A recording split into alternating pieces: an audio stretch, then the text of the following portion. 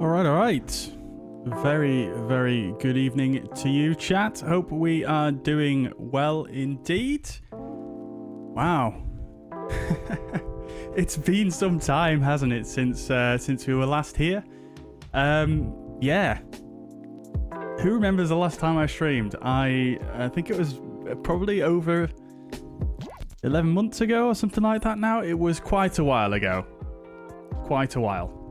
But we're back anyway with Microsoft Flight Sim 2024. You can see it's just loading up in the background. Sorry about the slight delayed start. I did intend initially to start at 4 p.m. But I had to go out and get some food for the cats and decided I should probably eat something. And Fenix just actually released a update for the Fenix, which makes it compatible with Microsoft Flight Sim 2024, which is very exciting. So I'm kind of feeling maybe we give that a go today. So I was sort of just scrambling around to try and find a very quick, put a quick route together that we could potentially do. So yeah, how have we all been? Welcome back. Welcome back. I think I'm just going to put a poll on real quick. So today, I think the plan is really to do a few flights. Mainly in the aircraft that I'm interested in this sim. You guys probably seen a bunch of this stuff already. There's been a ton of streams. Yeah, today I'm interested in flying the Beluga. I'm interested in trying the 737 MAX. By a Sobo, and also I want to try the Fenix A320. Now my question to you guys is, which one do you want to see first? I'm quite keen to fly the Fenix right now, as I just released the update and I'm hyped, but yeah, I mean, it's entirely up to you guys really. Let me know in the chat what you guys want to see. Yeah. How has things been with everybody? Are we all well? Are we all well? It's been such a long time. So much has changed on my end as well in terms of the streaming setup, and well, I've just been so busy with work, as you guys may have picked up on if you're in the Discord. Got a whole new PC for my main computer now. Made some tweaks to the streaming setup. A new camera, I don't know if you guys can tell the difference. Hopefully you can. It is running off a capture card now, so it actually is outputting a higher res than previous. So that's looking pretty nice. Wow, a lot of Phoenixes in the chat. Okay then. Well, I guess that settles it. We'll do the Fenix first then, and then we'll do the other two following that. Now, just a small disclaimer. I have spent a lot of time over the last few days setting up all my keybinds and things like that. For the various different aircraft that we're going to be flying today, including my own custom camera views. You guys know I like to fly on the right hand side, so I've set up a couple of mods for those as well, for some custom camera views, which has taken quite a lot of time, but the Fenix literally just released this update. We're talking within the last half an hour, so I've not set up anything regarding the Fenix in terms of controls. That being said, I think we should still be able to use all my bindings that I've got set in spad.next, so I shouldn't have to set up really too much. It should just be maybe a couple of tweaks on the side stick here and there, but yeah, it should be quite quick, but that's just a small disclaimer that I may have to do some tweaking with the controls with the Fenix. So yeah, we'll do the Fenix first then. The route that I was going to do is, like I say, we're going to do a few flights today, so I kind of wanted to do a bit of a short one with the Fenix. So we'll do an easy jet. Guys, since the Fenix released the A319, the A321, and the Sharklets, and what else? Have they released anything else? Yeah, I've not flown any of them because I've just been so busy. I've not flown I've flown the 777 by PMDG once. I've not flown the A380X by Fly-by-Wire yet, so it's pretty wild how far behind I am in terms of what's been released and whatnot. Obviously, there's been some great scenery releases as well. So, yeah, let's see what we've got in the chat then. So, we've got Tommy Bartle, welcome. Hope you're doing well. Roy, welcome indeed. Good to see you as ever. Hope you are okay. Lightspeed, welcome to the chat. Hope you're doing well. Soren, welcome indeed. Welcome indeed. Logo Lights, good evening to you. Quizzy, welcome indeed. Long time indeed. Matt Rasso's here as well. All the OGs, welcome. Asa is here as well. Holy moly. Good to see you, Asa. Hope you're doing well. Aviate's here as well. Welcome indeed. Danny N, welcome. Welcome. Let's see. Dave's in the chat. Dave Young, welcome indeed, sir. Hope you're doing well. Have you managed to get FS 2024 yet? Dave Hudson, welcome indeed. Hope you're doing well. Welcome. Alrighty. And Kwan, welcome indeed. I hope you're doing well. And Brendan's here as well. Lovely to see you, my friend. Lovely to see you. Greetings. Oh, you've missed me, have you? That's very humbling to hear. I've missed you guys too. I've missed you guys. Lots of familiar names in the chat, so I'm very, very pleased that you're all here. So, yeah, welcome, guys. I'm not sure I'm going to be able to catch up with all of your messages because I do want to kind of get moving with things, but basically, what I'd like to do is just get in and get set up and get flying, and then we can sort of talk a little bit more in the cruise, you know, about what I think about the new sim, some things that I think are good about it, some things that I'm, you know, not so impressed about. We can talk about that whilst we're actually flying. As you guys know, I like to do, you know, the full shebang when it comes to setting up a flight, so I don't want to sit here for hours and hours and hours talking before we're even in a flight. So let's get cracking with things, shall we? Let's jump over here. So Microsoft Flight Sim 2024. I'm sure you guys have all seen this already, but it still feels very new to me. I've not really actually sat down with the sim yet and actually flown it. I've been sat in the menus doing controls and sat in dev mode doing my custom cameras and stuff like that. So I've not done anything yet. I've not touched any of these modes really. I've just been loading into a free flight every now and again. So yeah, this is kind of going to be my first proper flight in this sim chat. So you're going to experience it with me, and it's going to be a lot of fun, I think. So let's see how we get on. Now, the Fenix, as you can see, it is here. It's in the sim, very exciting, and you can kind of jump over to this is one thing I'm not too keen on, the way you choose liveries and stuff, the animations. It just feels very long-winded. But like I say, we're not going to go too crazy on that right now. But as you can see, you've got the various different variants there. The Sharklets, both engine variants, and the wingtip fences variants, as well as standard, if you like.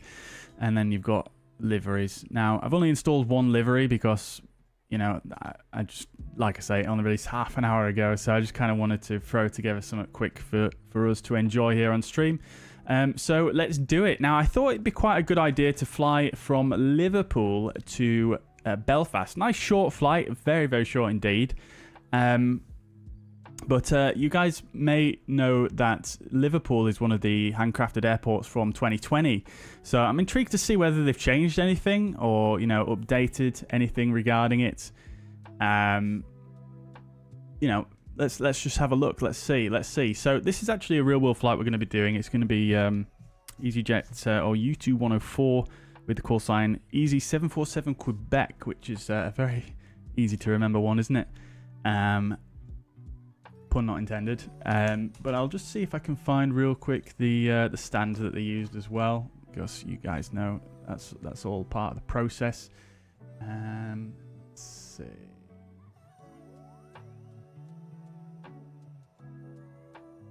I think this may have been a scheduled flight, so they might have not actually flown it yet with this call sign.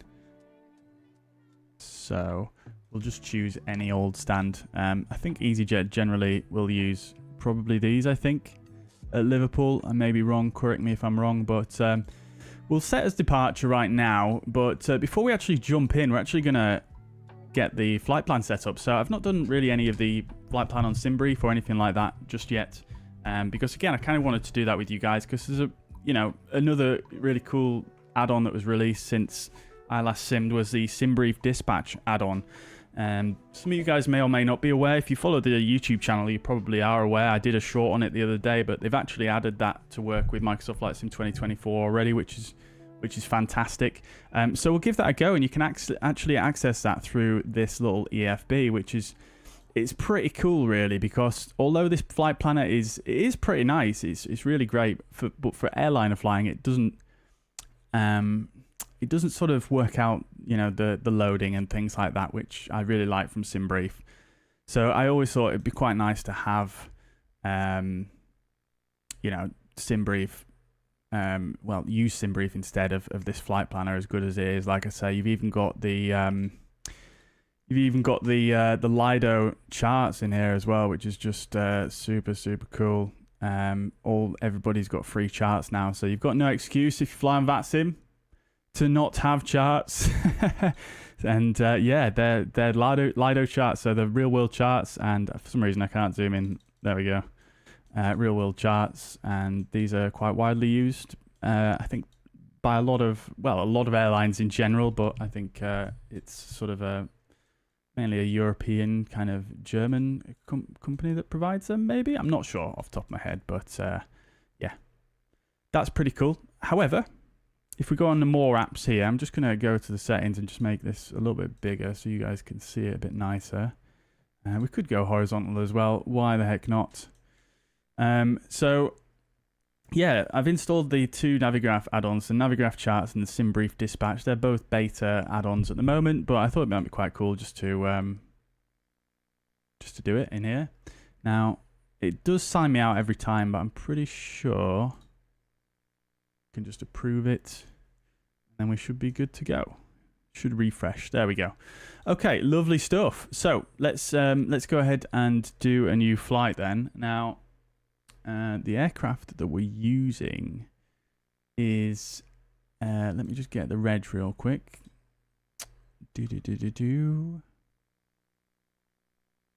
EZOM. Now, can I bring up the tablet here? I can. Oh, look at that. That's fantastic. So we can go into the fleet here initially. We'll create a new airframe. Go A320. It's so good, the amount of stuff you can do through this add-on. It's just like, it's just SimBrief, but in the sim. It's just fantastic. So we'll select that, and then we'll go for the CFM Sharklets Fenix, and then we'll just change this reg here, EZOM, and then that is about it. I don't know if we know exactly the cost index EasyJet are using, but we'll just put 15. It's always a safe bet, isn't it? And then what I always like to do as well, just change the comments here to the airline. We'll put that as U2. And I think that should probably do it. So we'll save that as an airframe. Now, again, that's not really a necessary step, but it's just the way I like to do things in SimBrief. So we'll go to a new flight now and get set up. Lovely, lovely, lovely. Roy likes Lido charts. Yeah, they are really nice, actually. I do like them. I will probably give them a go, to be honest with you. I think I do obviously have Navigraph, as you guys know, but I'll probably give them a go. See what they're like. Not sure about today though, but yeah, maybe at some point in a future stream. The music stopped, so I'm just starting that again. There we are. Okay, so we're going to be U2, not Bono, and then we're going to go EGGP. It looks like it's actually pressing keys in the background whilst I'm typing here, which is a bit unfortunate. Maybe they need to change that a little bit, and then we're going to go to EGAA. Hopefully it's not changing anything too drastic in the background while we do this. Departure time, we'll say, is going to be in about, what, half an hour or so. So let's just change that to 50. It's good. And then I can go ahead and go airframes and down to the EasyJet section. I've already got the registration that I was going to go for.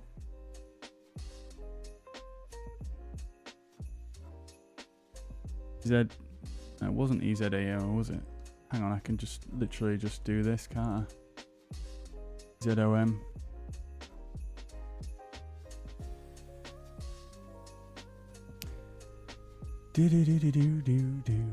There we are. Lovely. Right, so that's that. And then everything else should really be set. We'll put in the call sign. Easy 747 Quebec. Again, probably an unnecessary step given that we're flying offline today. But yeah, we'll leave it at that. And we'll let it do the rest for us, I think, just so we can get on with things. So generate flight.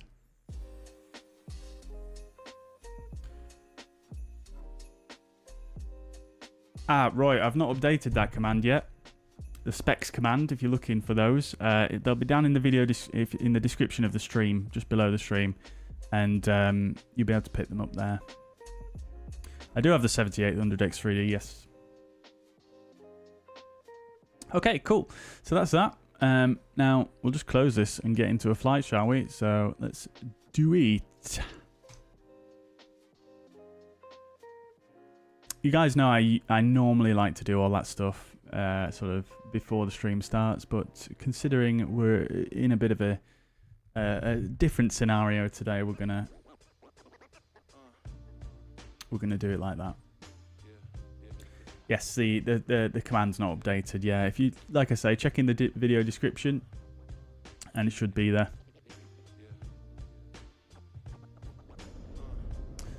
Right then, chats. Let me just double check one thing here.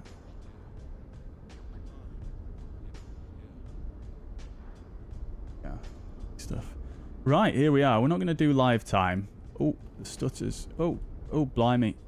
Right, I think we're okay now.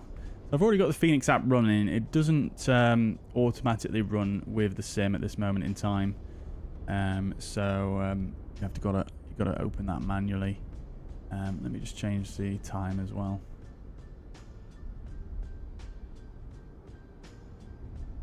Yeah, I've also got a few other add-ons working with the sim as well. I've got the GSX working. G's. I don't know if you guys remember that. I've used it a few times. It's like a landing rate monitor. Yeah, they're working as well. So we're going to have a bit of a play around with that as well. So let's do it, shall we? We'll operate the stairs. Intrigued to see if this sort of first-person mode works with the stairs. I don't think it will. Oh, look at these guys bringing them in. I do love the perspective you get from the ground here. FPS as well in the top right, if you guys are interested in what FPS we're getting with the Fenix in this sim. I'm currently set on high-end settings, but I did change that whilst the sim was, you know, doing weird things as it has been for everybody over the last few days. So I'm not sure if I can bump that up again now or not to ultra, but we'll play with that once we get rocking and rolling. Right, is it going to open the door for me? Oh, it's still attaching. Can I walk on this? Oh, I can! Oh my god, that's brilliant. There's no like interaction pins, I don't think, at the moment in the with the Fenix, but I think they put on their post that they just released that they are going to add some, which is very, very cool. Look at how good this thing looks. I forgot how amazingly well textured and modelled this thing is. Oh, the door's not going to open, are they? Oh dear. But you can walk up the stairs. That is just absolutely stunning. Good afternoon, sir. Do you think if the door was open I'd be able to get on the plane? Maybe I would. Not sure, but nevertheless I'm going to use the keybind. Now, unfortunately I've not been able to get my Fenix camera mod to work with this new sim yet. I'm not quite sure why. I've adjusted it a couple of times, but for some reason I just can't get it to work properly. So we're using the default cameras for this one for today, but that's fine. No worries there. Let's see what it's looking like in the back. Yeah, looking like the Fenix. Very, very nice indeed. Lovely. Right, let's get cracking, shall we? So I don't know the keybinds for the Fenix, unfortunately. Like I said, I don't usually use these, so it might be a little bit of jumping about here and there, but let's do this thing. Righto, I'm not going to run through all of the tests and things like that. We're just going to, yeah, we're just going to get cracking with things, I think. So, do we have live weather on? That is the question. We should have live weather on. No, we don't. There we go. We'll stick it on. Unfortunately, my miniFCU doesn't work with the sim yet, so that's unfortunate. But hey ho. Let's go to one of the tablets. Again, I don't know what the keybind is. So there we go. We'll use this one. So we'll go tap to import.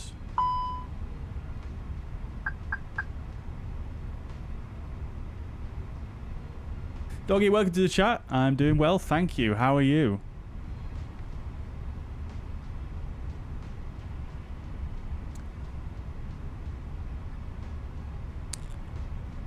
Right, there we go. It's in. Okie dokies. Now, I've forgotten exactly how the GSX... The click spots seem to be a little bit funky here in the Fenix tablet here. I'm not sure. Maybe it's just me.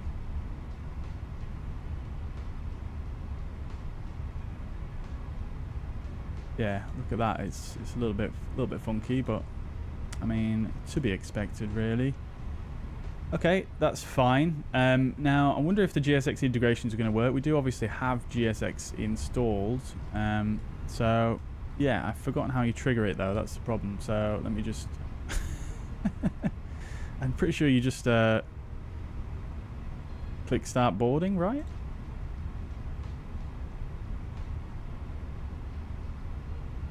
I can't remember whether you click it. Oh, I remember now. I remember. That's good. That's okay. It's in here, isn't it? Mass and balance. You just click there and then click GSX, and all the stuff happens. Is that right? Does it send the fueler first? I think it does, doesn't it? Let's do that. Come on. GSX boarding and refueling. That's a new option, I think.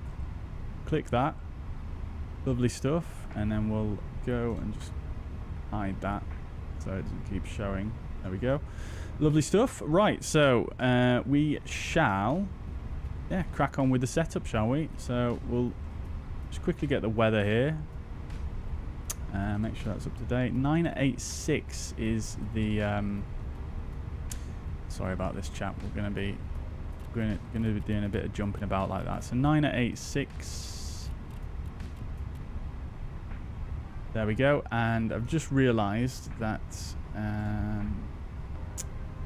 see how it's bouncing up and down like that? I think that's FS realistic doing that. So I'm just gonna turn that down or off.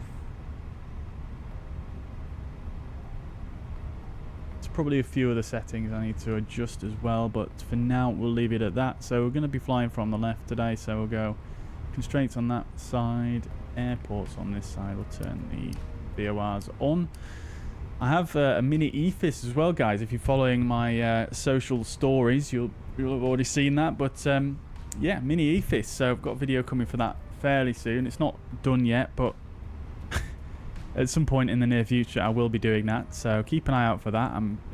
It's nice, pretty nice. I haven't got it plugged in. It doesn't work Microsoft Flight Sim 2024, but it's in the process of being updated, I think.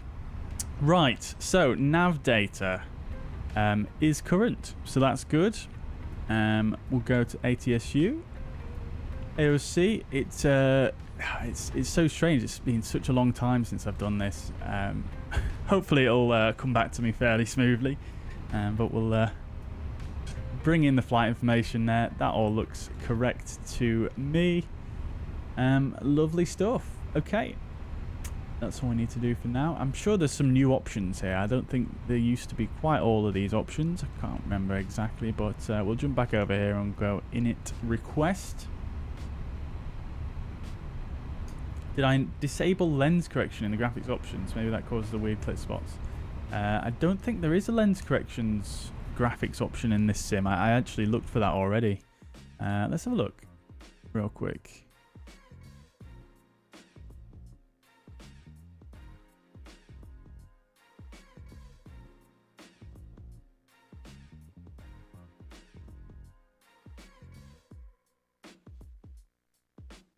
No, I'm not seeing one unless it's under this dynamic thing. No.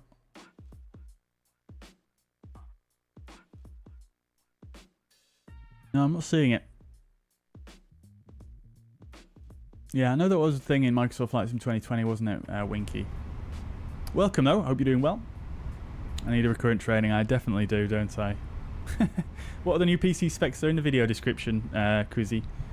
But it's basically a 7800 X3D with a 4080 Super and 64 gigs of RAM.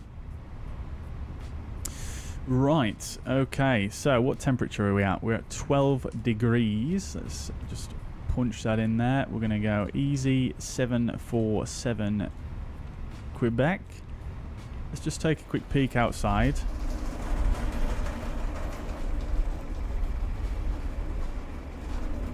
Looking good.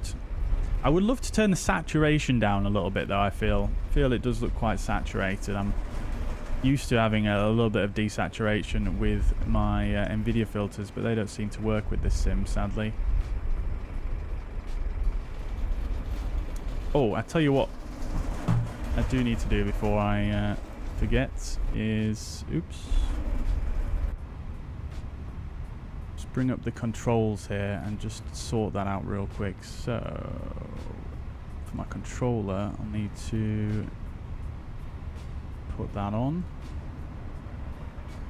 And on here, I love this, by the way. You can bring up this nice little panel and you don't have to go to the pause menu to set your controls, which is just brilliant. Now I think this side stick profile should work for the Fenix, because it's literally just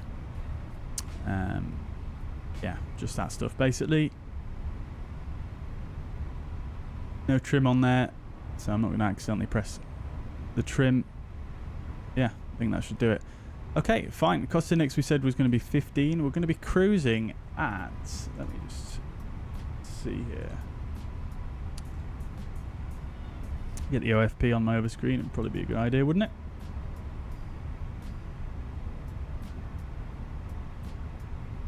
I had a great fun earlier on today with Sim Toolkit Pro. It just did an update and it unfortunately just deleted all of my settings, which was yeah, pretty not fun basically. Now they've actually updated a bunch of stuff in Sim Toolkit Pro as well, so that looks totally different.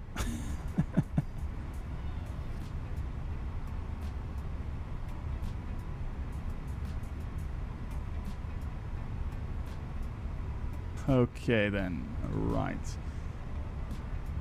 So we're cruising at flight level 240. Stick that in there. Lovely. Right.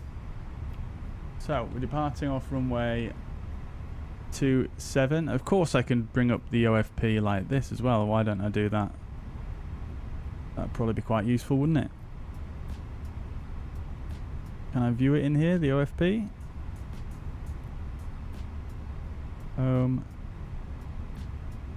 View flights. I know you can bring it up here, but I'm just wondering if you can bring it up a bit more maximized than that. Right, let's just go back to vertical. That's pretty nifty though, isn't it, chat?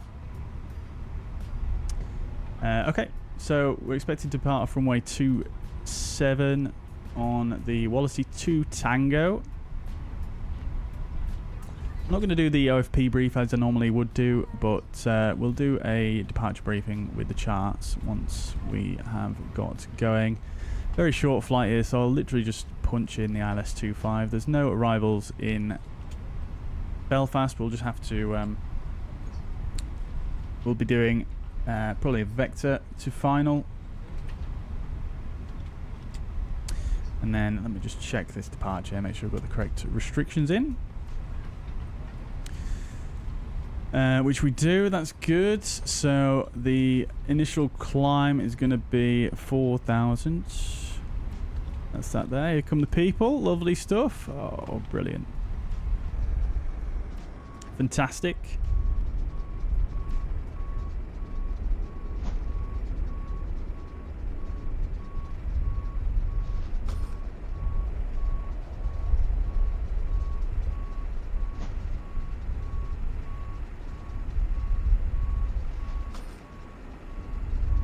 Lovely jubbly.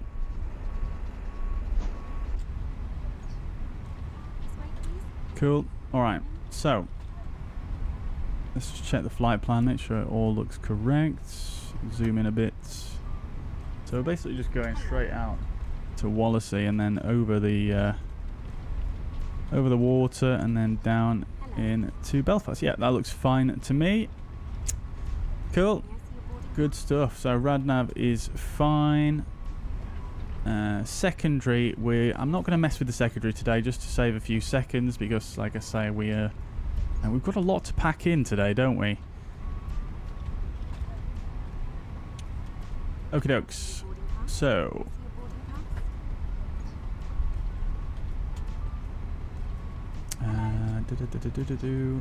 so I need my 038 and 038 CG. You can tell I've not done this in a while, chat, can't you? Right, so these are live. We don't want these figures. I've completely forgotten how we get the final figures on the Fenix. It's through the MCDU, isn't it? We've got company message. We do. Okay, fantastic. There we go. There we go. It's coming back to me. 55.2 and 29.8. That's lovely stuff. We are fueled at 3.8. Let's just check that was what was requested. It is. Good. And then we'll turn the fuel pumps on as well. Good, good, good. Alrighty. That's done. A wind component for today. We're expecting a headwind of 20 knots on average. That's pretty brutal. Such a short flight. Okay, route reserve is going to be 0.2 and the alternate is about correct. That's good to see. Alright, so let's jump over to the here and we'll do the departure performance. So it's dry currently. We'll go optimal. Force toga, no. Anti-ice we don't need. We'll go packs on. Click spots a little bit funky. We'll sync the load sheet, sync the live weather, and calculate. 26629 down. Sorry, 1 down 0.1 and 65 degrees of flex. That's good. We'll send that over. Oh, that didn't work because probably of this. So the click spots. There we go. Lovely. And then we'll just double check real quick the noise abatement at Liverpool is NADP2. Okay, so we'll leave it as it is. That's all good. Lovely stuff. Right, that's done. Now I can't click on anything for some reason in the sim. Oh, okay. There we go. It just froze for a minute. Fair enough. Okay, no worries. Well, that's probably about it for this setup. The passengers are probably nearly on now. We're only taking 100, aren't we? So let's go ahead and just start the APU. Now then, is GSX going to connect the tug as well? I feel like they did add an option to do that. I think it might do it after the baggage. They also updated it so it uses sort of the correct amount of baggage, doesn't it, as well for your loading, which is really, really cool. Well, I say correct, you know, an estimated total rather than just being a fixed number of carts, which is quite nice. You can see now there's 2 carts on this one instead of 3. It looks. This definitely does look like it's been updated. This airport, the textures, the ground textures look slightly different. I've noticed this is quite a common sort of ground texture. I guess this is one of the library sort of ground textures for Microsoft Flight Sim 2024. It looks pretty good, I think. Although I'm not sure if I actually think some of the old ones were better. This looks a little bit. I don't know. Maybe a little bit too smooth. If you know what I mean.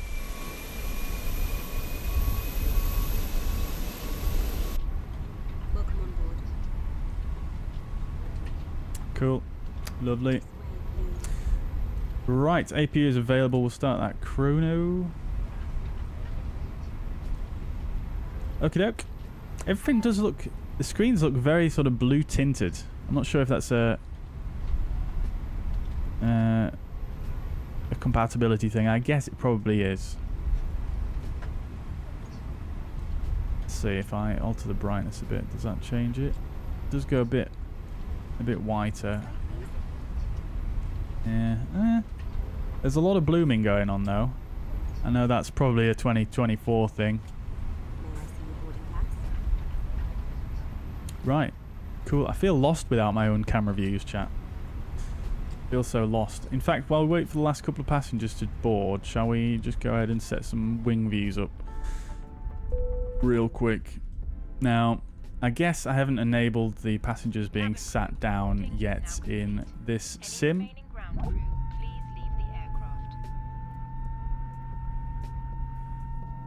There goes the yellow electric pump.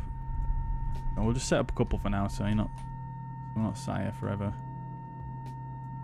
Oh, there's a bit of collision going on. Invisible collision.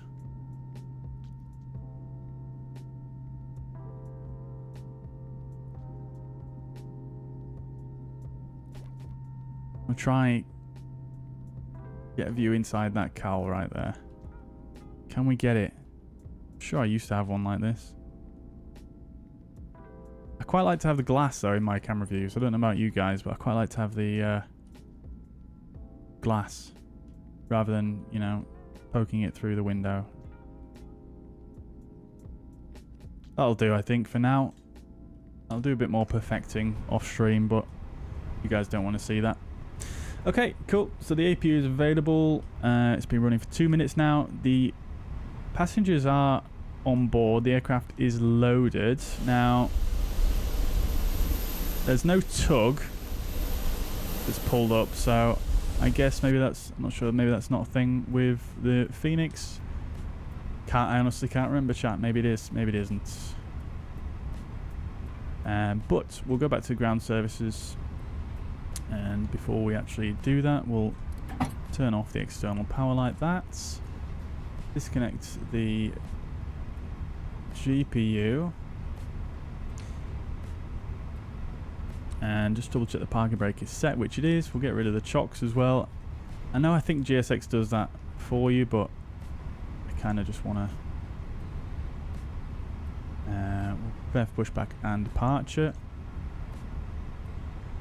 We'll get the tug connected, and then we'll do our briefing and stuff. Oh, the door's still open. That's why.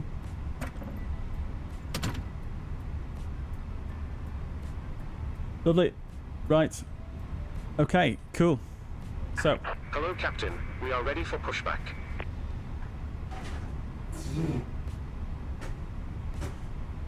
Grab a checklist because you know I'm going to need a checklist today. God damn. Salt, welcome to the chat. Hope you're doing well. Good to see. How do you set custom views? So, in terms of, do you mean like the wing views and stuff like that? Is that what you're talking about?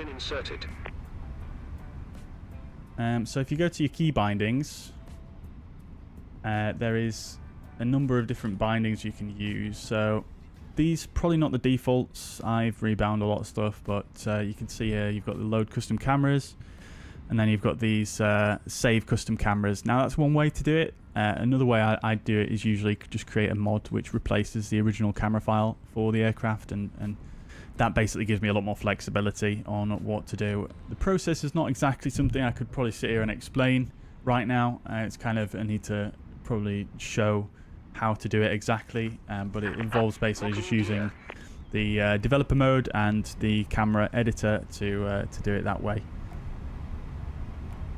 Stephen Chelsea, welcome to the chat. Good to see you. Hope you're doing well. Where have I been? I haven't been anywhere really. I've just been extremely busy. Extremely busy. Roy says, I know a lot of developers are rolling out their updates fast. Yeah, it seems that way. Update for SPAD, yeah, indeed. AI traffic works as well. Yeah, I mean, it's great. I've not messed with AI traffic yet, but yeah, really cool to see. Surprised the Fenix has come across that quickly, to be honest with you. Look at the new shadows, look at that, beautiful. No more flickering going on. Absolutely love it. In fact, before we go any further, probably what I should do is just make sure my throttles are still calibrated, which they are. So fantastic. And the flaps, yep. And spoilers. The beauty of using SPAD.next for your key bindings is this right here. Fantastic. Okay, so cockpit preparation checklist. Gear pins and covers removed. Fuel quantity is 3.8 tons. Seatbelt signs are not on.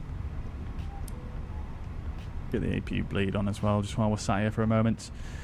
ADIRs are in nav, and the BARF 986 sets on both sides. Lovely stuff. Right, so we'll just do a quick briefing for the departure before we get going. And yeah, and then we'll get going. So we'll jump over to the fuzz pad. Hopefully it's working. I've been doing so much tinkering. You guys probably remember that I've been complaining that it kept freezing. And yeah, I mean, despite one of our kind viewers selling me their 3080 to try in that setup, it still doesn't seem to be entirely reliable. But let's jump over there and see. Okay, good stuff. So here we are on the fuzz pad. You can see this is Sim Toolkit Pro. It does look a lot different to how it looked last time we used it. I would kind of like to switch back to the old view, to be honest. I know there used to be an option to do that. Just for your guys' sake, really. It's probably easier for you guys to see, but nevertheless, we're just going to use Navigraph for now on here. Okay, so we're departing from Liverpool in the UK. Airport elevation is 81 feet. We're departing runway 27 here. We're currently parked just about here on the apron. Might be called East Apron. I'm not sure whether... Not sure actually, but we're just to the east of the main apron anyway. In terms of taxi... Oops, that was the wrong button. In terms of taxi, we're going to push back facing to the south. That's the only way we can go, and then we'll taxi on Alpha via Tango all the way to the threshold runway 27. So it's very simple taxiing here, no issues. And then the departure we're going to be flying is the Wallasey 2 Tango. This is the 10-3 Echo chart. Transition altitude here 5,000 feet, which we've got set in the box. That's fine.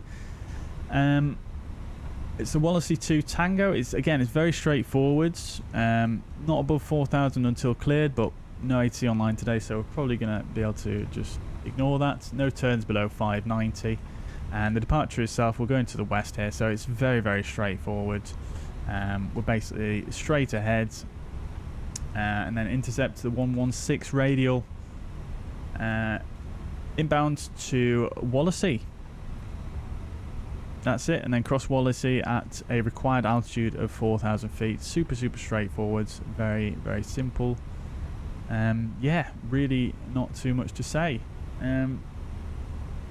Obviously, it's been a while since I've done any flight simming, so you know, anything could go wrong here. So I'm a threat to myself, but we'll see how it goes.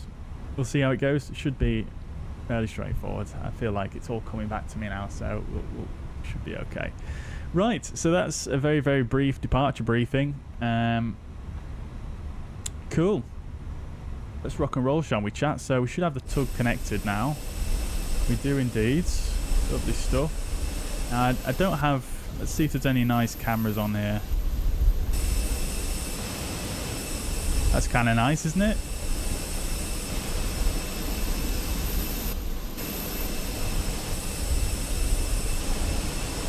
Quite like that one as well for pushback, to be honest with you. Very loud out here though, so let's just jump back inside real quick. Okay, cool. Shall we do it then, chats? We'll go continue pushback and facing to the south. Release parking brakes. Just double check on here the load sheets. That's all good to go. Commencing push. Okay, so parking brake is released. Before start checklist, parking brake released. Takeoff speeds and thrust are 2626, 29, 65 degrees of flex. Windows are indeed closed, and I think I've forgotten to put the beacon light on. Of course I have. So the beacon light is on. Before start checklist complete. Let's do this thing. Engine load selected to ignition start. We'll go for an engine 2 start. Volume up for this.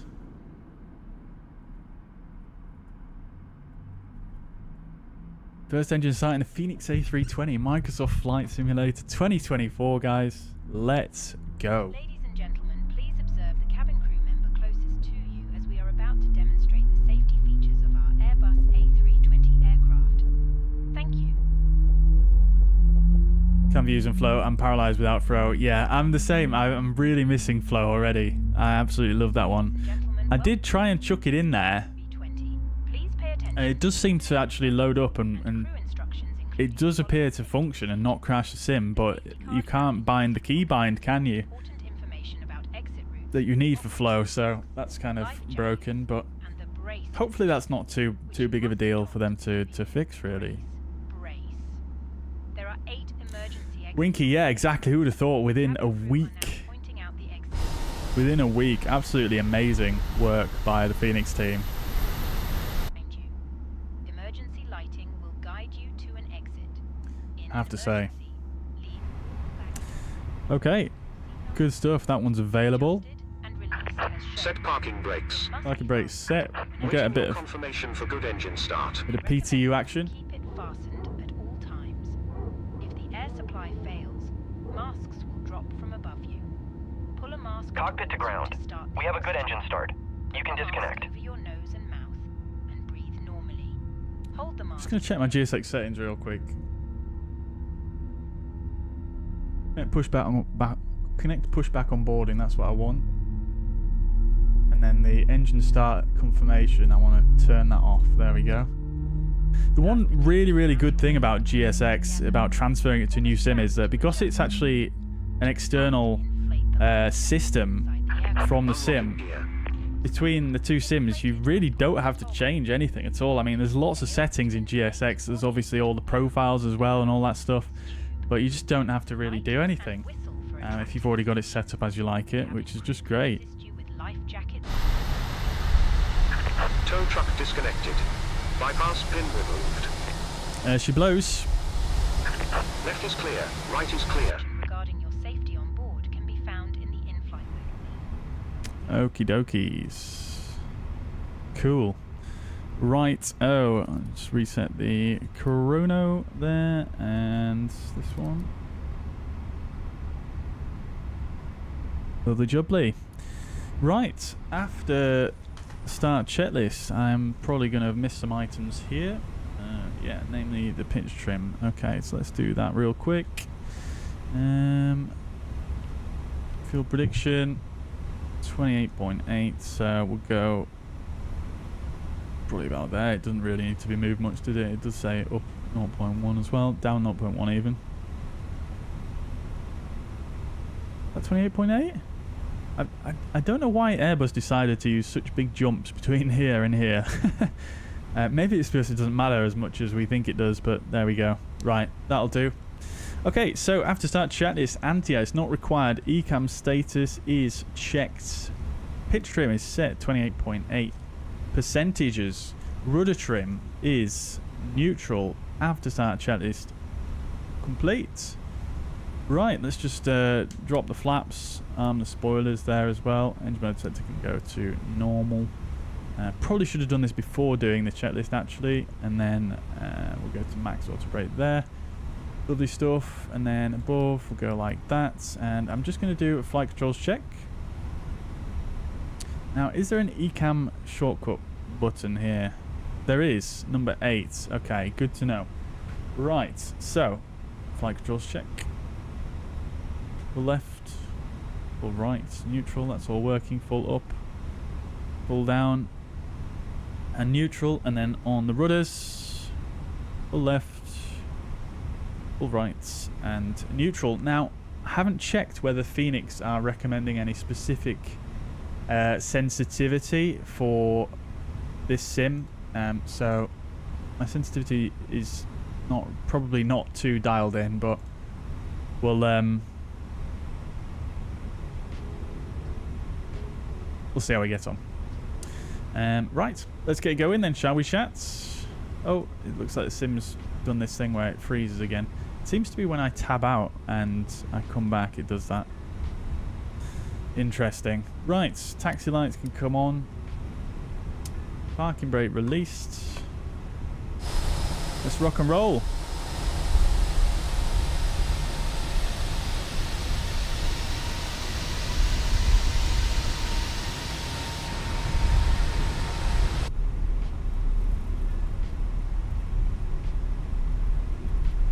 I was making use of core sim options, which are not allowed anymore. That's a big bummer. Oh, I see. Right, yeah. Of course, yeah. They were tapping into a lot of the, a lot of the different panels and pulling stuff out of there, weren't they? This ground texture does look nice, though. Like the PBR, it looks a lot more sort of well-defined than what it did in 2020. Like, I didn't fly out of this airport much, but it certainly looks like the ground textures are being improved somewhat. Very pleased that Fenix have put in some actually usable quick views in their plane. In some of the ini-build aircraft, the quick views are very, let's just say, not usable. Right, I'm just going to quickly set a new camera like that as well. Maybe even a bit lower down. I feel a bit high up.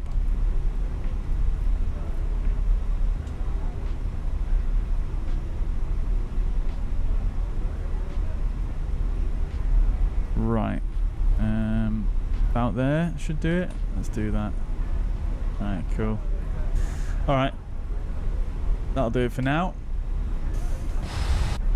Let's have a quick look outside, shall we? See what the lighting looks like. I don't know if they've been able to make use of any new stuff in the sim for that.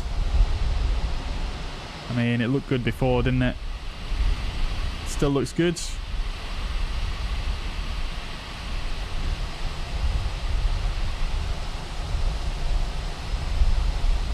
I love the new grass, though. I absolutely love that, with all the, you know, with the daisies and daffodils and stuff in there. Very, very cool indeed.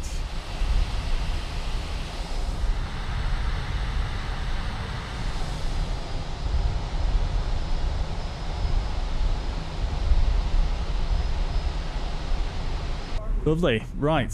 Looks like we're losing a bit of steam here. Do takeoff config test. That's normal. Wait.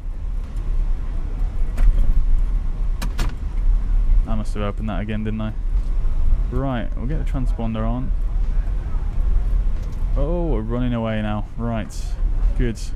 Is there a keyboard shortcut for the lower pedestal? There is. What is that? 6. Okay, cool. We'll get TARA. Oh, we're absolutely cooking now. Crikey, I put a little bit too much trust in there. Right, so the taxi checklist.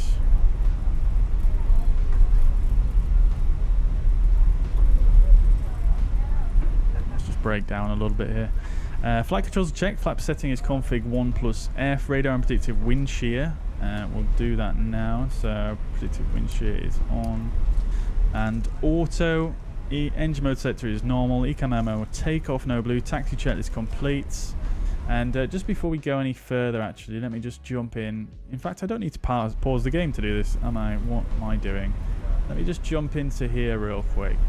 And just set up the nose wheel steering, because with the ini-build aircraft, for some reason, the nose wheel steering doesn't work, so I had to set up a rudder axis for that. But I'll just temporarily just delete that and see if the nose wheel steering is working in the Fenix, which it is, of course. Fantastic.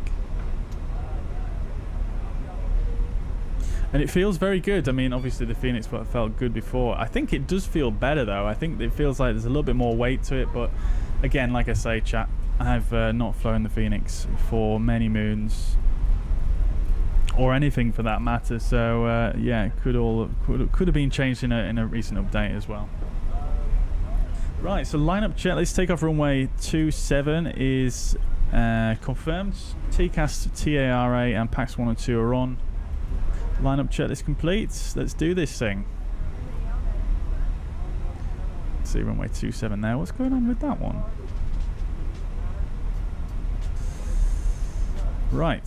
When I've done this turn, let's get some lighting. And we'll go landing lights on and takeoff lights on. That's all good. We'll get the strobes on as well. TCAS is TARA. Lovely stuff then. So check there's no planes incoming. We are offline though. So right, let's get lined up, shall we?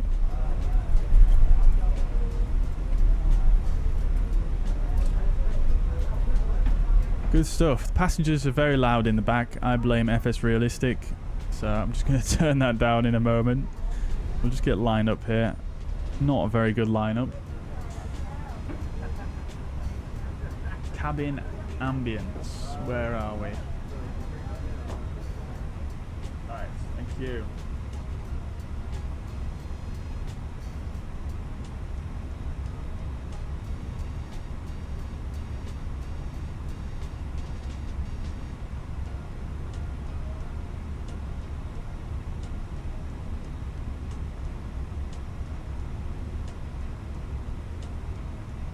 Okay. Let's get cracking, shall we? Yeah, it seems to every time I alt tab out, it just freezes for a minute. I'm not sure if that's maybe a frame generation thing. I'm honestly not sure. And we're doing pretty well in the frames here, aren't we, chat? We're FPS 90. Shall we see if we can just push it a little bit further? Let's go to... Oops, not low end. Let's go to ultra. See how that does.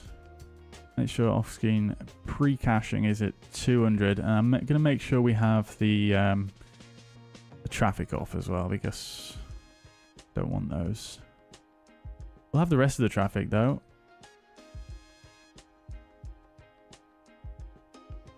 We'll leave motion blur on as well, just to see. I think the motion blur is very, very toned down in this sim compared to the previous.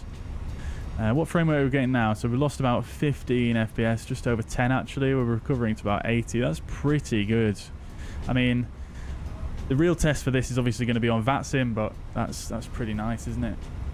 Wangart, welcome to the chat. Hope you're doing well. This is the Fenix A320.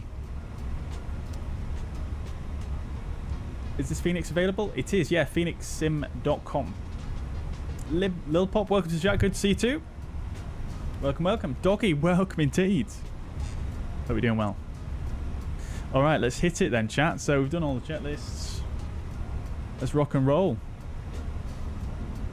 Spool them up. 50%.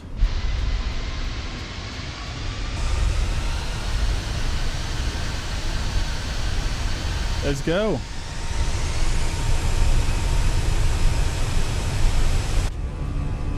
I'm not sure why we weren't moving there, but off we go.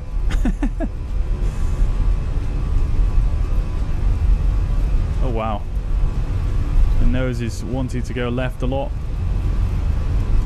Probably got some wind from the left, I guess. I didn't even check the wind. 100 knots. Ah, it's more or less straight down the runway. That's nice. V1 and rotate. Yeah, a little bit fast on the rotation there. I think I'm going to need to tone the sensitivity down a bit. Nav. Positive rate gear up.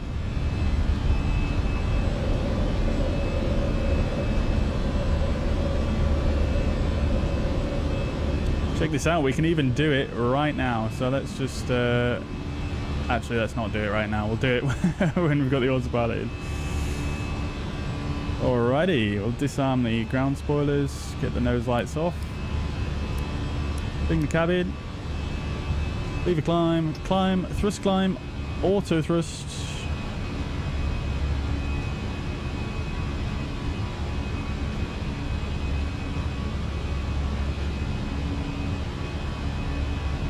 Alright, right turn here. Yeah, it does feel a little bit oversensitive in the new sim, but like I say, I've not really tweaked anything yet. As you just saw, my sensitivity is on fully linear. So above the S speed, speed is checked, flaps up, flaps to 0.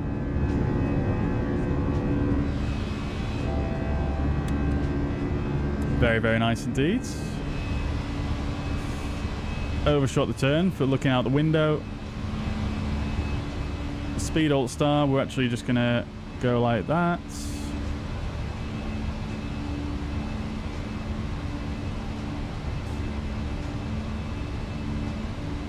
Oh, I missed the miniFCU.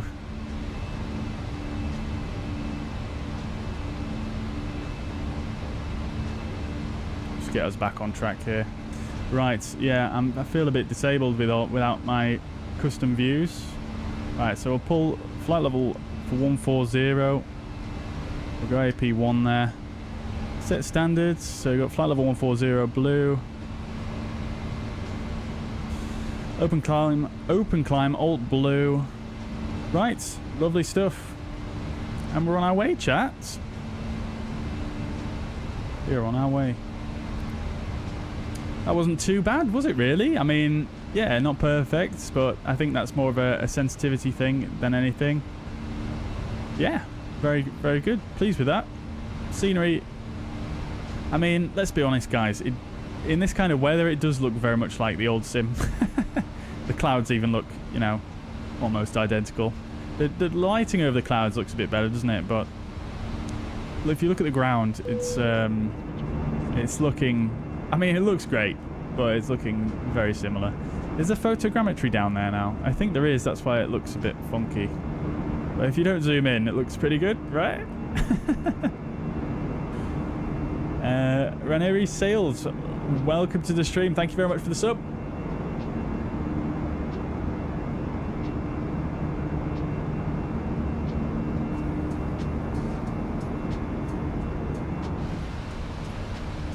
Right, flight level 100. Landing lights can come off. We'll get the seatbelt signs off as well now. Fantastic. Right then. Pretty happy with that, to be honest, chat. I think that went fairly straightforward for once.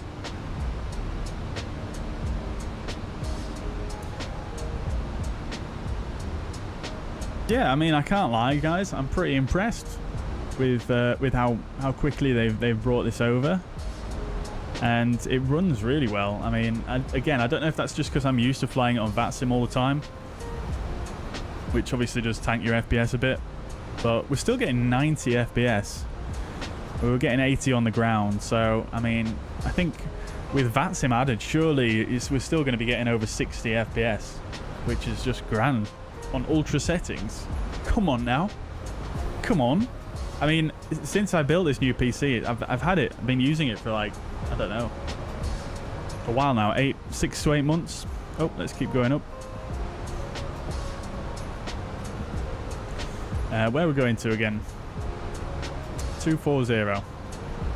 Yeah, so I've had this PC now built for, like I say, probably about 8 months or so, maybe a little bit less, but I've not really done any flight sim on it, so I don't really know how it compares to 2020. That being said, I did do a little bit of testing, and this sim definitely seems to be performing better than the 2020 version with the equivalent add-on. I'm just going to bring up their blog post actually, because they talked about the compatibility. Excuse me. On there, and I didn't really read it. I just saw it was available, so I thought, right, I'm getting that. So yeah, I mean, they say it's experimental. It's not an advertised feature at the moment. They're not going to change the store to reflect that. So yeah, loads of tasty changes within. Some highlights: 4x SimRite is now supported. Attempted further fixes at crazy wing flex flapping. Oh, that's a point actually. I've not flown the sharklets either. Let's have a look at these wings now, shall we? Oh, baby. I mean, that does look good, doesn't it, chat?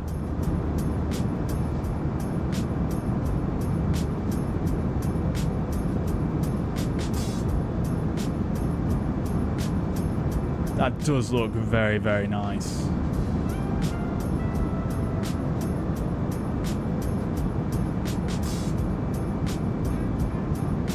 Entirely reworked the fuel flow math for current and projected data. Estimated fuel on board should be pretty accurate, reliable now.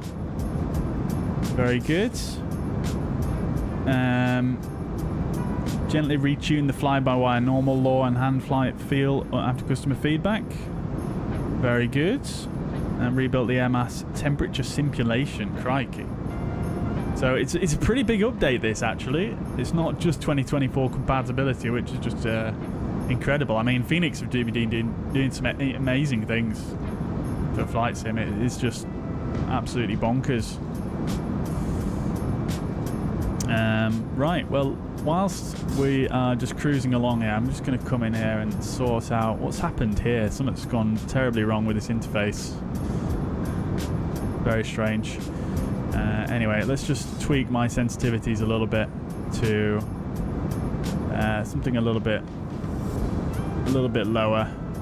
I'm not sure if these, I think these dots are supposed to move, right? But they don't seem to move right now. I'm just gonna, just a small amount. Just a small amount, not much. Oh wow. Some turbulence happened there. Oh, there's a lot of turbulence. And then the handling on the ground felt good, so I'm not going to change this. And then the slider I don't use. And then for the, I think I've already done my sensitivities for my rudders here, and then my brakes, and they felt fine, to be fair, so that's all good there. Alright, cool. We'll see how that feels on the approach.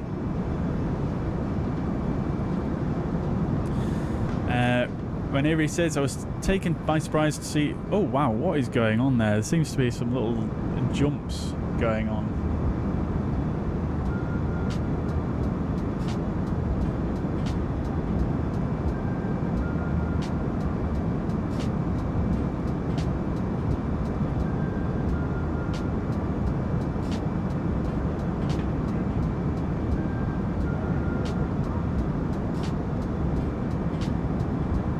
Quickly go through FS Realistic and just see if it's any of that stuff causing issues.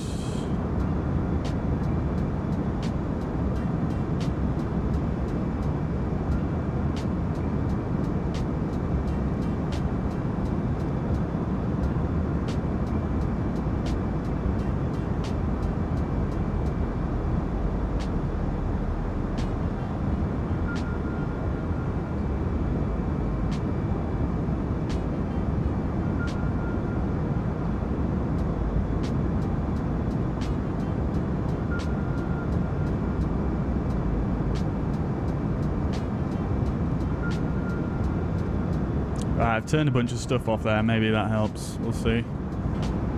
Wow, that is looking so good. The wing, the Fenix wing with the sharklets. Oh, it does look good, doesn't it? That is very, very nice. I'm a big fan.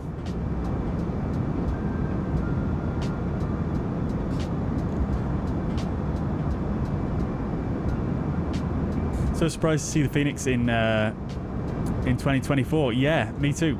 Me too, Reneri. Yeah, I was very surprised. While I was literally just about to go live, and I saw a Discord notification pop up with the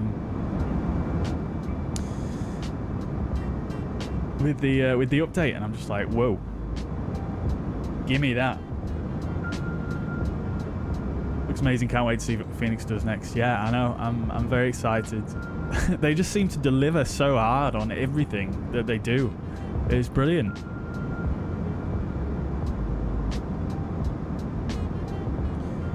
Mamid, welcome to the chat. Hope you're doing well. I have PTSD watching your streams, but I remember when I won a miniFCU, but wasn't in the stream at the time. Oh, dude, yes. Yeah, that was a very, very unfortunate day, I think, for yourself. And yeah, I hope you watched it back and saw what happened, and hopefully it didn't make you feel too bad, but yeah, it is a bit of a shame, that, isn't it? But hey ho. Have you picked one up in the meantime, or not bothered? PMDG looks like they want more money. Yes, I have seen that actually. Yeah, it looks like I think they're probably going to struggle really to set up. Oh, look at this though, chat. You've got like is that shadows on the water, or just the wind hitting the water slightly differently, and it's causing the streaks? I don't remember seeing that in 2020.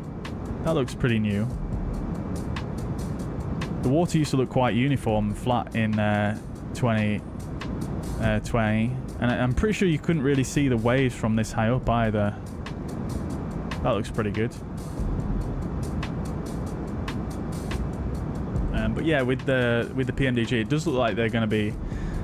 It looks like they're going to struggle to bring their aircraft to Microsoft Flight Sim at all, actually. Which is surprising because like their aircraft doesn't rely on anything external, which maybe that makes it harder. But I would have thought because they had done it all within the SDK bounds, it would have been a bit easier. But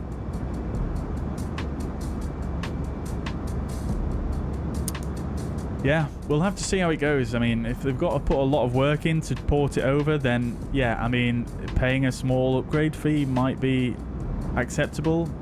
But yeah, I don't think they have actually promised any free upgrades as it stands. So yeah, I don't think anyone can be too angry at them for that. But yeah, we'll have to see how it goes, really. We will see how it goes.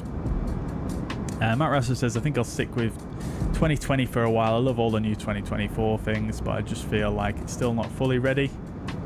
And I just feel like it's still not fully ready and a bit too expensive, personal opinion. Yeah, I mean, that's absolutely valid. Yeah, I mean, when it comes down to it, you know, I know a lot of us in this community, we like to fly these kind of high fidelity planes, and until they come, which apparently they already have, yeah, I suppose there's not too much need to really change over. The new planes in Microsoft Flight Sim 2024, I mean, like I say, I've not really done any full flights, but from what I've seen so far, I don't think I'm going to be blown away by them necessarily.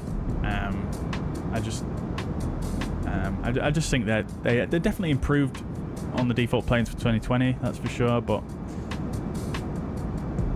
we'll have to see. We're going to try them obviously very, very shortly, so we will see then.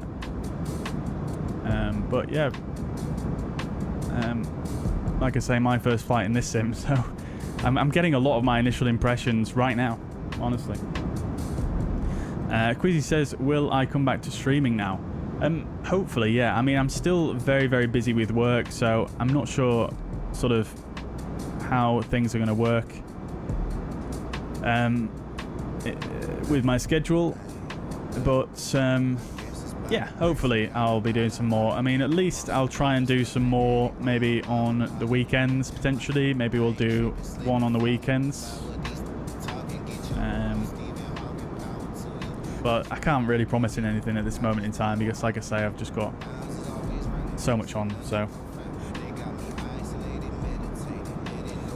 go ahead, welcome to the chat, hope you're doing well. Money for conversion to 2024. I'm not sure what that question exactly means. Maybe you're wondering how much it costs for 2024. I can't remember the price off the top of my head, but you can get it on Xbox Game Pass for only £10 a month, which is currently what I'm using, which also might be a good idea to look into if you want to just dip your toe in and just see what it's like and see if it's worth it for you. I mean, that's not a terribly large amount for, you know, giving it a sample for a few weeks.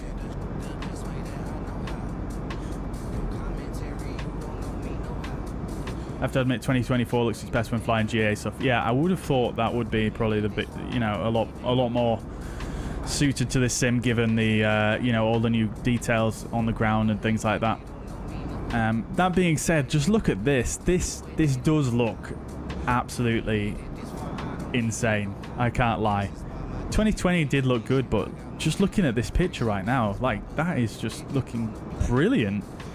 Like, the way these hills look and the definition, and yeah, it looks real nice. The coastline looks nice as well. I really wish you could see the crashing waves, but hey ho, we can't have everything, can we?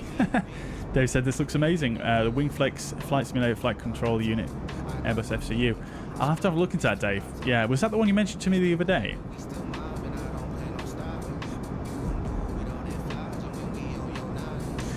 Right, guys, I'm just going to jump in here real quick because we're probably getting close to top of descent and I've not done anything. Yes, we are indeed. So let's just start down. We'll start down to 10,000 initially. I'll get an arrival set up and then we can continue chatting, really. Okay, so let's just get the weather for arrival airport. Now, we can actually go here and use this, which is very, very nifty. Let's see. Populate from last flights. And you can actually do it through here as well, I believe. If you go and just put in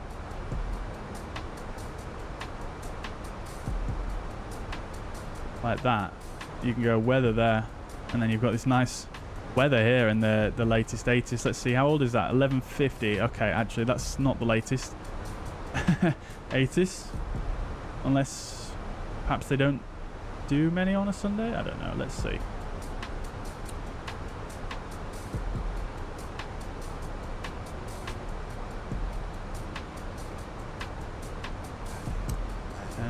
Right, so let's do that. Oh no. Okay, so that that Meta is extremely old. I'm not sure why it's giving me that one. Anyway, this is very recent. So we've got, oh god, oh, we've got some spice going on with that weather. Crikey. So we've got 975 with the QNH. We've got a temperature of 9 degrees. We've got winds from 219 knots, gusting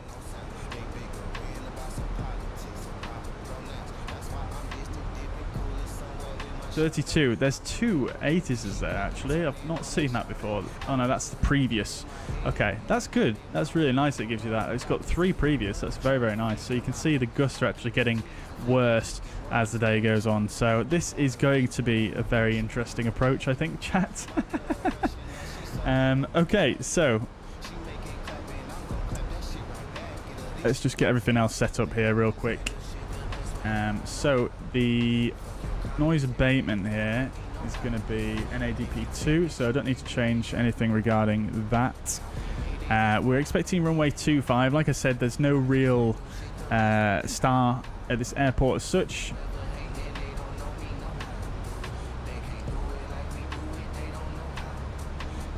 So we'll probably take a vector in and we'll just brief that in a moment. Okay, so lovely stuff. Right, so let's jump over to the fuzz pad and we'll do a quick approach briefing, shall we? Right then. So we're going to be arriving into Belfast in the UK, Aldergrove Airport. This is 11.2 we're looking at. So we're going to be flying the ILS DME runway 25. Localizer is India Alpha Golf on 109er with final approach course of 247 degrees. Final approach fix 2,500 feet, 6.8 IAG, and the airport elevation and runway elevation is 268. MSA highest in the southeast, 3,500 feet. And the ILS we're doing is, we're not doing the DME arc here, we're just going to do a vector. But it's, yeah, basically a pretty standard ILS. Platform altitude of 2,500 feet. Threshold crossing height 52 feet. 3-degree glide slope. Yeah, like I say, pretty straightforward, really. Nothing too much to say there. The minima is going to be 468. So I'm just putting that in the background here. So in terms of getting onto the ILS, what we'll do is we'll just give us a vector straight off IBSET to intercept the localizer, and that should be it, really. You can see our route coming in here. I think we can even bring up our arrow. You can see we're getting very close there, actually. So we might need to do a hold potentially, but we'll check that in just a moment. And then once arriving at the airport, again, it's pretty simple to taxi. We'll just come off 25 as early as we can do, which will probably be here. We'll go 35, runway 35, and then taxi on down Charlie Lima to our parking there. So it should be pretty straightforward. We'll jump back in now and just make sure we are descending appropriately. I'm actually going to pull for... no, I'm not. Let's do some calculations first, shall we? Let's not get ahead of myself and panic. EGA 25, let's see how far away we are. So we are approximately just under 30 miles away. So yeah, we would be very high if we went for that ILS right now. And we're turning left, which we don't want to be doing. So I tell you what we're going to do is let's just give ourselves a vector out to the north here. We'll pull for open descents and we'll set this down to 2,500.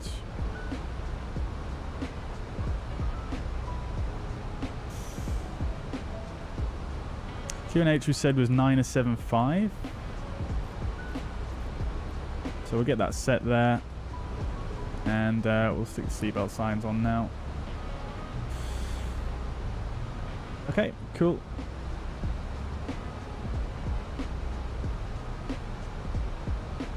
Lovely stuff. And we'll set up an extended center line as well for us.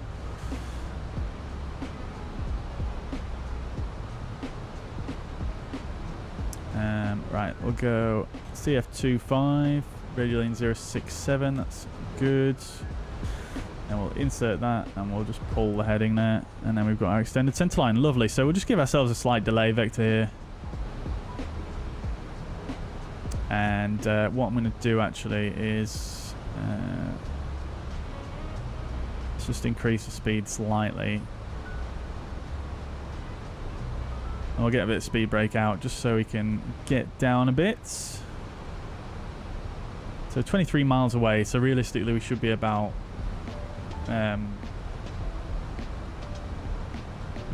just about 6,000-7,000 feet. So as you can see, we are a little bit high. Push the speed now so we can slow down for the speed restriction. We'll get all the lights on, and we'll turn the music down for the arrival, shall we?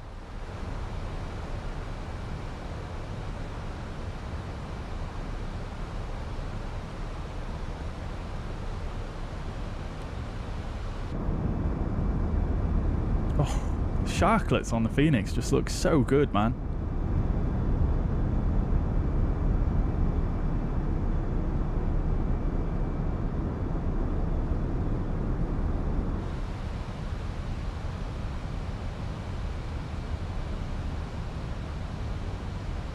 Still got the speed brakes out. Just going to leave them out for a little while here. We'll do some landing performance as well whilst we're just on this delay vector. So 2.5 is dry. We'll refresh the meta. I think I'm going to try go for flaps 3, I think, because of the wind. Might be a bad idea, but we'll see. And that's the cabin telling us something. The cabin is now secure for landing. Okay, thank you kindly. And we'll just reset. Where's my reset button? There it is. Okay, cool. Let's swing ourselves round.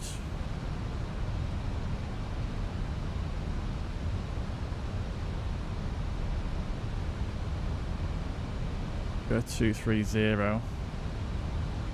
Put the speed brakes away now. And we'll arm them.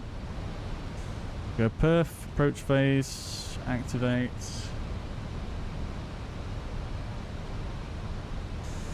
Slowing down. That's good. Probably a bit too quick for doing a turn like this, but hey ho. Arrival performance. Right, let's do that. Yeah, this is one thing I don't like about this sim though. The camera, it's like I've messed with the sensitivity loads for my mouse, and I just can't seem to. It just seems to like whip around too easy. Do you know what I mean? It does that on all the cameras, the external camera, the drone camera, everything, and it's just, yeah. They had it right in Microsoft 2020. Why did they change that? Right, so 9.75, 19 gusting. Yeah, okay, so we're on the same page here regarding the weather. Landing weight is what I needed. So fuel prediction 2.4, so we're going to be 57.6 on landing. Pretty light actually. Oops, what's going on there?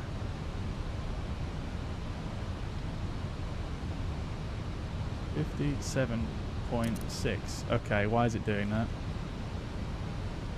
Didn't used to do that, did it? Okay.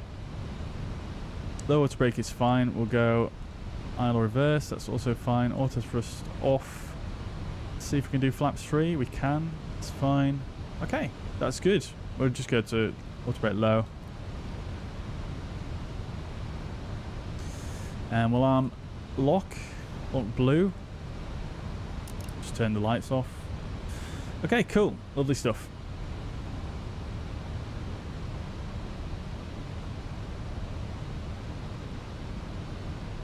$19 miles away. So 246, yep, we're about on profile, that's good.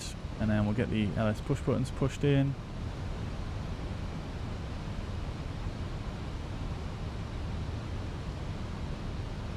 Lovely stuff, chats. Lovely stuff. So, approach checklist, I've not done yet. Barrel is set 9.75. Seatbelt signs are on. Minimums is 468. Auto brake low. Engine mode set to normal. Approach jet is complete. We do have a company message as well. Probably to say we're not late, which we're not. It's good. Surprising that, isn't it, chat? For me. AEE, welcome to the stream. Hope you're doing well. Thank you very much for the subscription. Welcome indeed. We should get localizer capture there. We've got look start. Good, good. I love the new trees as well. The trees, I mean, from this altitude, they're kind of look the same as 2020, but when you're down near the ground, they do look very good, I have to say. Little wind turbine there. It looks like it's very, very accurately placed, actually.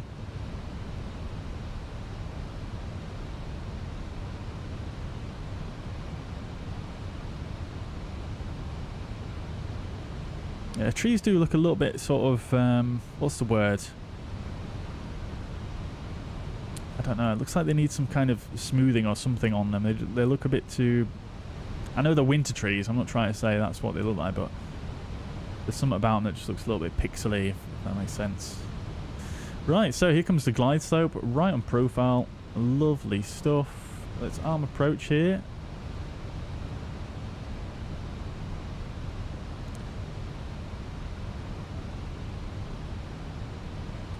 This is the Phoenix in 2024. It is indeed, Lanzaria. Welcome to the chat. Hope you are well.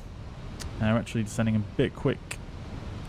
So, just slow that a touch, just so we catch the glide slope. And the go-around altitude is going to be, I forgot to brief that earlier, but it is 2,500.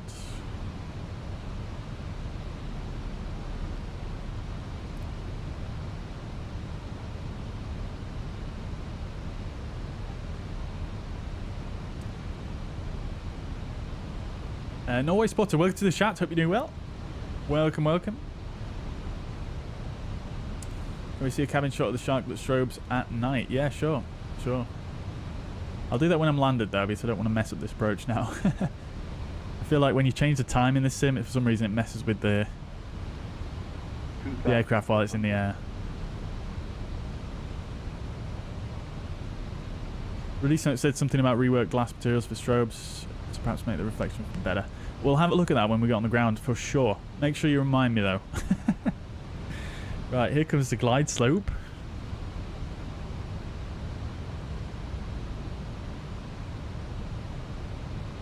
$10 miles out. Glide slope start. Right, go around altitude is set. We'll set flaps to 1.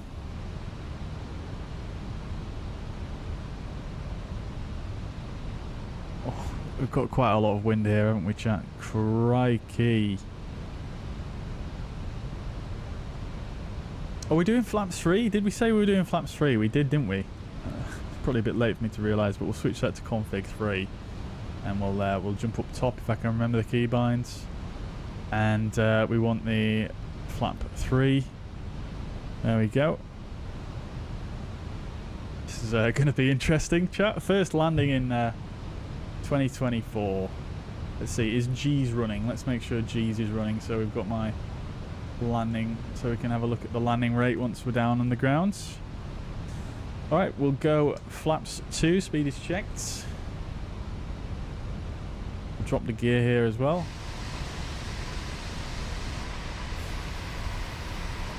I mean, from this altitude, that does look good though, doesn't it? The shadows on the trees look very, very nice as well.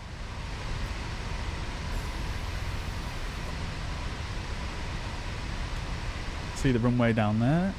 See, we've got quite a crab on here. We've got 40 knot wind going from 210. And we'll go flaps 3. It's our final stage of flap.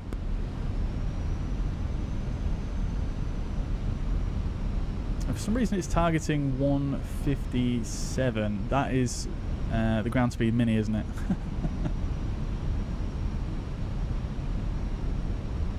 Crikey. First landing in 2024 in the Fenix. First landing in the Fenix in a while. First of a lot of things here, chat, and we're doing it in rather inclement weather. Crikey. Okay, so landing checklists, go around, altitude 2,500 is set. Cabin crew are advised. ECAM memo. Landing no blue. Let's do this thing, chat, shall we? 1,000.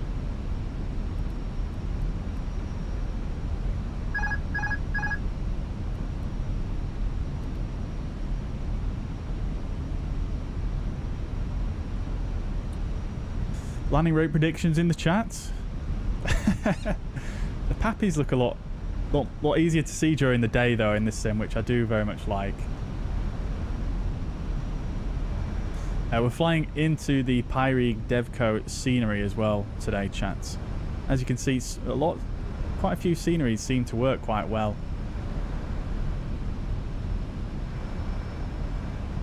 Oof, the wind. I'm getting jostled a little bit. See that speed dancing around. Not sure if that's... 500. The wind should be changing quite that quickly. If you look at the wind here, you can see it's flying around like nobody's business.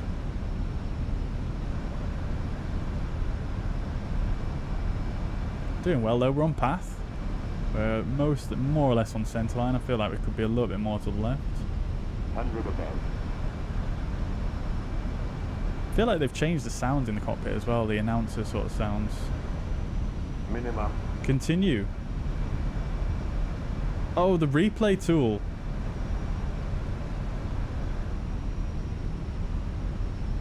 Right. 100. We're a bit fast now, thanks to that. We're committing though. We're committing.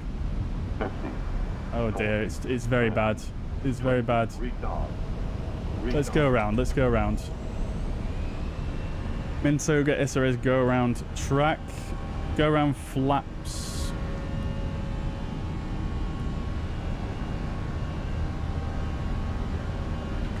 Positive rate gear up. Oh, we're getting an applause for that. Interesting.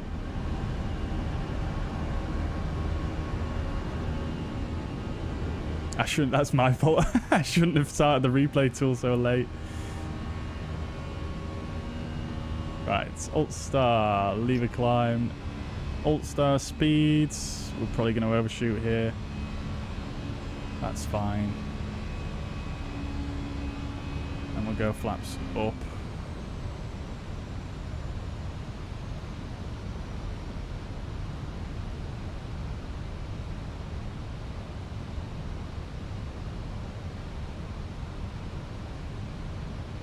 I think I might have overdone it with the sensitivity, you know, chat. We'll go AP1. Gears up, right. We'll get set up again for another approach, and we'll just swing it around for sort of a left traffic pattern, I think.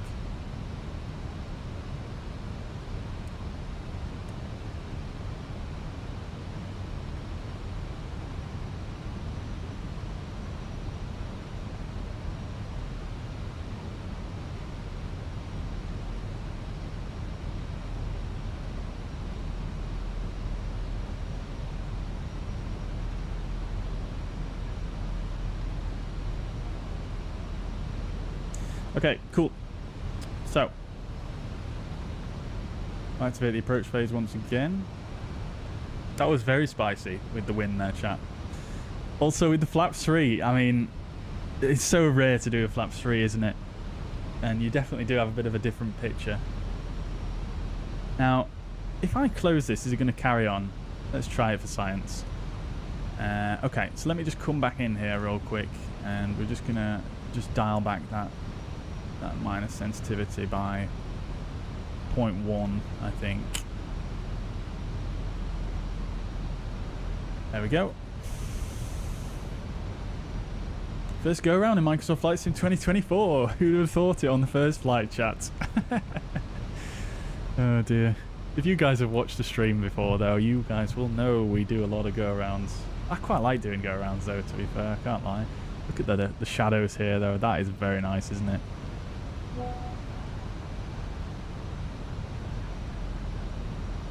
brilliant. Absolutely beautiful.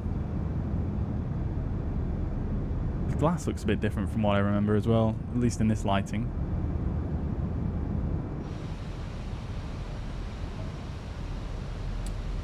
Okay, we're getting actually pushed a little bit here.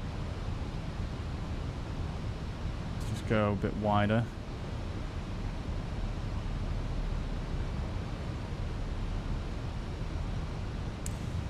Okay, take two.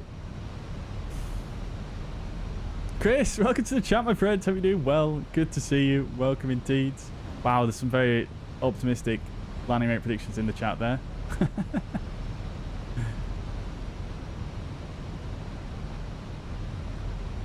Yeah, it seems to be working just fine. Lanzaria.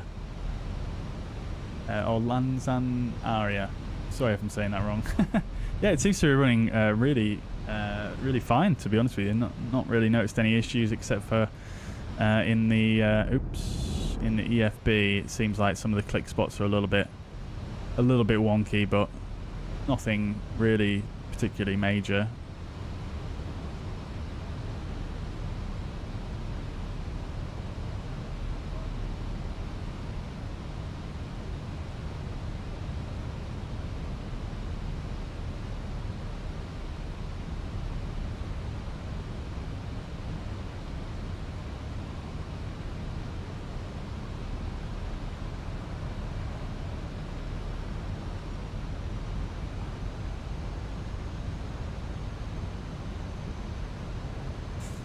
Where have I been? A very good question, Chris. I mean, nowhere really. I've just been super busy. Right, let's swing it round and get... Oops, daisies. Get back on that that approach.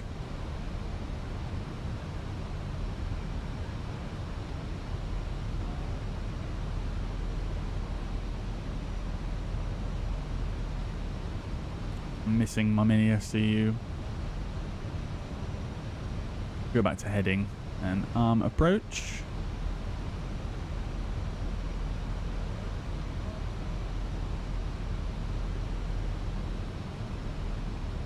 Lovely stuff. Loke star.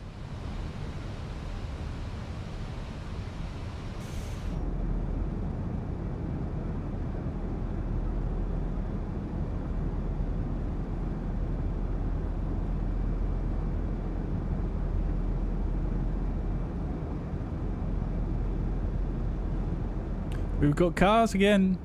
I remember I used to turn off cars in 2020 because I wanted to save as many resources as possible. Love to see it.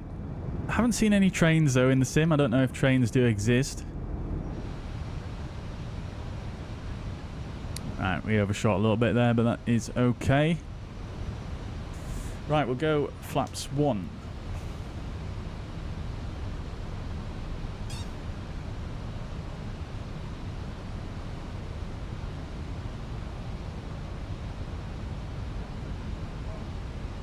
And we'll go straight to flaps 2. Speed is checked. Glide slope star. Go around altitude is set.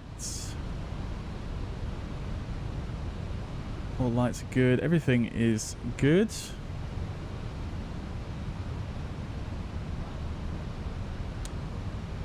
Lovely stuff. Okay. For some reason it does say signs are not on, but they definitely are.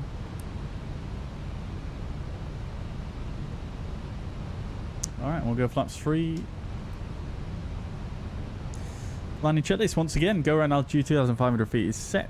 Cabin crew advised. Decam memo. Landing. Oh, sorry. Nearly forgot the gear there. Thank God for checklists. Ecam memo. Landing. We're just going to say it's no blue because I don't know if this is a bug or not.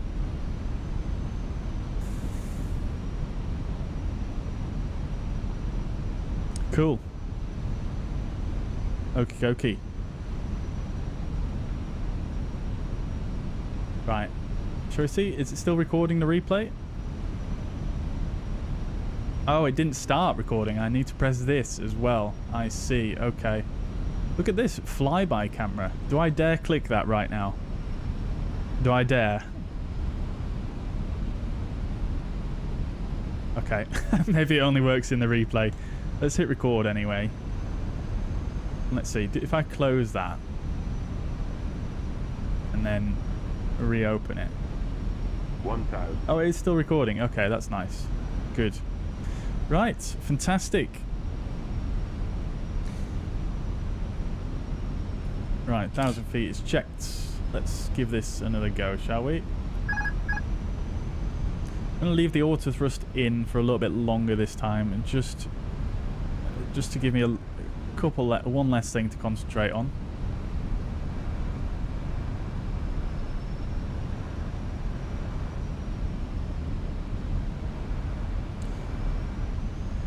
Surely not got to go around in 2020. We'll see, Dave. This is pretty spicy weather we're having here. Like, look at this. We're 600 feet off the ground and we got 30 knot winds. Granted, it's not entirely a crosswind, so it's not. It's a bit more manageable, but it's still pretty bad. You can see how much the aircraft's getting pushed around here. Let's see how this goes. I might just leave the auto thrust in, to be honest with you, chat, just to help me out a smidge. 100 above. Land. We're a little bit low now, correcting. Sensitivity does feel a little bit better, I think, but I think I could probably Minimum. reduce it a bit. Minimum continue. Okay then, here we go. 100. 50, 40, 30, 20, retard. Oh, we're floating a bit, we're floating. Retard, retard, flying, retard. Okay, idle reverse. Not brilliant. Not brilliant. We've got an applause though. We've got an applause. Okay then. Yeah. Not my finest work. That was quite tough though. I think you all can cut me a little bit of slack though because of the whole new simulator and all that jazz. Right then, look at the windsock. Oh, where are we going? What is going on there? Sort yourself out. Right, you can look at the windsock as we go past. Look at that, it's straight off to the side. Right then. Welcome to Belfast, guys. This is the Pyrig Devco scenery. It seems to be working pretty well, I think. We'll get the landing lights off. We'll start up the APU.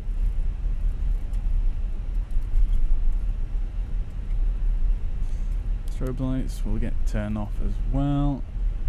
TCAS, transponder, and the radar. Cool.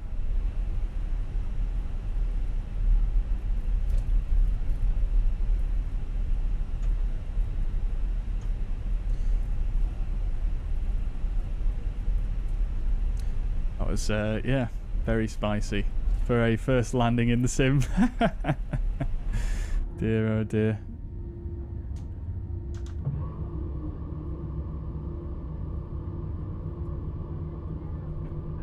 Not sure why the spoilers aren't retracting. I've disarmed them.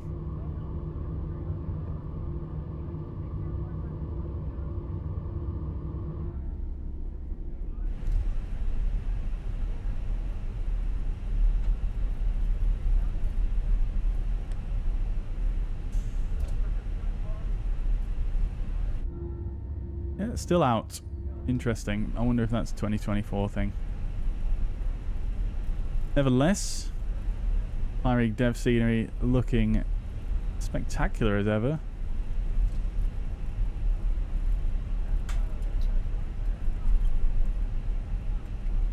Is the reverse working already? As in the reverse thrust? Is that what you meant? Yeah, it seemed to work fine there, if that's what you mean. Something about the lighting in 2024 looks way better. Yeah, I agree. It does definitely look better, especially from a lighting standpoint. I agree, 100%. Right, what stand are we going to go for? That's one thing I didn't brief, but it should be pretty straightforward. So we'll go for one of the ones right in front of the main terminal. We'll go for 17, I think. Oh, we're not even pushing back. I'm not sure what's going on there. Okay, let's just do that. Okay, we'll say yes.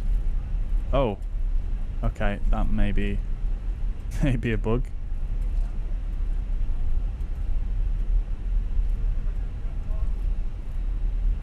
Okay.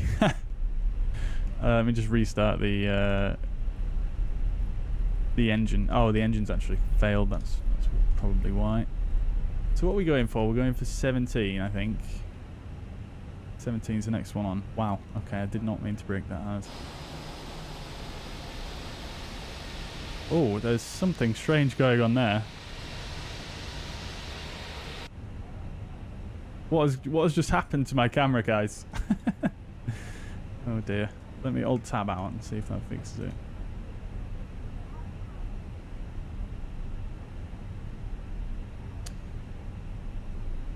Okay.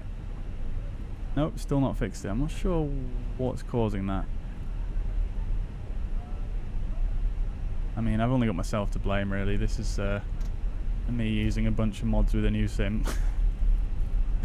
We want 17, don't we? Which we are going past right about now, I think. There it is.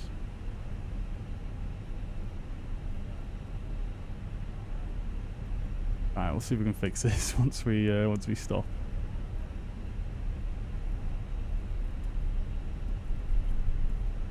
Oh god, that is not good on the eyes right there. So, after landing check, this radar predicted wind shear are off. After landing check is complete. I'm not sure if there's going to be VDGS here because that was a different add-on which is not yet compatible with the sim. So, looks like we've just got... Oh no, they don't have VDGS at the stand anyway. We've just got one of these fellas. With his glow sticks.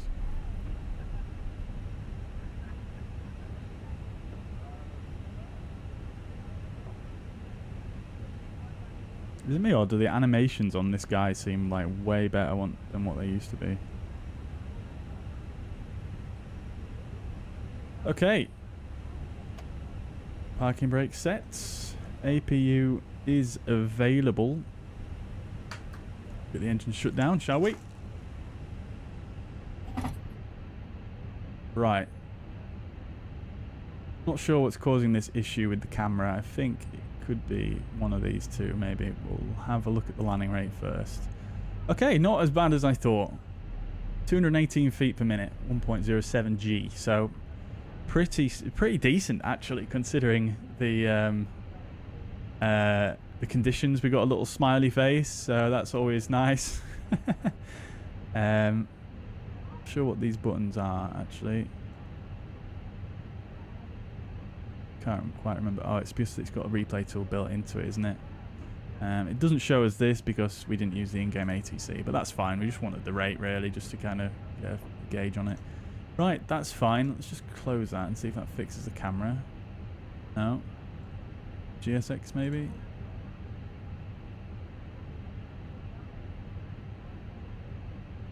No, doesn't seem to be it. Maybe it's this guy? Nope. Not quite sure what's going on there. Could be a number of things. Oh, I tell you what it could be. Maybe it's something to do with this. Stop the recording there. Oh, I think it was that actually. Oh no, it wasn't. Okay. We'll watch the replay in a minute. Hopefully it saves it if we close. It does, yeah, it's still there. Good stuff. Alright, well let's do the deboarding anyway. And I was a little bit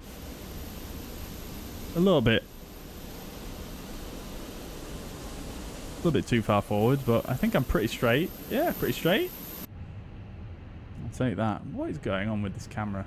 Is it a potentially a frame generation thing? Maybe let's just toggle that off. Ah, yeah, I think it was. Maybe. Turn it back on.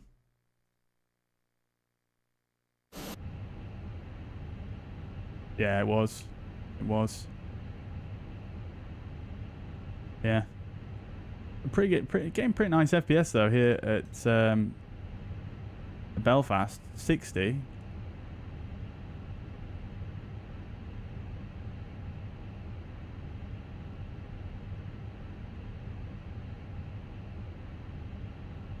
Sorry, I'm just trying to get this thing up here. There we go. No. Not what I want.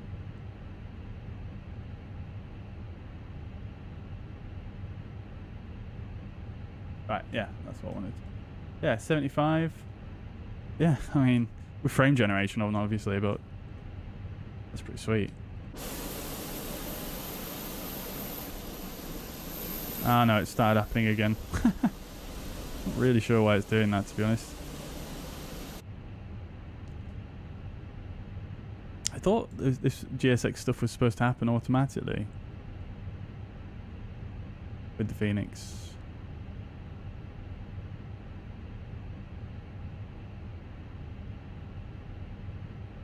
Yeah, there's definitely something funky going on with the frame gen right now.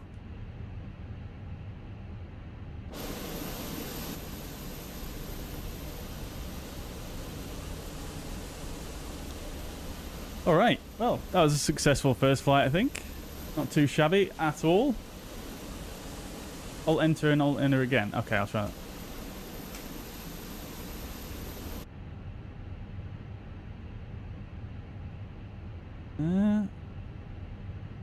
Wait, let's just let the frame gen kick back in. Oh, that's just killed my FPS.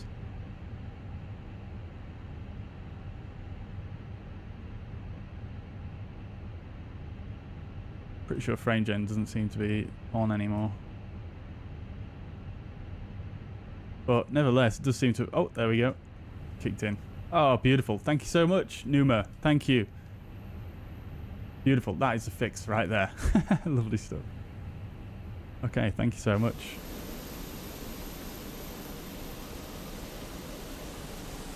Okie dokies.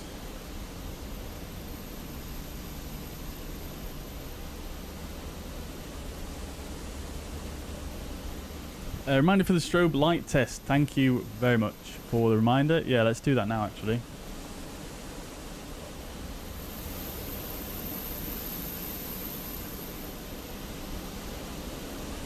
So they updated the glass. Oh.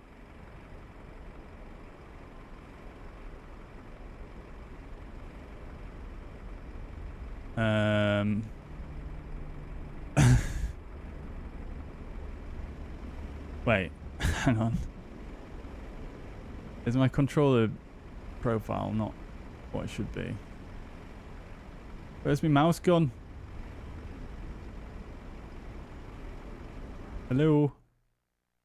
Right, let me just do it through here.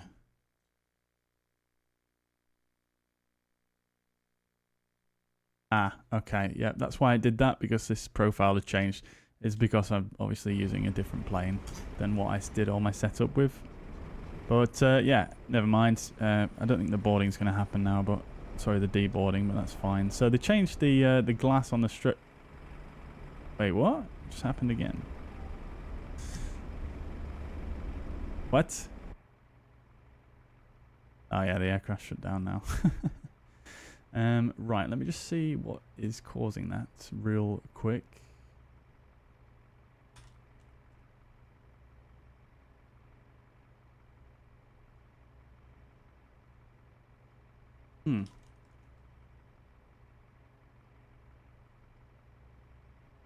That's weird. Because there is an option. You see this back on track right here. I thought that's what it was doing for me. But you can see actually I don't have that bound on this controller. But it seems to be when I'm pressing buttons on the controller that it's actually doing that, which is a bit strange. There we go, it's done it again. Why is it doing that? And again. Right, anyway, I'm going to stop faffing and just do it. There seems to be some bugs with the camera system though. Like, for example, if I move the camera here with my controller, I can get the mouse back. But yeah, I think sometimes the mouse just doesn't reappear, which is very strange. Anyway, we'll just go like that. And we'll just turn the aircraft on, won't we?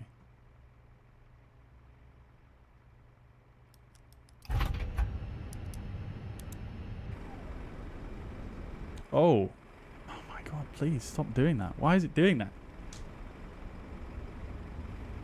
Really? Right, I'm gonna have to go ahead and check all my profiles here. Oh, now the mouse has disappeared. That's what I was trying to explain. So back on track. It's not bound there. It's not bound there. It's not bound there. It's not bound there. It's not bound there. Okay, maybe I'm barking up the wrong tree here. Maybe it's FS Realistic that's causing it. I'm going to close that. That seems like an FS Realistic thing that would happen. Nope. Okay, it's done it again. Why is it doing this? I honestly don't know.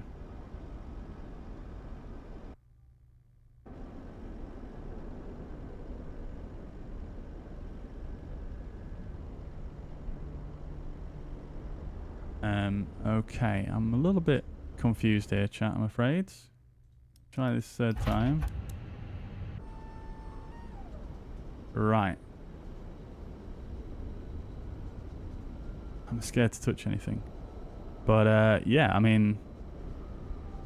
That's looking super nice, isn't it? I can't remember exactly how it looked before, but... I mean, look at the detail in there. Holy Moses. You can see the two of them flashing alternately. Yeah, that looks really nice, doesn't it? And then if we, yeah, see the mouse disappeared again. Right, there we go. Okay, so if we go to the weather here,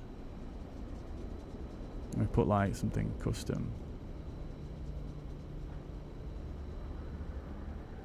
Like rain maybe? Or snow. I was hoping to get a bit of low level. Look, you see the snow getting lit up by the strobe light. That is so cool. Wow. Okay, I was hoping to get some like sort of very low vis on the ground. Light thunderstorm, is that going to give me it? No, it's not. Okay, so I'm just going to have to bring the cloud layer down, I think.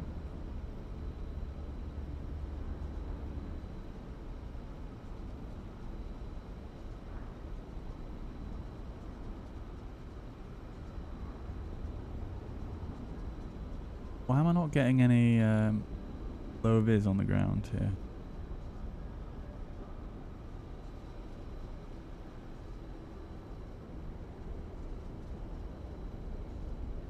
I mean, this definitely doesn't look like a light thunderstorm right here.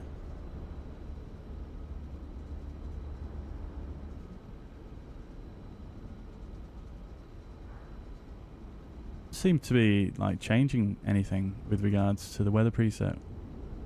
I've used these, so I know they were. I do know they were, but it just seems to be doing anything right about now. I mean, obviously there's a bit of snow there.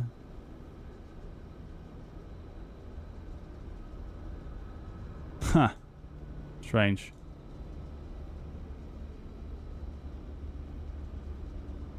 Anyways, I'm going to stop faffing with that one because I think we sort of saw what we wanted to. So that'll do for now at least. We can't do the deboarding because, well, things happened. So let's check out the replay then. Let's see what that's like. I've not used this replay tool at all yet.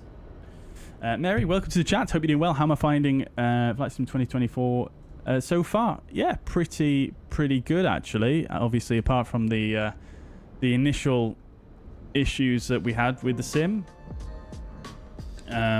when we were installing and things like that. I'm sure you you probably experienced them too, or maybe you missed that, so that you were lucky. But yeah, I mean, pretty good. I mean, that was literally my first flight, and it was only like half an hour. So yeah, it seemed to be pretty good. Using the Fenix here, which have literally just added experimental support for the sim. So once again, yeah, I mean, it seems pretty good even with that kind of setup. So yeah, need to do some more flights really to get a good feel for it. But visually, it does look like there's some nice improvements there. You can see the shadow here. That looks very nice, doesn't it?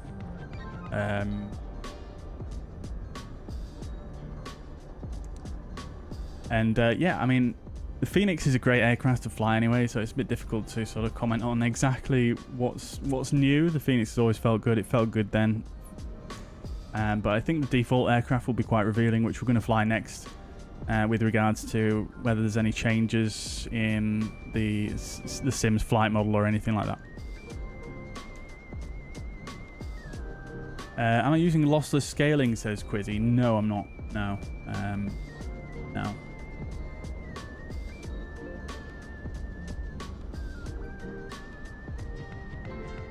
Mary says, I downloaded it last night. I had two issues. First, it crashes after loading a new airport, and the other is combined gust of toot with a plop.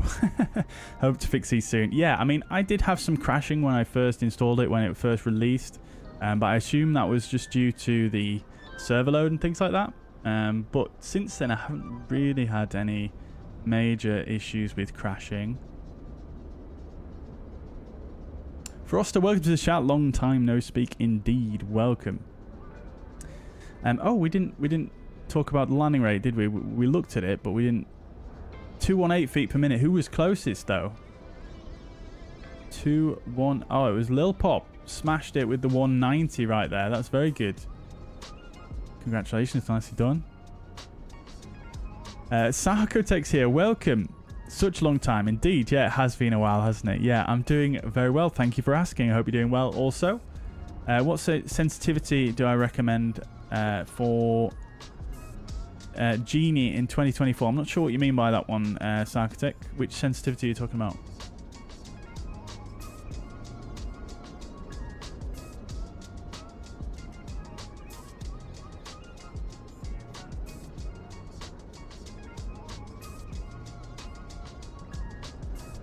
Game looks good, doesn't it? Lil Pop. Indeed, indeed. Come out of live weather. Was I still in live weather while I was trying to do the presets? Is that a thing that you can do?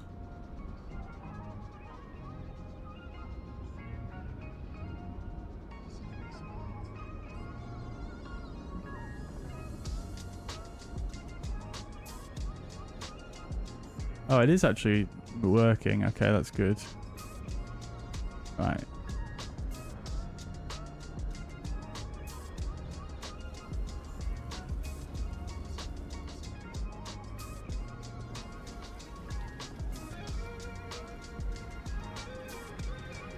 I mean, that's kind of what I was looking for.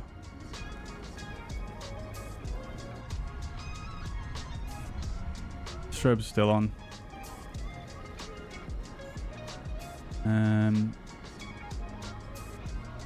Just make it darker, obviously.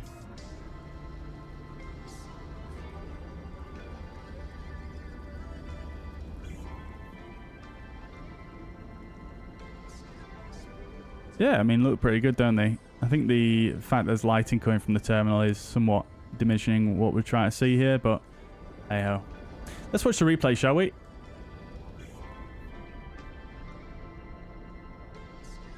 See what this replay tool's like. See if it will replace Sky Dolly. I mean, it's made by Fabio, who did the flight control replay. I mean, it's even still called flight control replay in this sim for some reason. But, yeah. I wasn't a huge fan of flight control replay, although it was the only flight recorder that worked with these high fidelity planes, you know, with all the controls playing back and whatnot. But yeah, I'm very intrigued to see how this works. I mean, it started the engines. I mean, I think what I need to do ideally is... What happens if I do that? Oh, it just gives me control again. Okay, so now I've crashed. Right. Okay, well, what we're going to do is... we're just in this random man's field.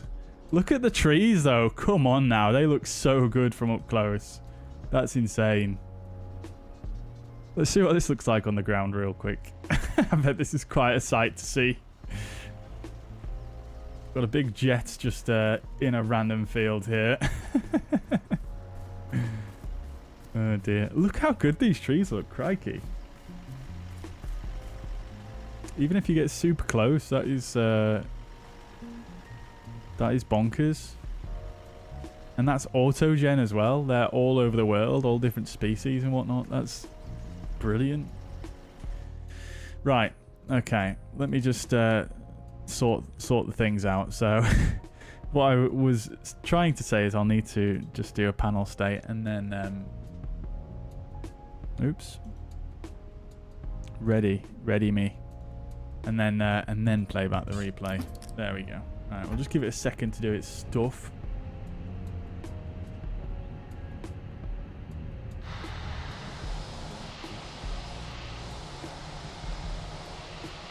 I'm not going to put the flaps in position because I want to see if the replay tool will put the flaps in place for me, but we should be good to go now.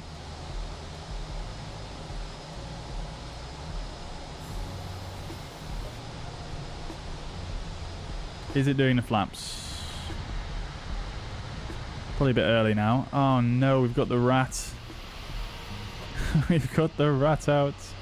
I remember this was happening with Flight Control Replay previously, actually. Nevertheless, we shall ignore. Let's fast forward a bit, actually.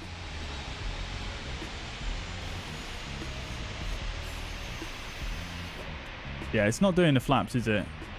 It's done the gear. I can't seem to make its mind up about it, though. Let me just come in here. Just going to drop the gear. Put the flaps in myself.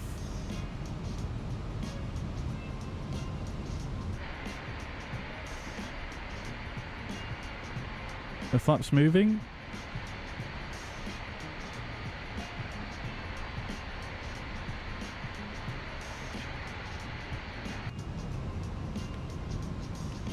Wow, okay, what's going on there? It won't let me put it down.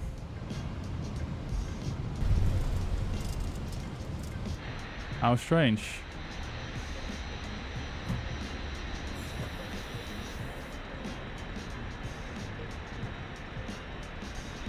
Look, it's just going up and down on its own.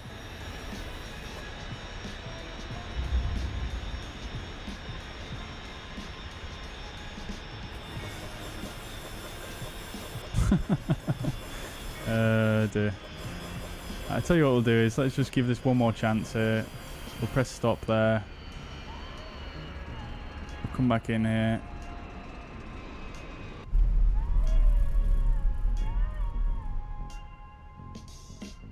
I would have thought that would have worked fine with the panel states. Oops.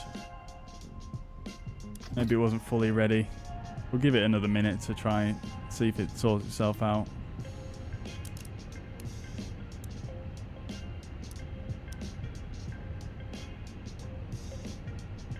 Artix, welcome to the chat. Hope you're doing well.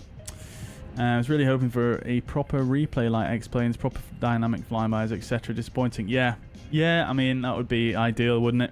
That would be ideal. For some reason, they just can't seem to nail it for this sim. I mean, obviously this does work, but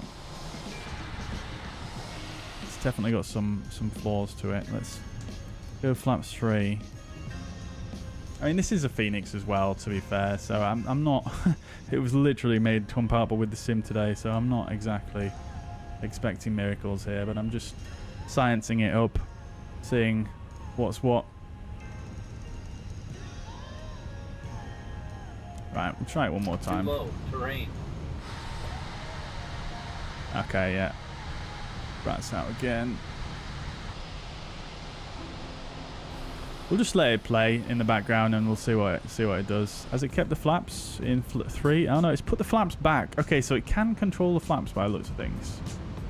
It seems to be though, whenever we press play, it just absolutely loses electrical power. And all the lights go off as well. And you can't change anything. Anyway, we'll just let it play and just see what happens. Oh, actually, one thing I did want to try was the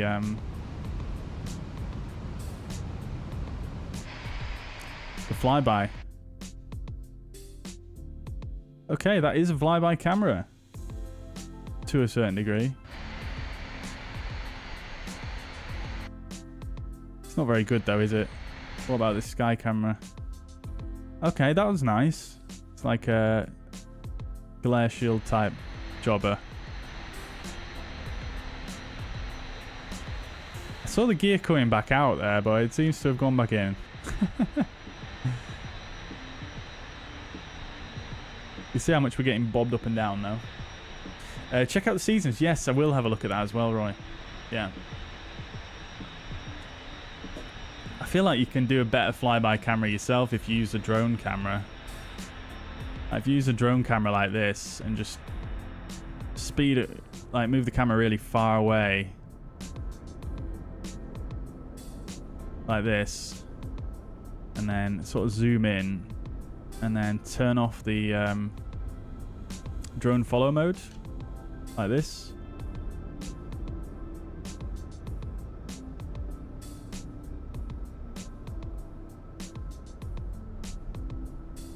Maybe I'm a bit too far away there. Let's go a bit closer.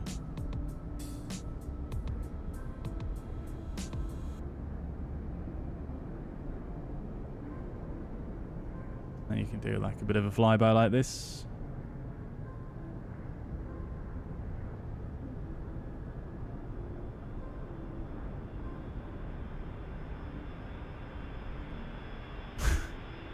Yeah, it looks like the gear's not really playing ball with this replay tool with the Fenix, which is fine, I guess.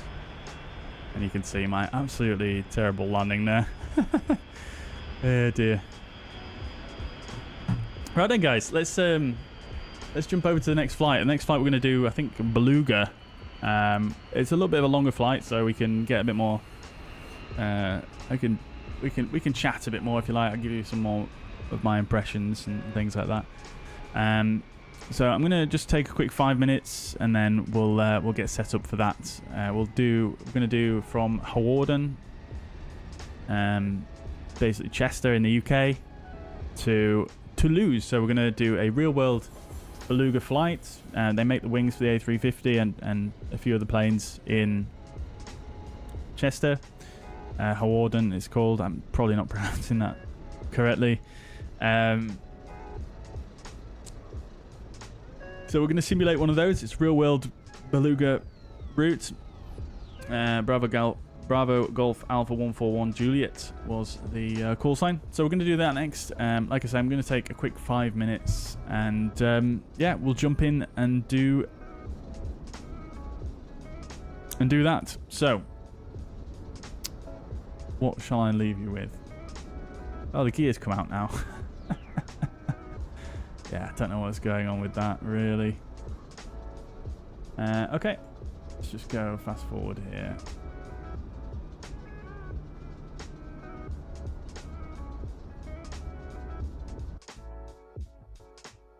Oh, what's this?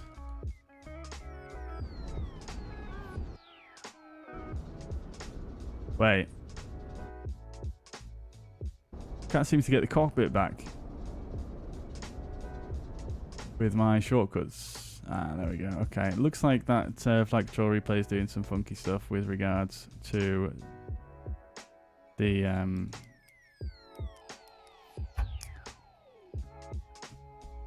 camera as well. But nevertheless, we'll just do this, and then we'll... Oh, wow. That is interesting, isn't it? There we go.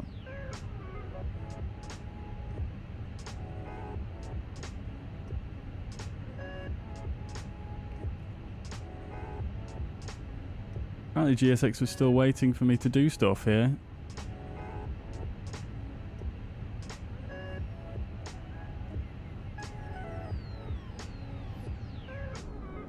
We'll let it do a bit of deboarding action just whilst I'm not here, just so we've got something to look at. Keep your eye on the doors as well. Oh, it looks like they've already opened. Oh no, they haven't yet now. But my mouse has disappeared again. Yeah, these doors should open as well when the deboarding commences, which is pretty cool.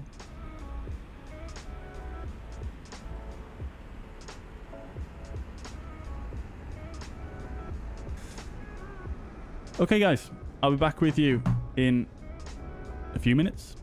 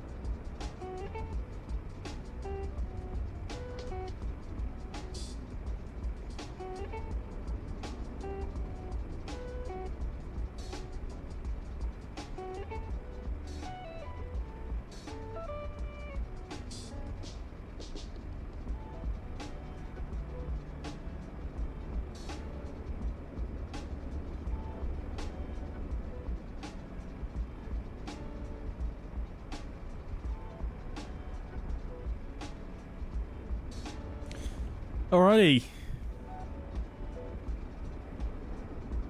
We are back. Alright, so Beluga time, guys. Let's do this thing. Yeah. I was just looking at the sim there, and I mean, from this angle, it looks very much like 2020, doesn't it? I have to say. I have to say. The clouds do look a bit better, I have to say. That I think, especially these ones, the lighting on them looks a lot better. The shadows, yeah. Anyway, we'll chat some more in the next flight. Okay, so next flight is going to be from Hawarden to Toulouse. We've got some sceneries for both of those as well, which do work with the sim. We've got both. Oh, look at that! It's brought me up at the destination. That's pretty nice. Okay, so we're going to do some Beluga action. Like I say, we've got some sceneries. I've got the Jetstream designs for Toulouse, which we're familiar with, and I've also got a freeware for Hawarden, which is quite an old one. It's pretty good, but it's obviously not payware quality. But yeah, pretty nice job, I think, honestly. So what am I searching for here? Beluga. Okay, cool. We'll pick a livery. For this flight, they used the... see, I wish I could see the registration. I'm pretty sure it was this one. Or this one. Number 3 or number 4. They've all got a number in the fleets, but I know the registration. I just can't remember the number on the front. Does it say the reg on here? Oh, it does. Okay. No, that's not it, is it? It's not correct. No, okay. Yeah, I'm pretty sure it's 3. We'll just go for that one. Okay, so what we will do is we'll go EGNR. And we'll zoom on over there. We'll make sure it's live weather, but the time we shall do custom. So it's daytime. Live weather is on. Not bothered about the air traffic. Okay, cool. Do you guys want me to do it multiplayer? We can do it multiplayer if you want. Let me know.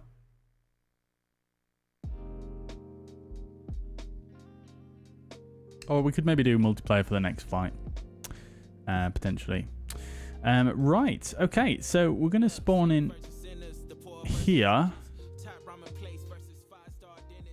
Now, the Beluga, it would normally be loaded from here. But as you can see, there's like a static right there, even though it's a parking spot. Yeah. We can't really... I mean, it would be good to spawn there, but... like I say, there's a stack there, so we're going to be intersecting it. There's also one here as well, so we'll just start on this taxiway here. I don't think that's going to be a huge deal. Now we can click there, set as departure, and then we can set on ground shutdown, which is quite nice. We might just need to slew a bit so we're lined up with the taxiway, but we'll do that. I've already done the flight planning sim brief just whilst we were on a break there. So we'll get right in with the aircraft startup. A320 cockpit, home cockpit builder, welcome to the chat. Hope you're doing well. Welcome indeed. Why is my MSFS24 crash when I installed the Fenix? I couldn't really tell you. I mean, like I said, I just installed it and it worked fine straight off the bat. So I'm not sure on that one. It's, yeah. Couldn't really tell you, I'm afraid. Right, here we are. The lovely Beluga. Why does it sound like it's on? Should be cold and dark, right? This does look very good though, doesn't it? Like the modelling and texturing on this, for a default aircraft, this is absolutely unbelievable. We'll take these covers off. And static port covers as well. One thing I do think should be a thing with this first-person view is you should be able to sort of interact with stuff without bringing the cursor up. I think that would be far more immersive. You can sort of see it. It does seem to highlight these pins, but it doesn't. You can't actually seem to do anything, even though there is an interact sort of keybind. It doesn't seem to do anything unless you actually click on it like that. So yeah, I'm not sure whether I'm just missing something or if there's still some more work to be done on that. And it's frozen. Give it a sec. There we are. Okay, we're back in the room. I also think this, when you're starting at cold and dark, it should. This is where the access ladder is for this aircraft, and you go up rather than using a door on the side like a traditional airliner. I feel like this should be down. If you're going to start me in this kind of walk around view, the stairs should be down already, surely. You know what I mean? It's a bit weird, because you can put them down, but you've got to go inside. Oh, why am I up here?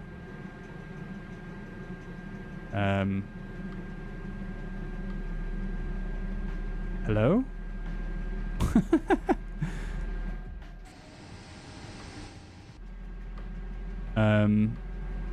Okay, what's happened here? It's like all of my...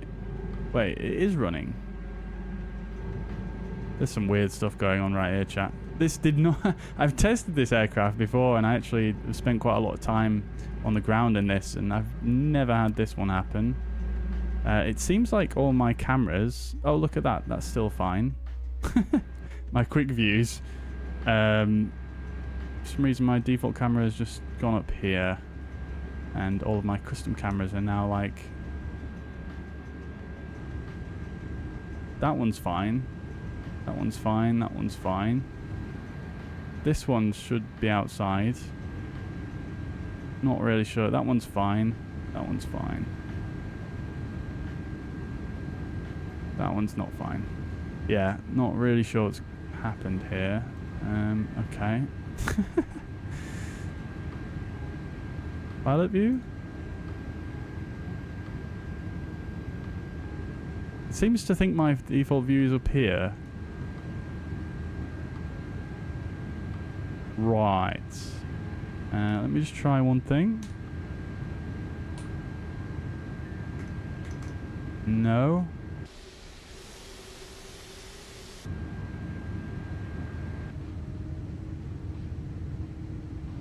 Let me just do that. Right, okay, let me just check the files real quick for this, because something has gone very strangely here.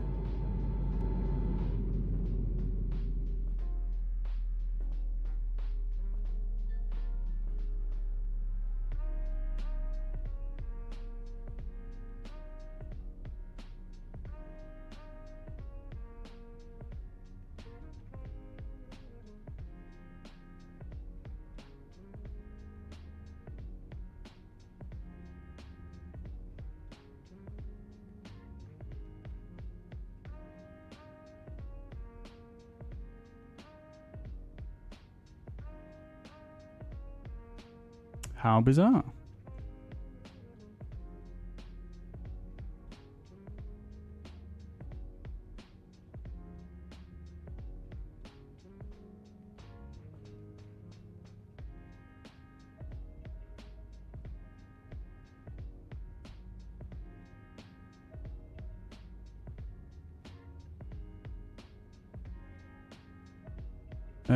Yeah. Not quite sure what's going on there. I spent so much time setting up custom cameras. As you can see, these are sort of custom cameras that I set. These are all fine. But it just seems like my default view is like stuck up here for some reason.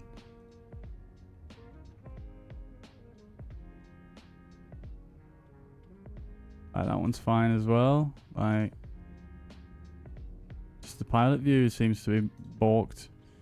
Let me just try restart the sim, and I'm going to just chuck the Fenix out, because that's the only thing really that's changed. So I'll do that and see if that fixes it.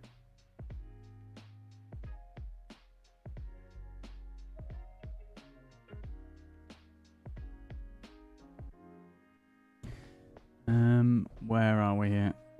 Let's just do that whilst we do this. Okay, cool. So chuck the Fenix out my community folder.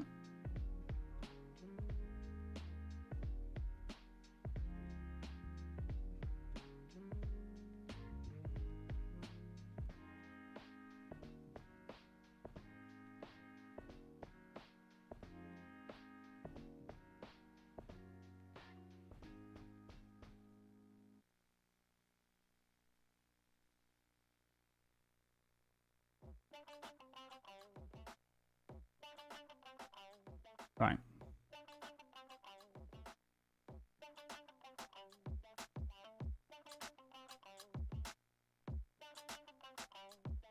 Fine. Okay, we'll try again.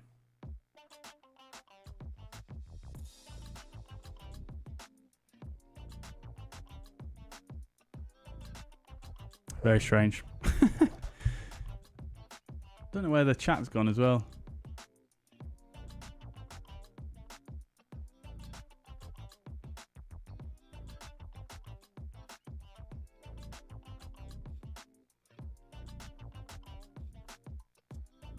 Right. James says I've got standard. I can see the Beluga. Yeah. I mean, the Beluga, it's worked. Like I say, I've done plenty of testing in it, and it's worked fine. This is the first time this has happened, so just a bit baffled, really. Oh, I see you're referring to whether it's on the standard edition or not. Yeah, I'm on the standard edition. Yeah, it's part of it. Biggles, welcome. Hope you're doing well. Good to see you. It's been a while. Welcome indeed. Welcome indeed. Quizzy says my 737-8 won't take off. As in the 737 MAX, it's included with the sim, or do you mean the? Do you mean are you trying the PMDG or something? Multiplayer is going to be a disaster. Yeah, I mean, I've not tried it yet, so I don't know whether it's working well or not. Matt, welcome back. Hope you're doing well. Yeah, going steady away. First flight was okay. Yeah, went fine. We had some pretty spicy weather coming into Belfast. I don't know if you caught that part. But yeah, going okay. Yeah, looking forward to flying the Beluga as well. AV8, yeah, indeed.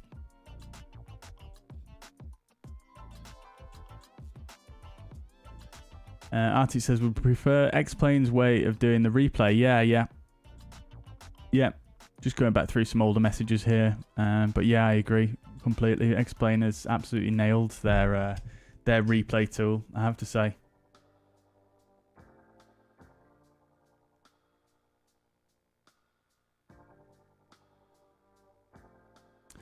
Oh, sorry, Roy. I missed your question earlier on about the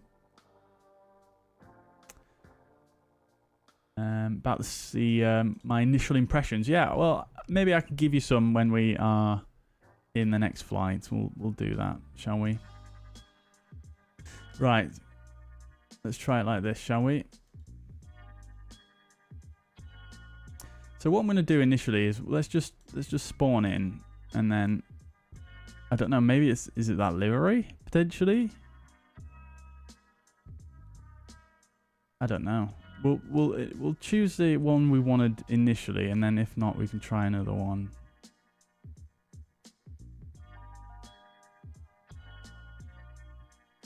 It's only one variant, right? Let me just double check that. Yeah. Okay. Fingers crossed this works okay this time.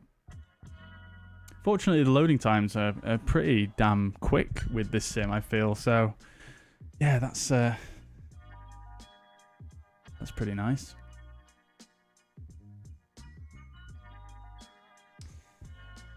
Yeah, good to see you too, Biggles. Indeed, indeed.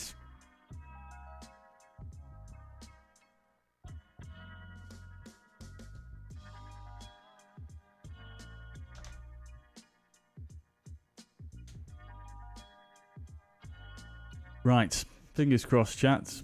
Fingers crossed.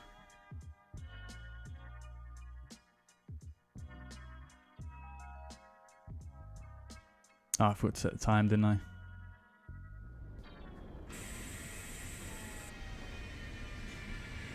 It seems to be loading in, started up as well, which is very strange. Like all the testing I've done in this aircraft is always started up you know, cold and dark like it should do.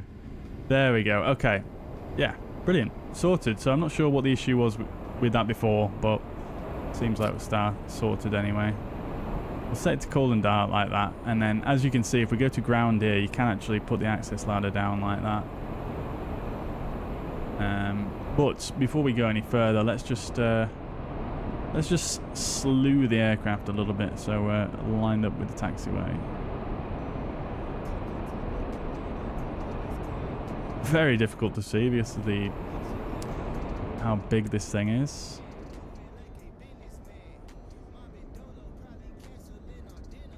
I need to be a little bit more to the left.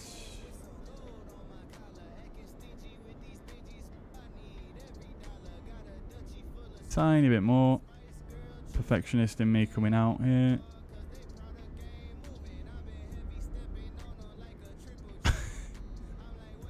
Gotta get it right on the line, chat. Gotta get it on the line. Right. I'm gonna be happy with that. Hokey cokey. So, why is it so loud in here?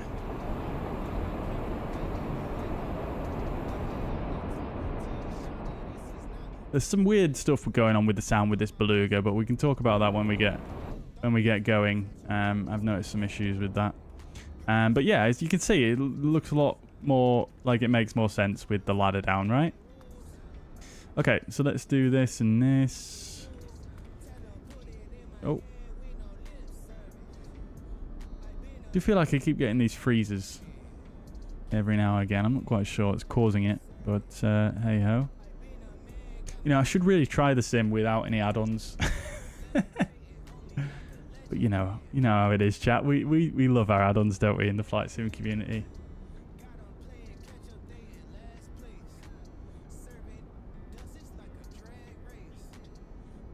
Right, there we go. Okay, back. Oh, frozen again. Okay, good. Yeah, as you can see, we've got scenery here for the factory at Hawarden. You can see it's you know, it's pretty basic, but it definitely adds a lot of life to the airport. I'm surprised there's no payware for this airport, actually. Maybe there will be now that there's a Beluga. It's quite a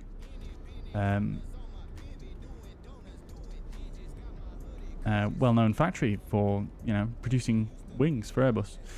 Anyway, let's jump inside. We're not going to do like a walk around or anything like that, but I did set up some cameras through here where you can kind of, so this is where the ladder comes up. As you can see, there's no way of kind of going between the two, I don't think, but yeah, this is where the ladder comes up and it puts you in this sort of smaller cargo bay. And then the doors don't open back here. I mean, it's pretty basic, the modelling back here, but you know, it's there. It definitely adds some ambience. And then got a ladder that goes up to the main cargo bay up there. Unfortunately, that doesn't work. You can't open this hatch. And to be honest, it's very difficult to get through here. You've got to kind of find the right spot. It's just on the edge here. But if you try and go through here, you can't. If you go through there, you can, which is pretty cool. One thing that I was expecting to work on this was these controls here for the door. They worked in the X-Plane version of, well, I know Builds did a Beluga ST, the one based on the A300 in X-Plane, but I know this is a slightly different one, but yeah, those controls worked in that. Yeah, so we've got that, and then yeah, you can open this door though, go between the two. All right, let's get it cracking then, shall we? We've got the GPU in, so that's fine. We'll go ahead and get powered up, shall we? So we'll get the batteries on, APU battery as well, and the external power. I'm going to actually turn the music down for this because I've not fully experienced these sounds yet. But as I said, there are some issues with it. This is the first one you can hear. It's very quiet, even though we've turned the external power on. But if I go out of this view here, you can hear all the sounds come back. So it seems to be a bug whereby if you go into any of the instrument quick views like this or this, or this, the sound disappears. But if you use like, yeah, the other quick views, yeah, same thing. Very strange. But if you actually move the camera around the cockpit normally, sound is perfectly fine. So I think that's probably a bit of a bug there, unfortunately. But yeah, let's carry on with the setup anyway. We'll get the Crucial Ballistix on. I may miss the odd thing here. I'm not really that familiar with the A330, but it should be fairly figurable, outable, considering how much A320s I've done. We'll get that on and that on. Now, I'm not sure the refueling is going to work with GSX. Let's try it, shall we? Let's see what happens. We'll call the refueler. Oops.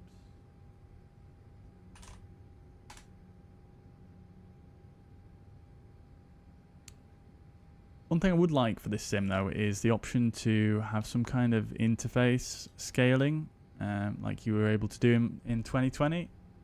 Oh, yeah, it's not going to work, is it? Because we're not at a stand. That's fine. We'll just ignore that for now. It doesn't really matter. This has got quite a good ground services simulation going on anyway, so that's fine. Overhead's fine. We'll come here and we'll import our flight plan from SimBrief if I've put my details in. I'm not sure if I have. Yeah, it's in there. Okay. So we'll give it a sec. Don't know if it should take this long. Am I supposed to put a different thing in there? Potentially? Probably.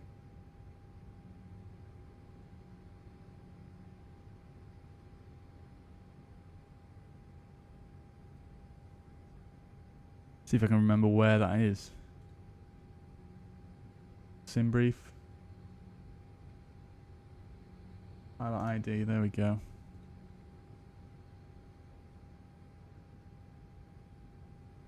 Try again. There we are. Lovely. Okay, that's fine. Okay, cool. So, is that an up-to-date METAR? No, it's not. 1120. I mean, I'm not sure what the METAR situation is like at this airport, given that it is quite a small airport. And can we go more info weather there? Let's see. That's the same METAR there as well. So that's quite old. We don't really want to be using that. So let's see. GNR METAR.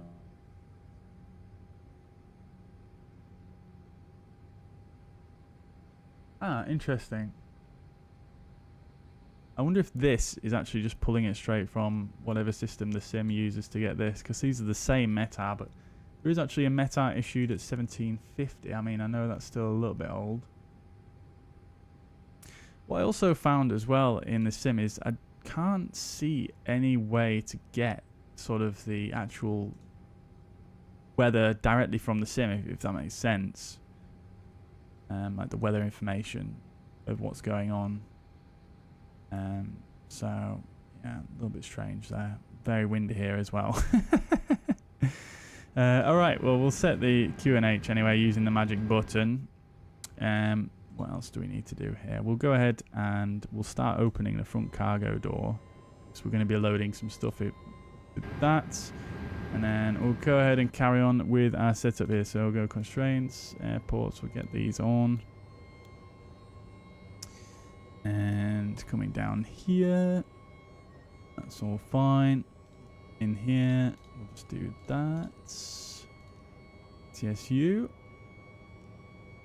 Oh, okay, so we've only got ATC menu there, so we'll just go FM2 then.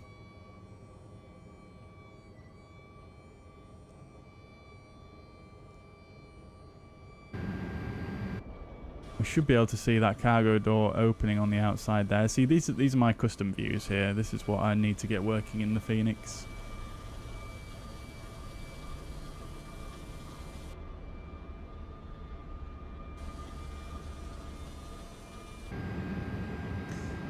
Right. So, down here, all looks good there. We'll just go 2000 on the transponder. Right, we were on here, weren't we? So inits, let's see if that init request works, and that works fine. Okay, I'm not sure what Beluga would use for a cost index. We'll just go with, I don't know, 50? Cruising flight level 290, that looks correct. Yeah, right. Just want to see this door open, so let's just go out here like this. The lighting looks fantastic right now, doesn't it?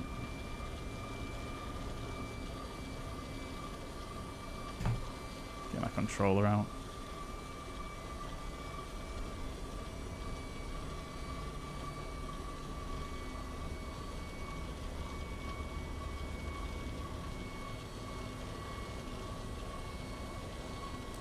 Look at that. That looks so good, doesn't it? Crikey.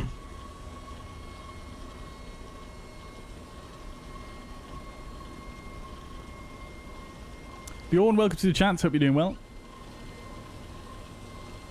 How do your A380 flights go? Oh, amazing that you remembered. Yeah, that's another thing that's changed that I've done since we last streamed. Flew on 4 A380s. Yeah. Unfortunately, did not get to go in the cockpit. I spoke to them about it, but yeah, Emirates company policy not to let people on, even on the ground. So, yeah, sadly I didn't get to go on the flight deck, but I mean, it was beautiful to be on those planes full stop. I never thought I would get the chance to, but yeah, it was amazing. And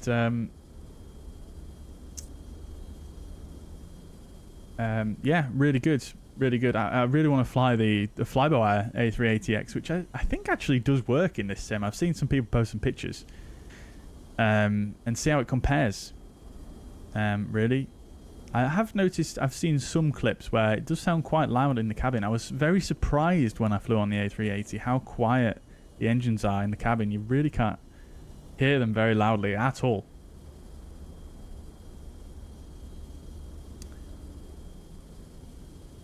Realise now you flew in the left seat before. Yes, yeah, that's because I didn't have my camera set up in the Fenix, but I have actually done some modding for the Beluga to get the camera set up properly. But yes, good evening, Bjorn.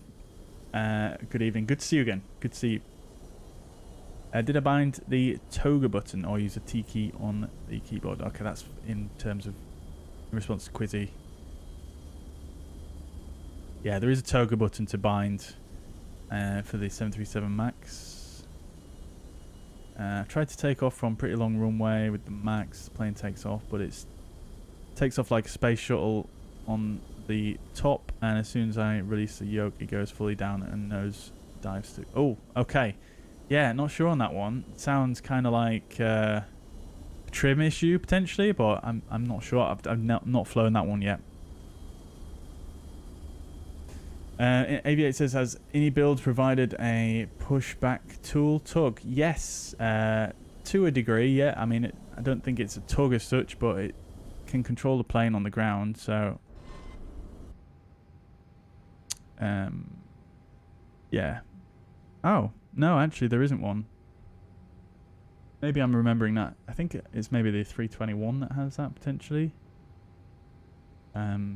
Yeah, doesn't seem like there is actually, but interesting. It looks like there's some data down here that shouldn't be there either. Interesting. Well, fortunately we don't need pushback today. I tell you what I forgot to do actually. I forgot to put... We're going to be loading up the A350 wings. That's what is manufactured at this site, and I've just realised I completely forgot for my sim brief to just put that in as a custom payload, so I'm just going to edit that very quickly.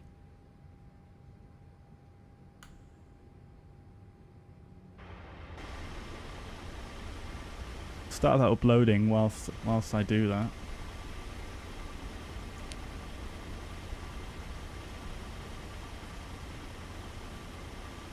Oof, they are big, aren't they? Crikey. About to get gobbled up by the beluga whale. Right.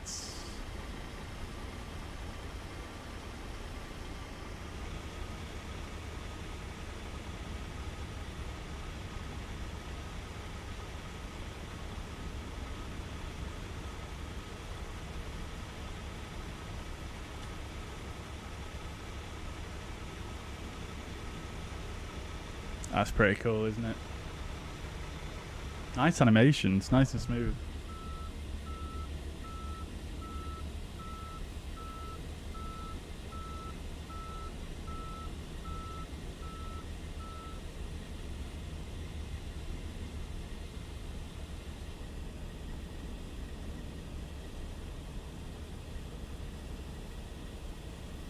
Oh wow, they go in pretty quick, don't they?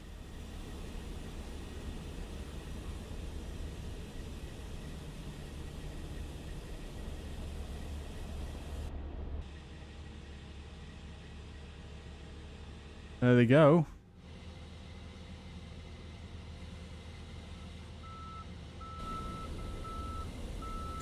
Right. Very good. Let's start closing that door because it does take a while. And then let me just remind myself how much that is. 8680 kilograms.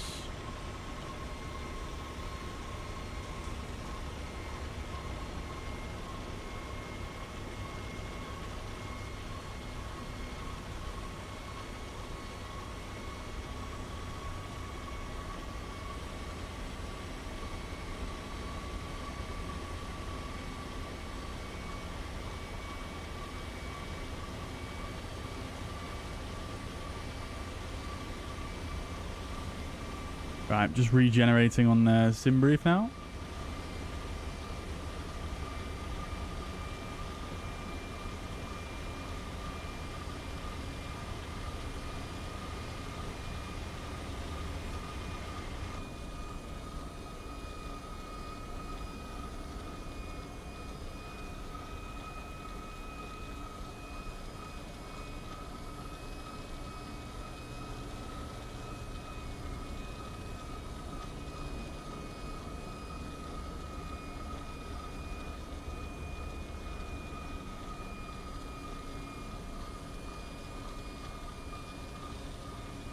Hopefully this should work. This is how I used to do it with the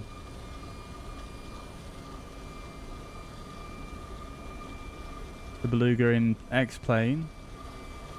But it doesn't seem to allow me to. It just keeps messing up my figures, basically.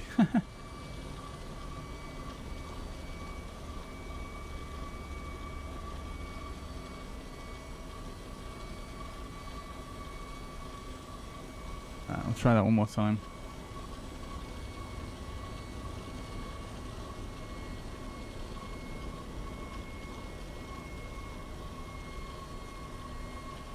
Yeah, it just keeps putting its own figures in, even though I'm not trying not to put it on auto.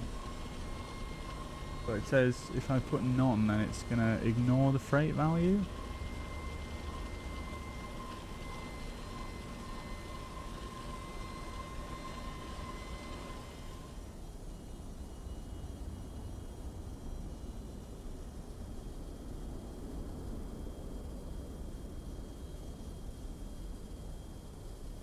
Oh, I think it's because I've got passengers on auto, maybe.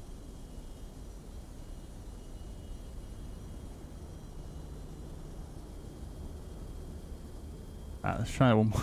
The third time. We'll get there.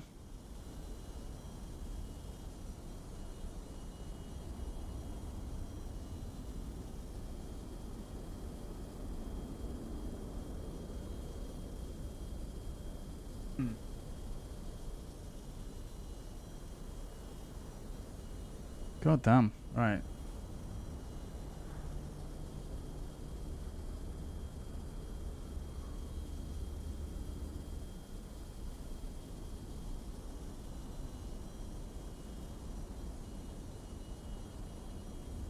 Might just have to maybe do a custom zero fuel way. Ah, no, okay, we've got it. Got it. Right, lovely.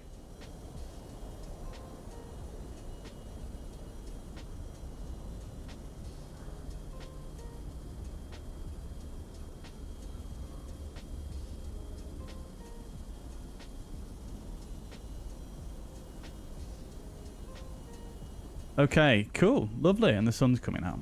Love to see it. Very nice. Right, so now that's loaded, that should have added it to the weights of the aircraft. So we've got cargo 8680, and then the fuel. In fact, if I bring this in from SimBrief,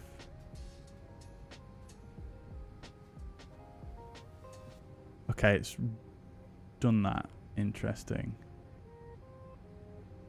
So 0381275. That's not correct.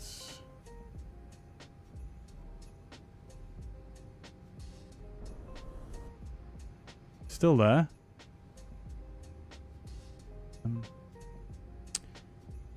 Okay.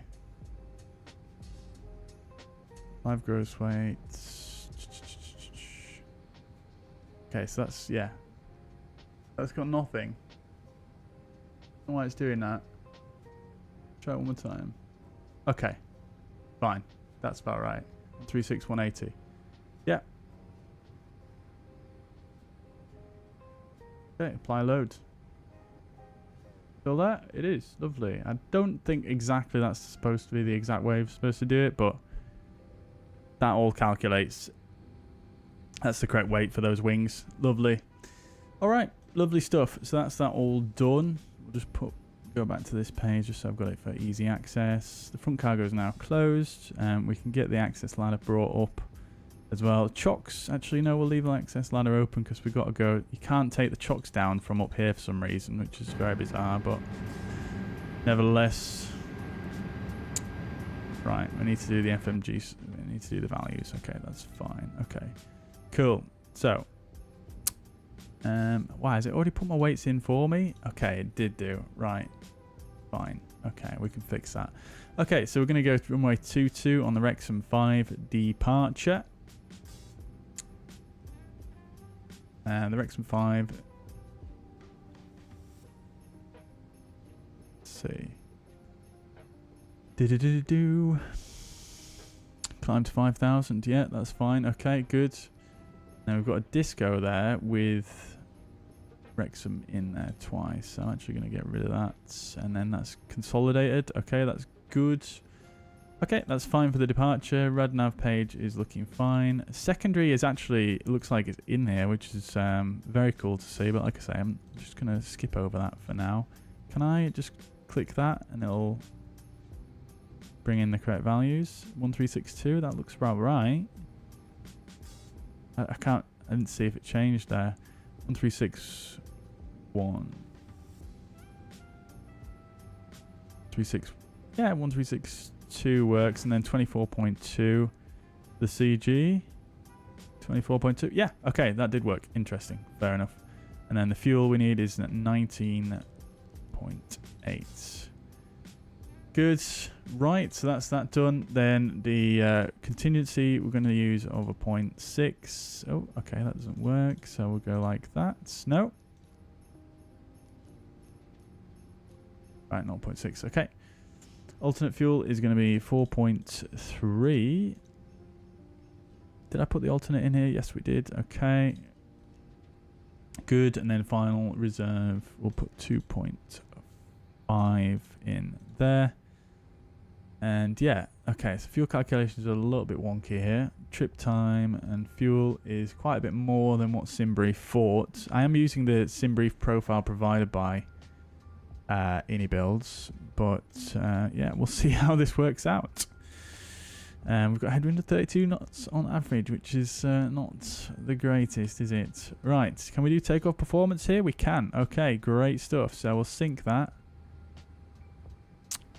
Now, is that going to be up to date, or is that just based on this 230 at 19? It is. Yeah, I'm not really sure how we're supposed to get the winds directly from the sim right now. And the metar's not up to date, so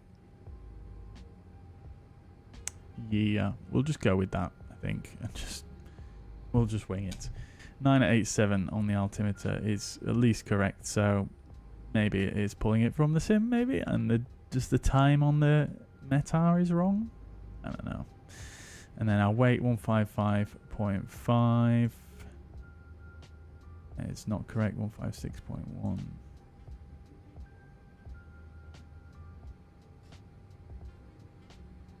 Config 1+F. Can we choose optimal? No, we'll try 1+F, see if that works. Air conditioning on. Right, that's fine. Calculate 292933. Yeah, all good. Lovely stuff. Can we send that? No, we can't. So we've got to remember it. 292933. Or can we just click these? No. 129 129 133. Transition altitude is correct. Got 5.2 up, flaps 1, flex 58. Can't remember the trim already. 5.2. And 58 was that? It was, yeah. Getting many frames per second in this aircraft, crikey. Just checking the noise abatement. I'm not sure if there will be much information regarding this. There isn't, so okay, we'll just crack on with NADP2. That's fine with me. Right, I think we're pretty much ready to rock and roll, chat. So let's do the cockpit preparation checklist. So gear paints and covers are removed. Fuel quantity is 19.8 tons. Seatbelt signs. Stick those on now. Ideas are in nav. Bar F is 987. Copy preparation checklist is complete. We're going to go up to 4,000 initially. 5,000, my apologies. It should automatically go into heading when we put the flight directors on, which it has. That's fine. Sorry, nav, should I say. So we've got climb blue, nav blue, 1FD2, 5,000 blue. Yeah, oh good. Yeah. All right. And it seems to be doing some calculation here regarding the turning. Interesting. Right. Okay, let's get the APU fired up, shall we?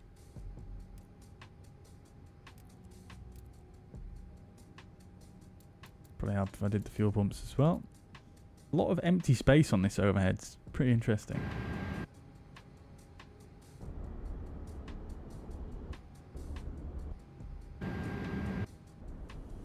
Let's zoom around here, shall we?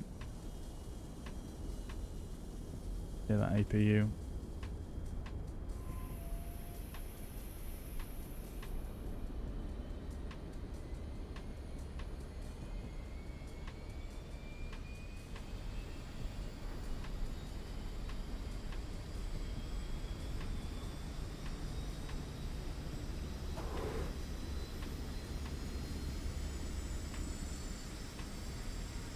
What do I think of the US elections? Well, I mean, obviously Trump got re-elected, didn't he? But we try not to get too political here in this chat, so we're gonna leave it there.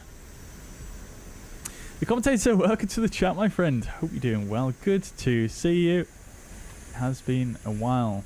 Welcome. Yeah, I'm doing good. How are you? You know, my cousin build a music studio all day. That sounds very cool.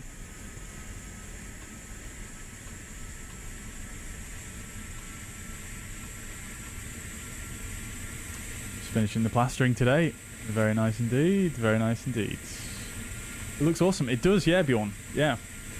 Jacob, this is the Beluga XL. So it's based on an A330.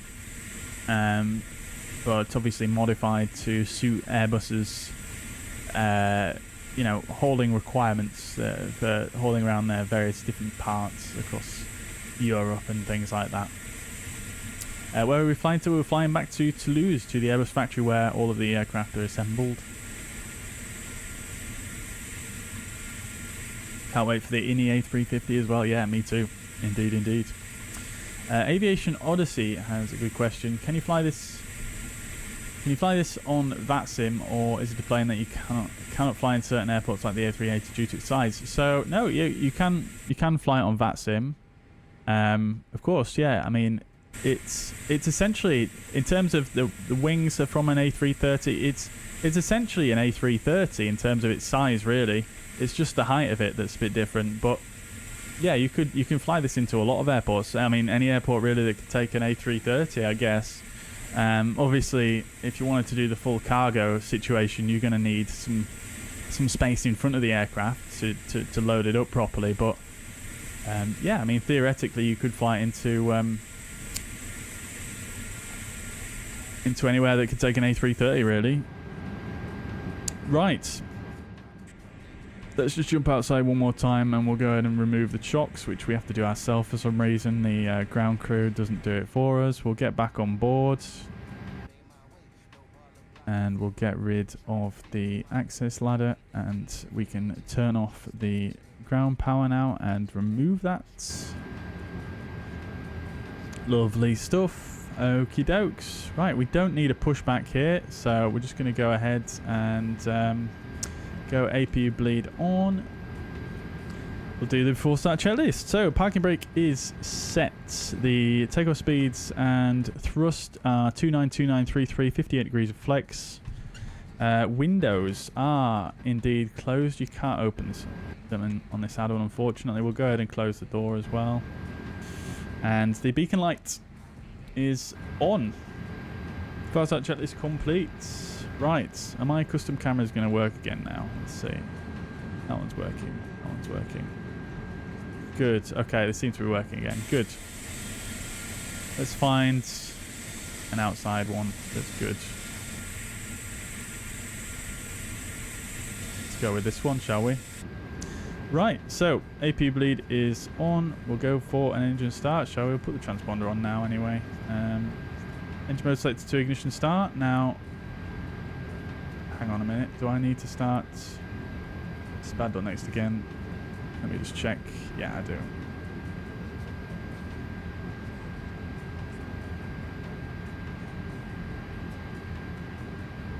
I did a profile in SPAD for this plane.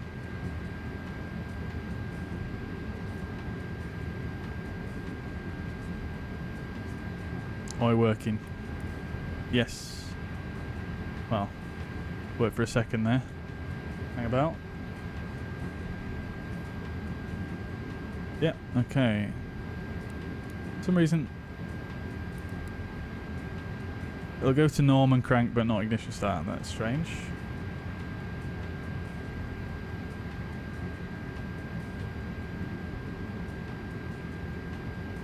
I'm just talking about with my controller here. I mean, obviously I can use a mouse, but that's just very bizarre. That worked.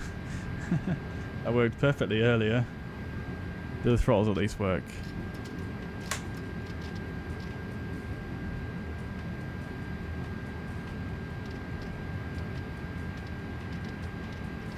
Not much of a dead zone there, is there?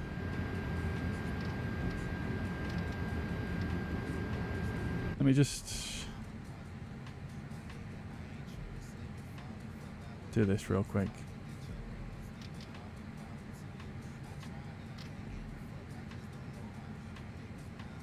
Unless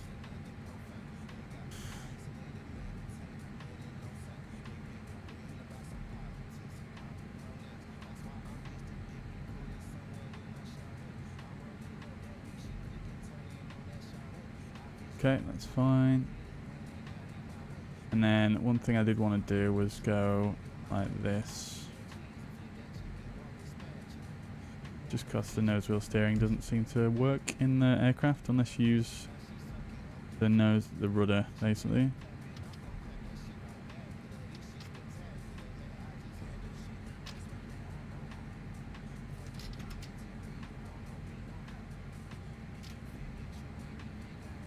Right, okay. Hopefully those should sit in the D10s a little bit better now. Yeah, perfect. Okay, still don't know why ignition start doesn't work, but I'll just use my mouse. Alright, so you start engine 1 in the A330 first, so we'll go for engine start number 1. Okay, that doesn't work either, that keybind. It worked fine earlier as well. Never mind, I'll just use the mouse.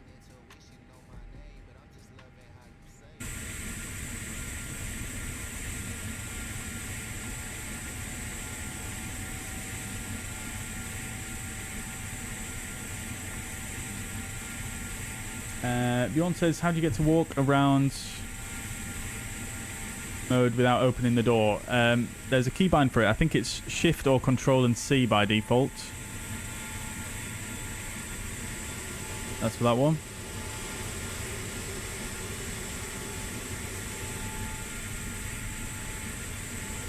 I'll catch up with some of the other messages once we get going, guys, because this is a bit of a... This flight is a little bit longer than the other one.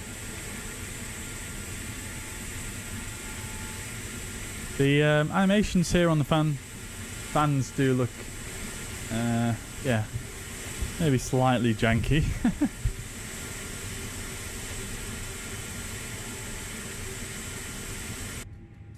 Right, how are we doing? That's available. Good. Go for a start on number 2. Can't really hear the engines all too much in the flight deck here. Let's see if we can hear this one starting.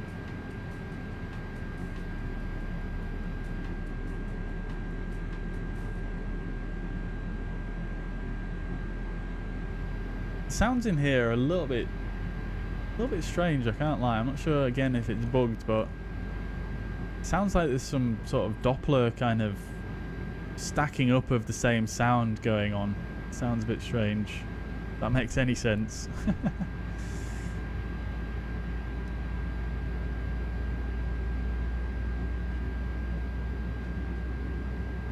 You can sort of hear the engine starting in here. It's very, very quiet, but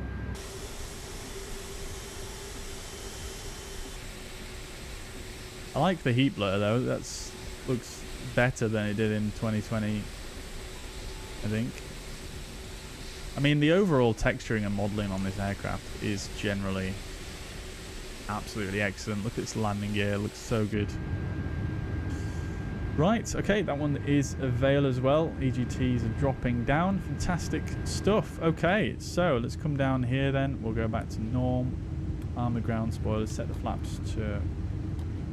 Looks like it was already in 1. Oops. Get the weather radar on and predictive wind shear to auto. Now what's this switch here? Ground control spoilers on. Okay, that's strange that the switch there. I've not seen that one before, but maybe that's for testing them on the ground. We're going to put it on anyway.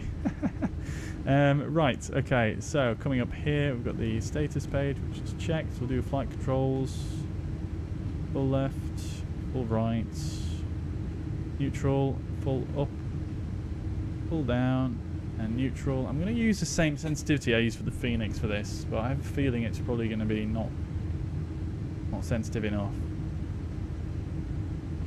In fact, no, I tell a lie. Let's just change it. It takes 2 seconds, doesn't it? Go -1.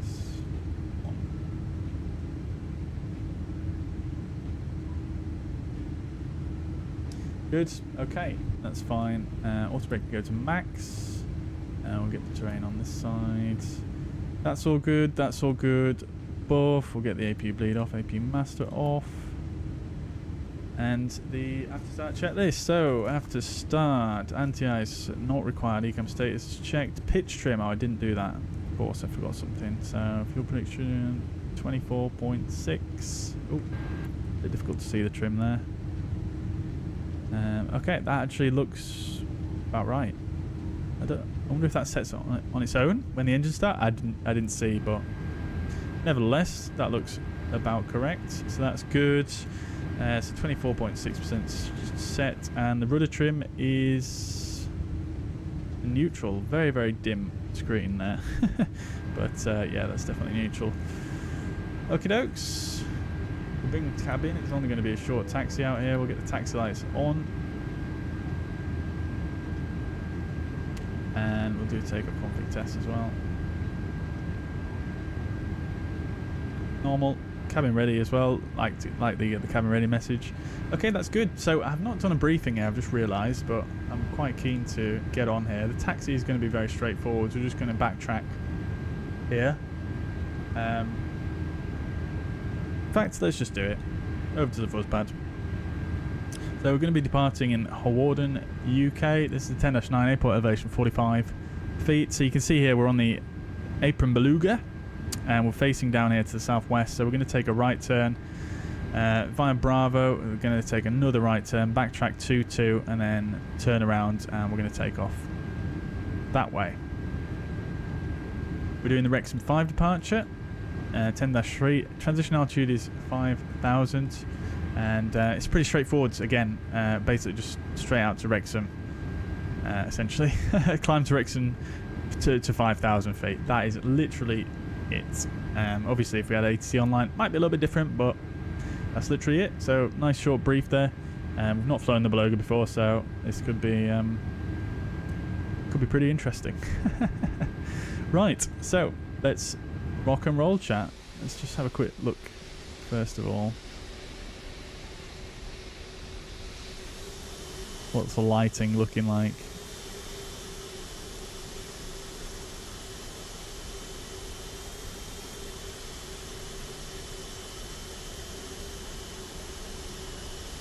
Where are they?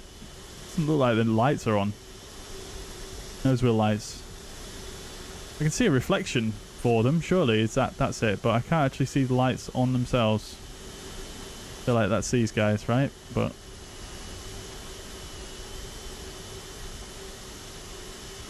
nevertheless, let's crack on. Parking brake is released. Just gonna roll. It is okay. I'll just let it roll. We'll give it a bit of thrust. We've got to do a right-hand turn here.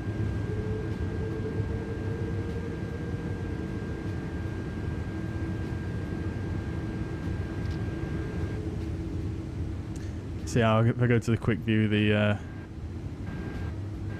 some of the sound disappears.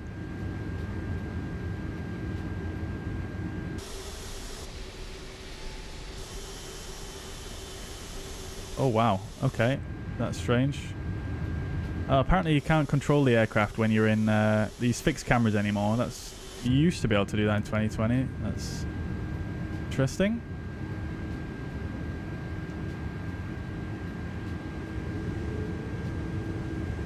Sarkatech says, anyone ever crash test up when learning with Fenix? I didn't, but it seems like, I'm not sure if it was you that said it earlier or someone else, but someone said earlier that they have some crashing with the Fenix in this sim. We'll get the strobe lights on.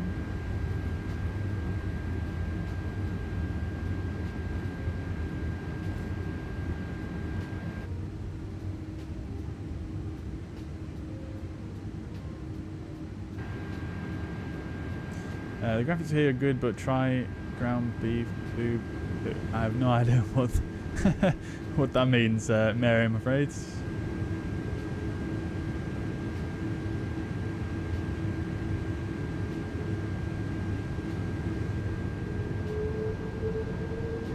Seems like we're stuck a little bit. No, we're moving. There's a little bit of an uphill there. I didn't put not enough thrust. Wave bye-bye to our Beluga friends. This is a freeware scenery, remember, by the way, guys. From flightsim.to if you want to check it out for your Airbus flying. Sounds like a flanger effect. Yes, I'm glad you can hear it too, Roy.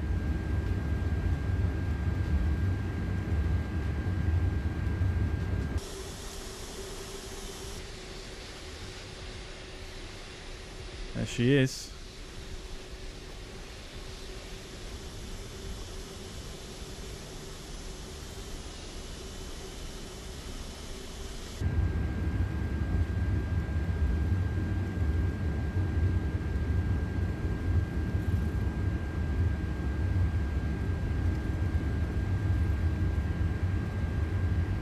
Okie doke, I'm going to spin it around here and on our way. So lineup checklist, runway 22 is confirmed. Oh, I didn't do the checklist. Tell them out of practice, can't you? Flight controls are checked, flap setting is config 1+F. Radio predictive wind shear on and auto, engine mode set to is normal, econ memo. Takeoff no blue. Slow down a bit for this. And lineup checklist, takeoff runway 22, TCAS. We need to turn on, packs 1 and 2 are on. Let's do this turn and we'll sort the TCAS.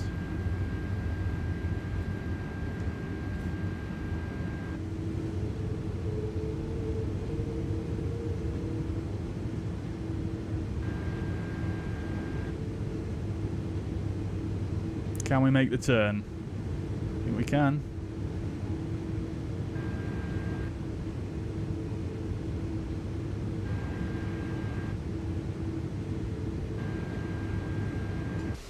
Pretty nice.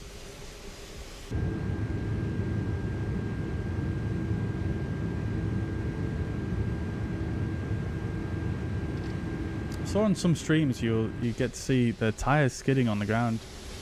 I wonder if those marks there, I just did those. Anywho, TCAS. T-A-R-A. Oh, it is T-A-R-A. Right. Okay, lovely. So, let's do this thing then, chat. Let's get the landing lights on. Let's see if they're working now. Yeah, it doesn't seem like any of the lights are on. Strange. Okay then, chat. To take off.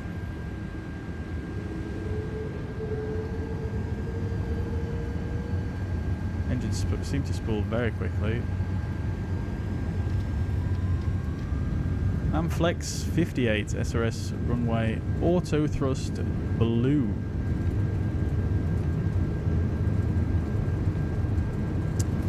$100 knots.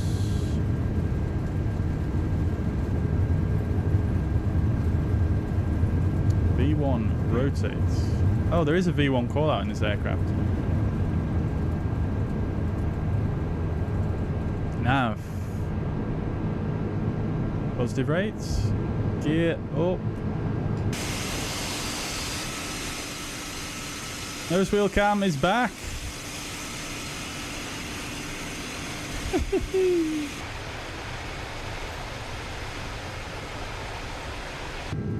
Oh wow, okay, I overpitched there by an extremely large amount. Oopsie daisies. Lever climb, thrust climb, climb.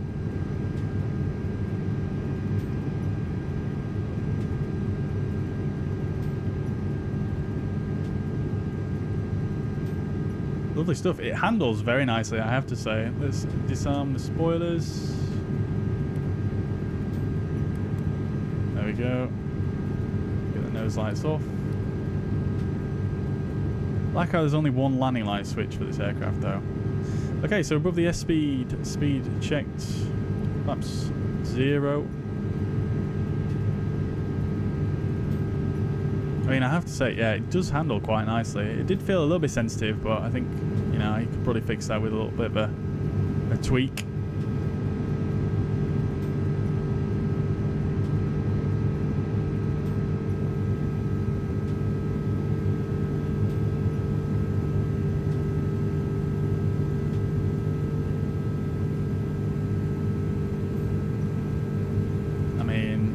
Most straightforward and boring departure ever, but there we go. Let's go to AP2.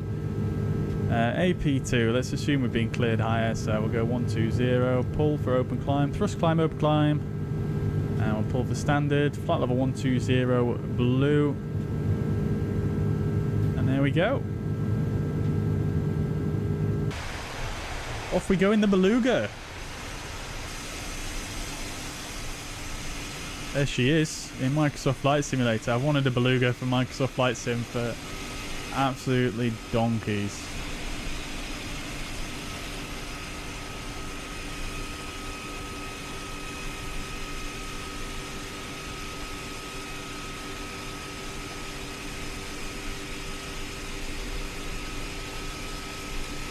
Yeah, buddy.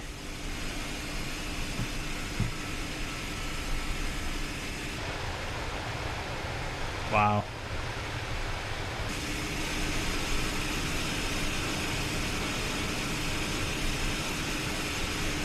Trees are looking a little bit weird coloured in this area.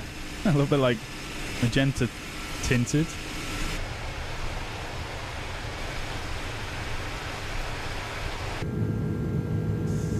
Off we go, chats. Off we go.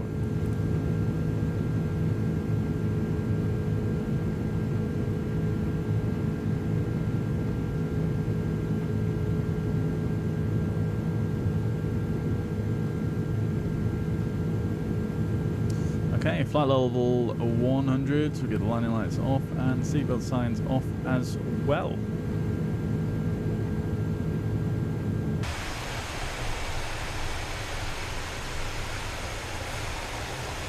Goodly, goodly.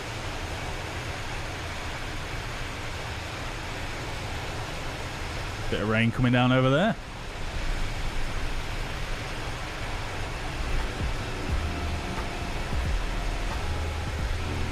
Oh, look at those clouds up ahead. You can see there is sort of a weather radar working in this aircraft, but I'm not sure if it's the same sort of setup as what we had. Oh, we're getting alt star there. Let's keep going up. We want to be 330, so let's go 330. So thrust climb, open climb, alt cruise blue, flight level 330 blue. Lovely stuff. Is our cargo still upstairs? Shall we see? It is. Very nice. Very, very big wings, aren't they? Look how big it is back here, though. Like, there's my other camera. There we are. It's such a big cargo hold. Absolutely insane.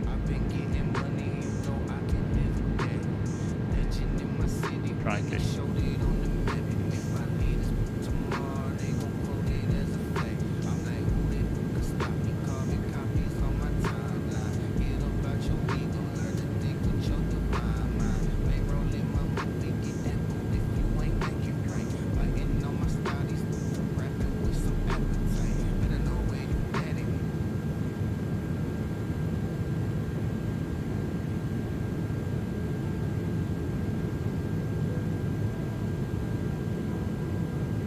Stuff.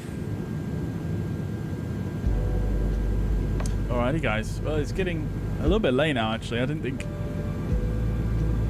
I mean I started the stream later than I wanted to. Maybe we won't get time to do the 737 MAX today, but we'll see how long it takes us to do this flight. It's new cruise flight level 330. Is that not what I planned? Thought it was. It's saying 22:14, so that's just under 2 hours in the cruise here. Well, the rest of the flight, should I say, but yeah, we'll see if that prediction changes at all. It seems to be flying pretty nice, though, I have to say. Like, it's following the flight directors quite well. Like I say, it felt quite nice to hand fly.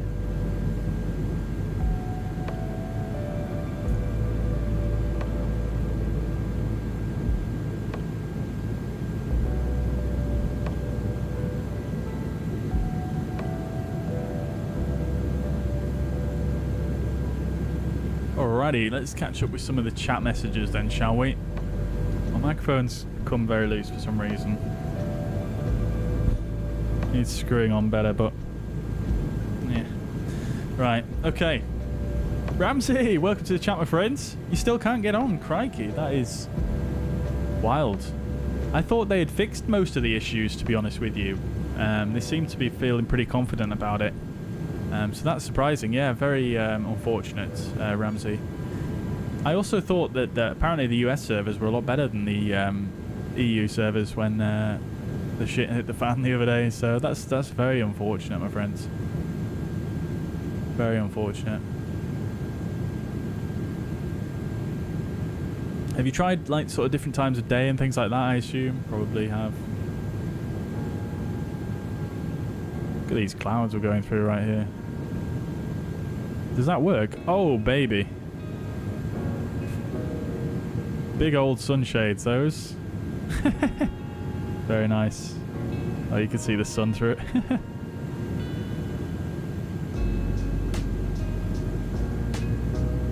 Very good. Very good. Yeah, that's super unfortunate, Ramsey. I mean, I was there too. I was right there with you for you know, pretty much every day until yesterday, where it started to work a bit better.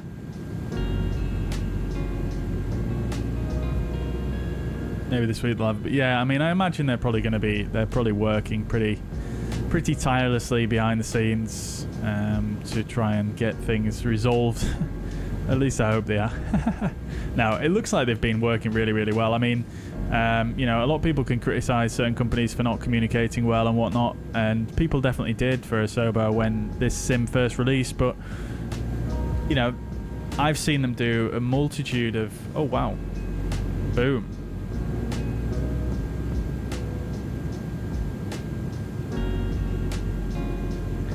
these are the more sort of cirrusy type clouds that they added to this sim, isn't it? But yeah, I mean, it seems like they've done. They've been really good with the communication, in my opinion, from what I've seen.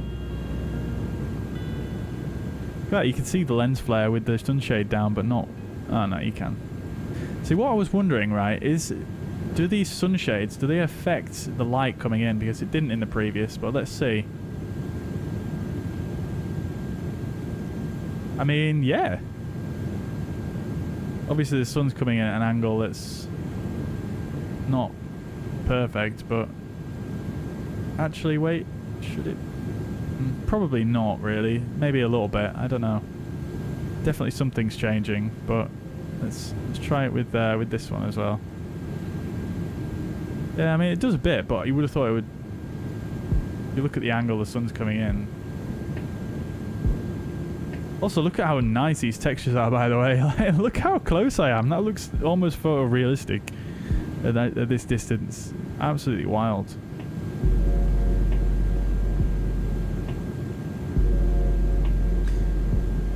Absolutely wild. But yeah, fingers crossed, Ramsey, that it gets better. But what was I saying before was I think the communication's been pretty good. They've been updating, putting sort of pinned posts in the forums, if you like, and adding on social media and whatnot. And I think even Jorg has been sort of putting his name to some of these statements as well, which is pretty cool to see. I think they've communicated quite well following, you know, what was a pretty catastrophic first few hours of the release.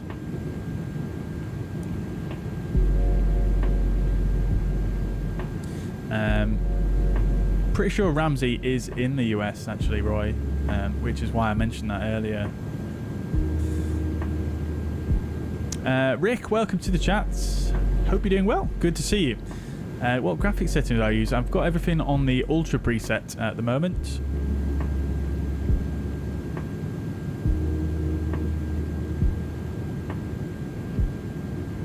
Looking forward to the developer live stream on Wednesday. Oh, there's one on Wednesday. I didn't know that. Yeah, I'll be very interested to see that one, actually. I think I'll watch that one. Nice. Very good.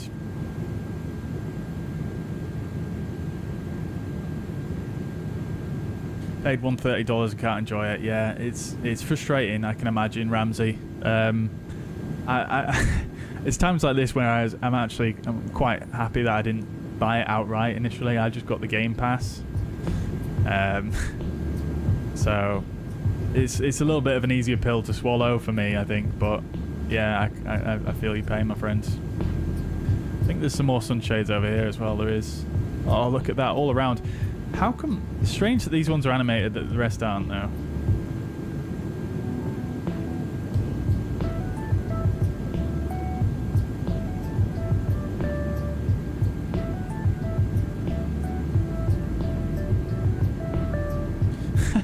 Very cool. Got all the sunshades out now, guys. All the sunshades.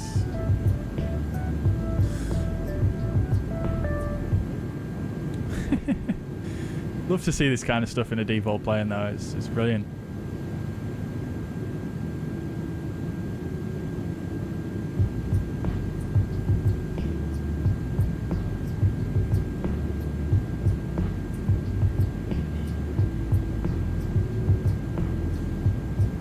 I predict there'll be at least 20 people watching on Wednesday. Oh wow, yeah. I think there's yeah, definitely going to be at least 20 or 21.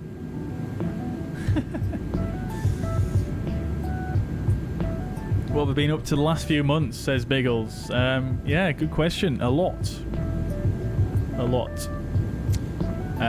Where do I start? I mean, I think the last time I streamed was just shortly before I went to Malaysia, wasn't it? Which is, I mean, such a long time ago now. Hang on one second, let me just turn the music down a little bit.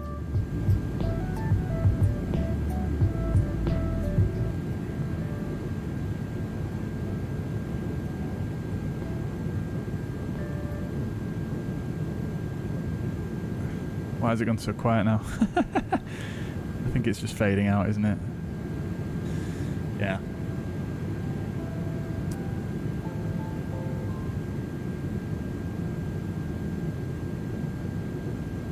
Okay, yeah, so, I mean, I don't know where to start with that question. There's a lot of stuff.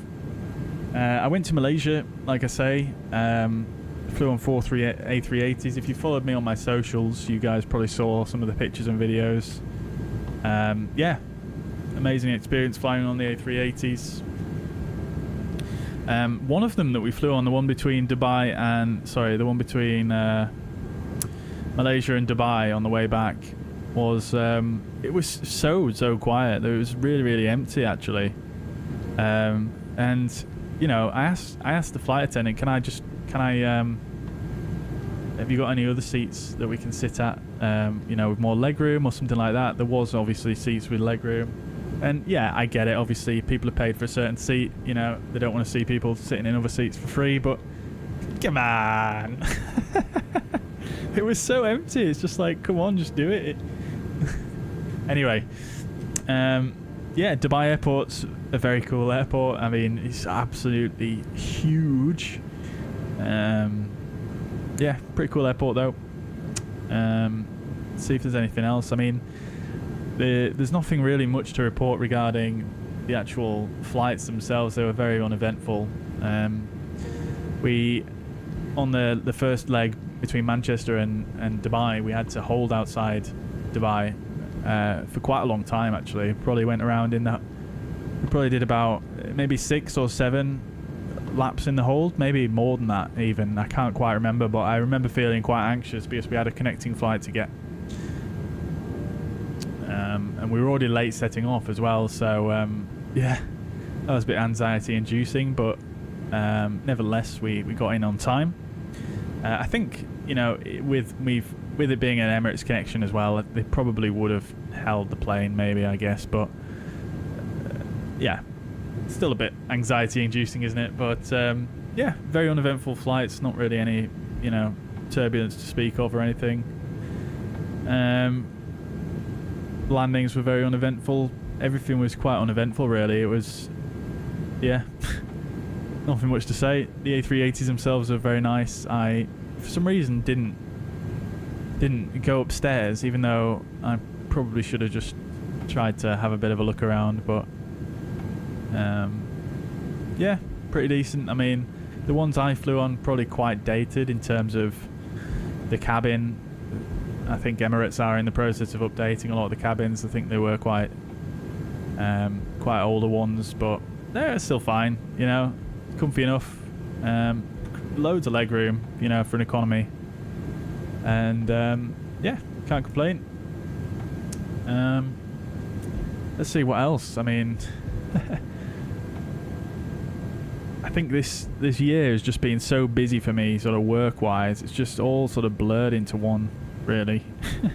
There's not that much to really report, to be quite honest. I've just been working loads and loads, and it's just been, I mean, it's great, but it's also just a lot to do. Hence why I've not been streaming much, because it's like whenever I have some downtime where I would normally stream. Oh, what's going on here with the speed? It's targeting what's that, Mach point, I don't know, 0.6 something, but it seems to be flying right on right underneath the overspeed. Right.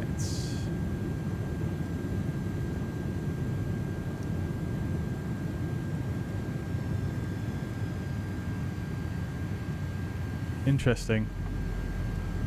Yeah, so it's targeting around Mach 0.65. Oh, it's adding thrust again though. I'm not sure, that's a bit strange. I feel like let's see, yeah, managed 0.69. Okay, that's okay.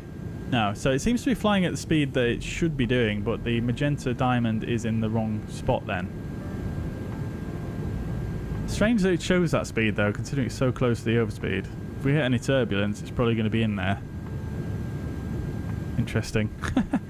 We'll let it do its thing and see what happens anyway. Yeah, what else was I going to say now? Yeah, just busy.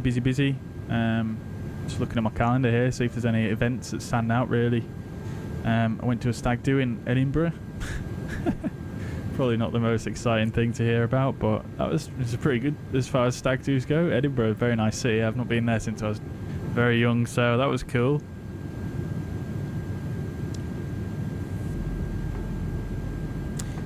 There's another game I play actually called Hunt Showdown. You guys may have heard me talk about it before. Very good game, I really enjoy it, but yeah, they did a huge like V2 update over a few months ago, and it was just it was so badly received. Like, I mean, it all worked and it was fine, and they did a new map and the map was great, and they did a new engine and the engine was really nice, but they made this user interface which is just absolutely just rubbish. Like, if you think the user interface in Microsoft Flight Simulator is bad, like, you should see this. This is just absolutely terrible. They just went way over optimized for like console, and apparently even on console, like, it just wasn't really very good either. So that was an interesting experience. Anyway, I haven't really played that game for a while now. I've been playing more.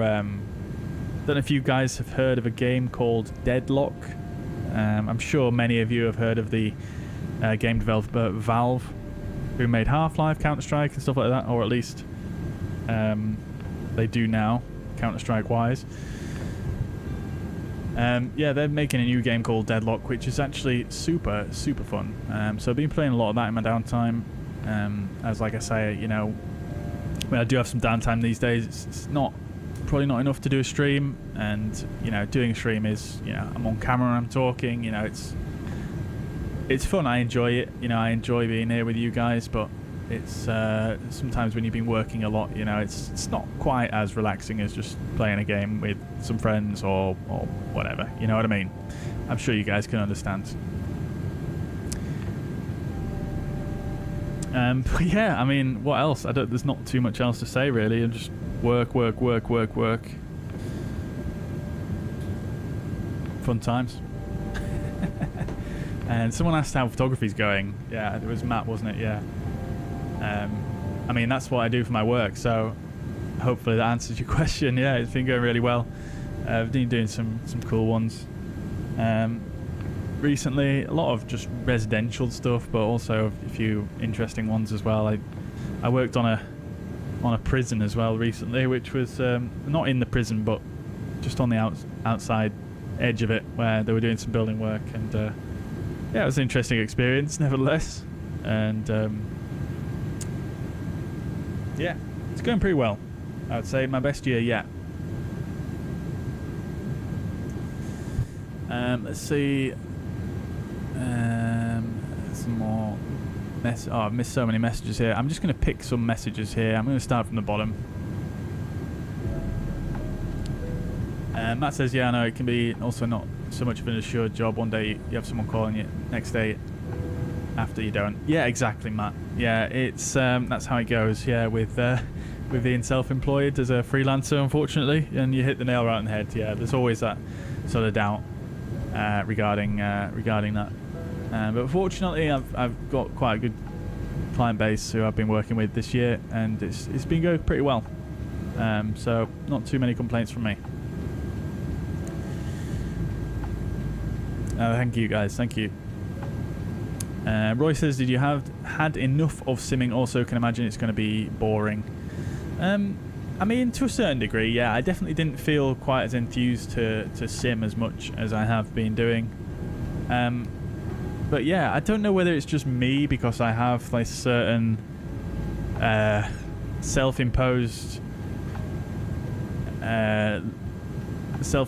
requirement to have to, you know, flight sim and do it all proper. You know, I can't just do up the sim and just fly wherever. You know, I like to, you know, get the sim brief out, you know, get the weight and balance right, do all the ground services and all that stuff. And sometimes it can feel like a little bit of an arduous, not arduous, that's the wrong word, but it can be feel like a bit of a handful just to sit down and do. So maybe that's my own fault, but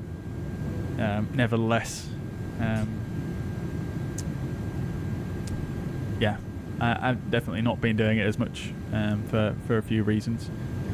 That probably being one of them, I guess.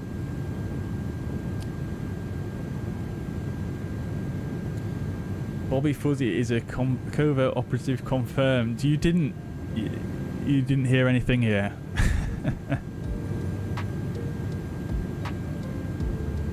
Good to be busy with work, but time to start streaming more. Yeah, I mean, this sim's got me excited again about doing it, and yeah, I'm looking forward to doing some more streams. I think what I'm going to try and do on the channel is probably do some more short form content as well, like YouTube shorts. I've been doing a few of those. I quite enjoy doing those, and maybe some, you know, normal videos, but you know, just shorter in length. But yeah, we'll see how it goes. I tend to struggle to do short things though, because I just waffle on for ages.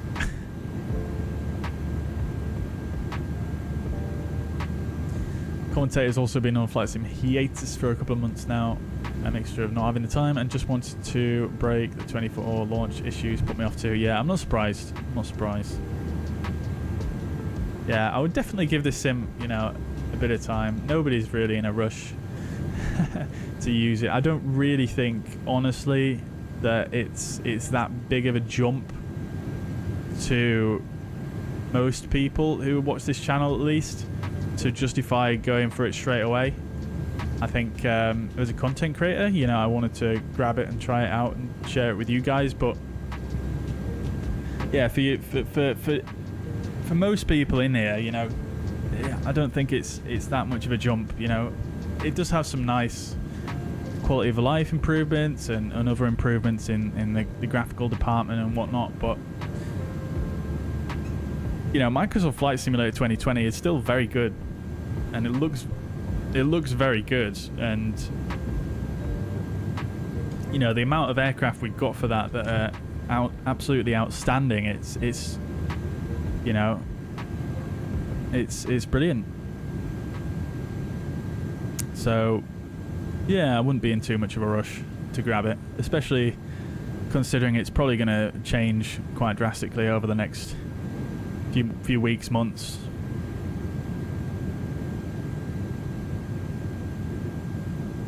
Matt says that myself as an auto learner photographer, I'm starting to get better and better, so I'm very proud. Very nicely done, Matt. I've also started getting quite a few no days where I take barely any photos. Oh, so are you doing photography as a profession as well, Matt? Are you a freelancer or are you just a hobbyist? We enjoy the waffle. I'm glad we enjoy the waffle, Biggles. Roy says absolutely right. I was getting enough of the loading times of 2020. Now with 2024 is released, loading times are within limits. Started with 3D scenery design for the sim. I'm loving 3D. Amazing, amazing. What are you working on at the moment, Roy? If you can say. I don't know if it's a secret project or anything. But yeah, loading times are very nice, I have to say, with the new sim. I'm very impressed with them.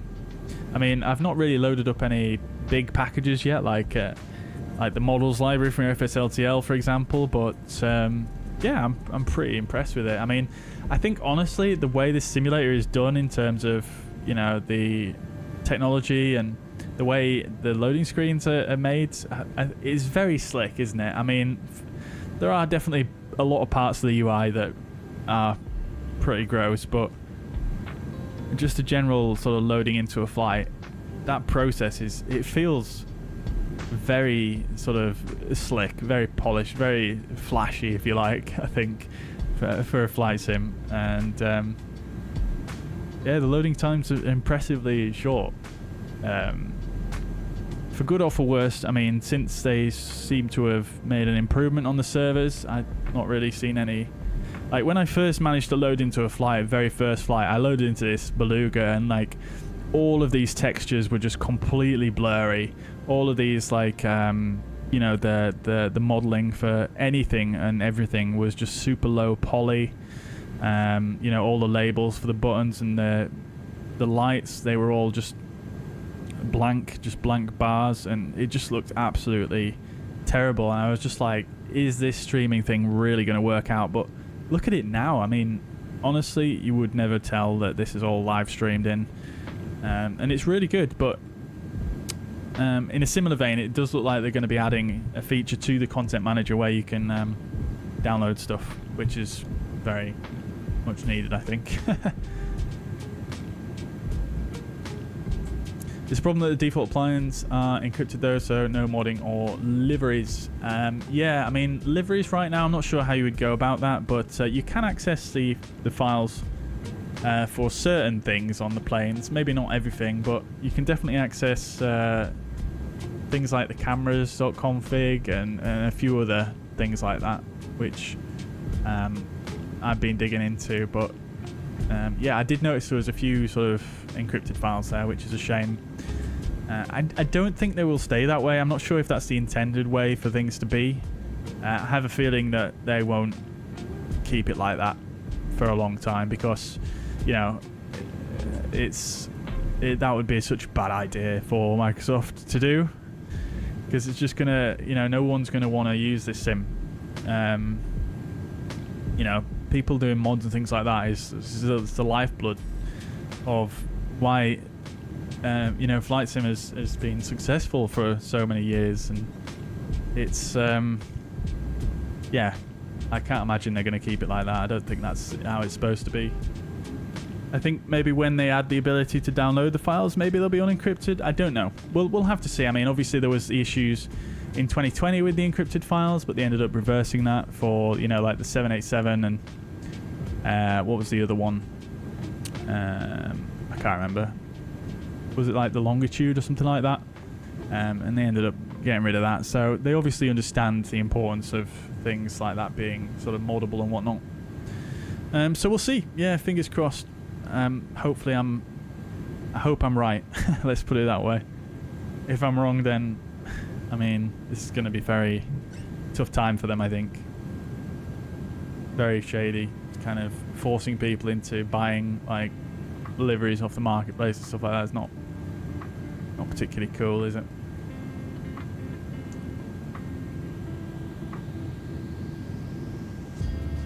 Oh, you just do it as a hobby, Matt. No worries. Yeah, I get you. Yeah, I mean, you just got to keep trying new things and find what you like.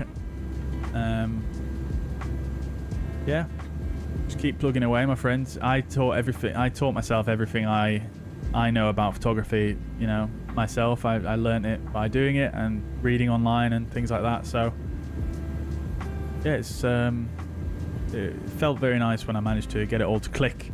What kind of photography do you do? Roy says I actually helped ST Simulations with their EHBK. Oh, amazing, Roy. Yeah, I think I remember you mentioning that to me. I actually have that scenery, but I've not managed to check it out yet. Yeah, really cool. Yeah. Matt says my grandma, when she died, left me a camera because she had kind of got me into photography, so I also do it for her. Oh, that's really nice, Matt. Really nice. And I'm sorry to hear about your grandma, of course. But yeah, that's really cool that you can kind of sort of, you know, connect with her when, you know, sadly she's not here anymore, through the photography. Very, very cool.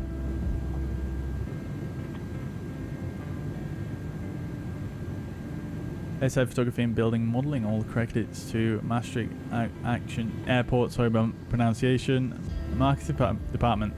Very good, very good. That's so cool. I would, to be honest, I would like to be a part of a project like that. I'm half tempted to speak to what they called,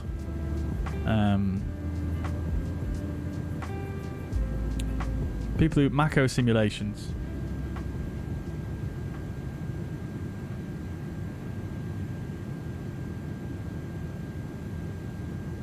Because they're making a new, an updated version of Manchester, aren't they? That'd be really cool. It's like we're over the sea now. You can just see it through the clouds there.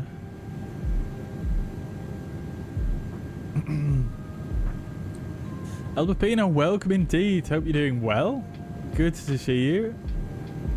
Hello, hello. How's the Fenix going in 2024? Yeah, pretty good. I mean, I think some people in the chat are having some issues with it crashing, but I think we just did a flight in it just now. By all means, rewind the stream if you want, but it worked really quite well, actually. Really well.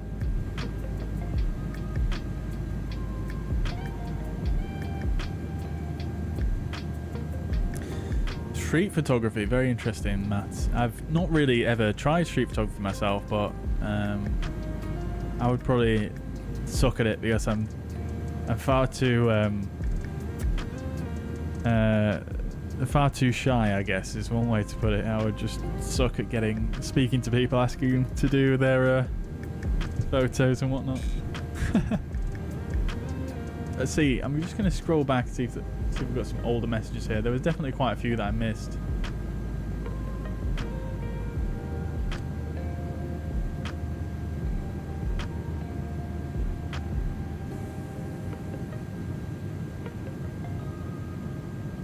That's the reason Emirates is moving their business over to DWC Al Maktoum in the near future. Is that a new Is that the new airport they're building in Dubai, or is that somewhere else?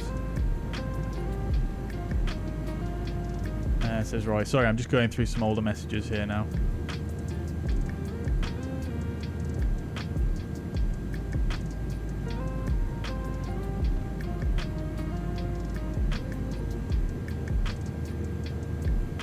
Chris says, I love the Heineken lounge at Dubai Airport. I never actually, I don't think I saw that one. Met and became friends with a pretty famous musician in that bar some years ago. Very good. That's very cool. I think you may have potentially mentioned that before, but yeah, very, very cool. Can you reveal who it was?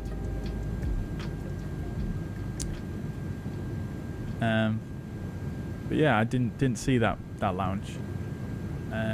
Commentator says, transited through Dubai on my way to and from India. Both times I had to rush through to catch the next flight immediately with staff escorting us. Crikey, yeah. That does sound stressful. Emirates is so strict. I'm glad it's not just me they're strict with then.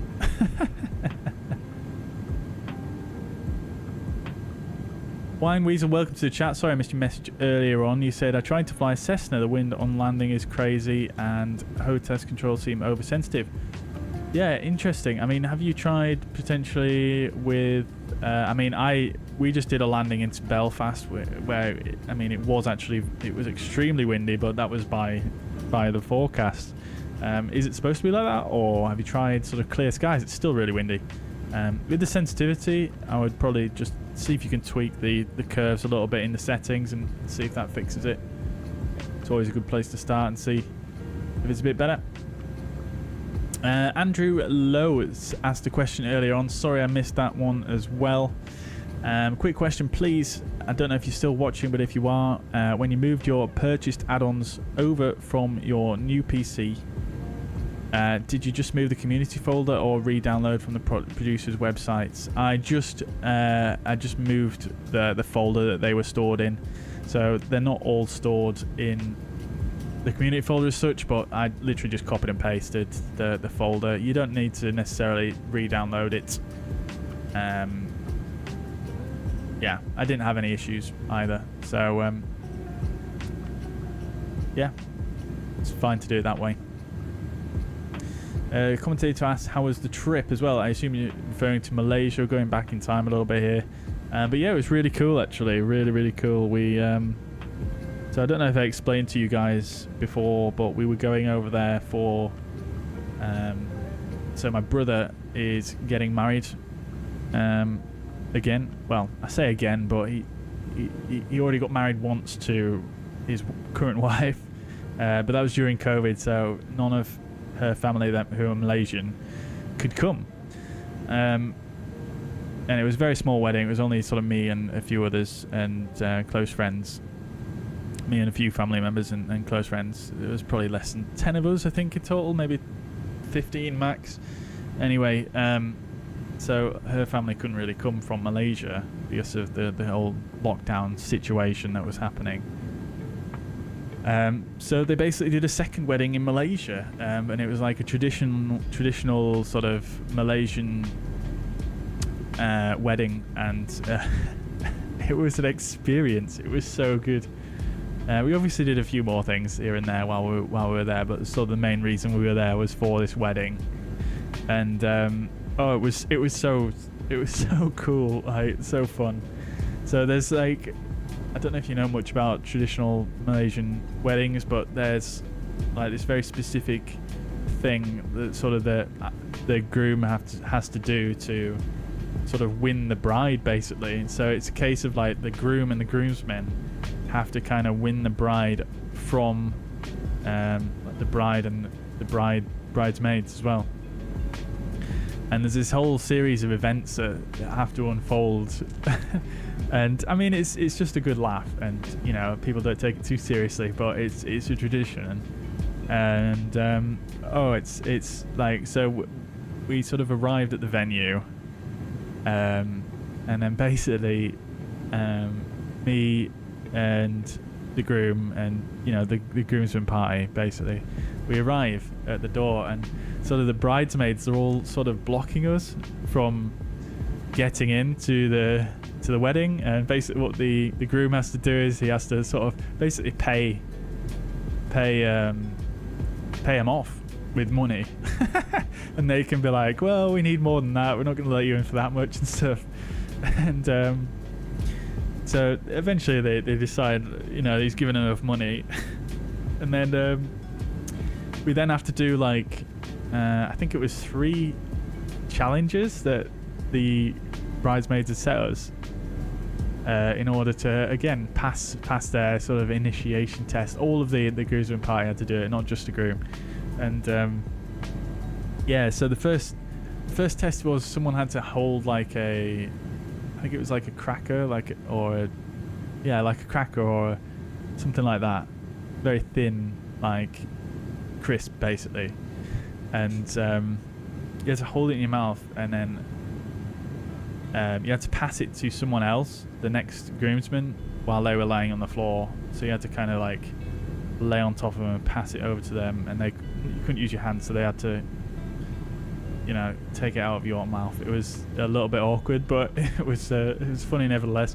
And then there was one after that. We then had to put some boxes on, obviously over our trousers and whatnot, but we had to put the boxes on without using our hands.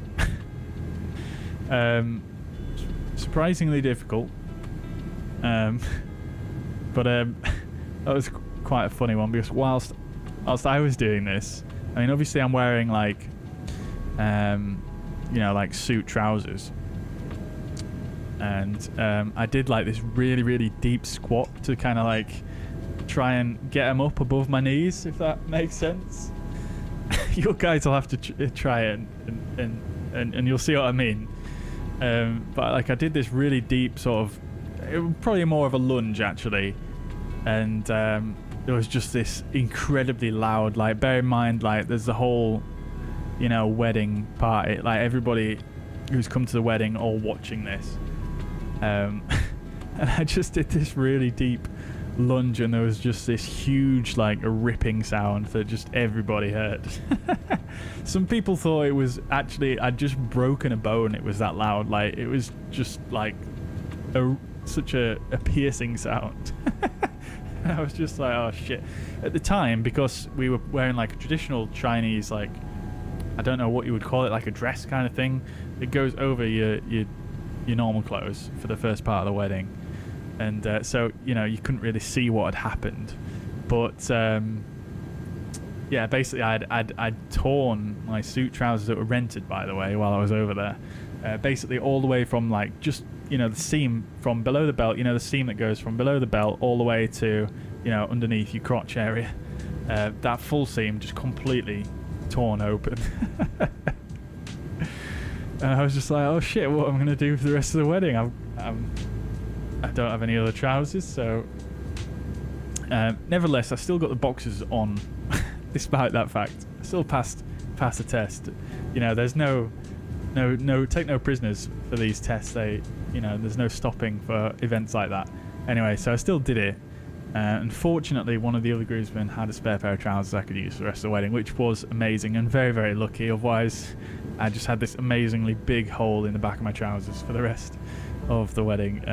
But yeah, it all worked out. And then the third one was I had to, or we had to take like a peanut out of a bowl with chopsticks and then put it into another bowl.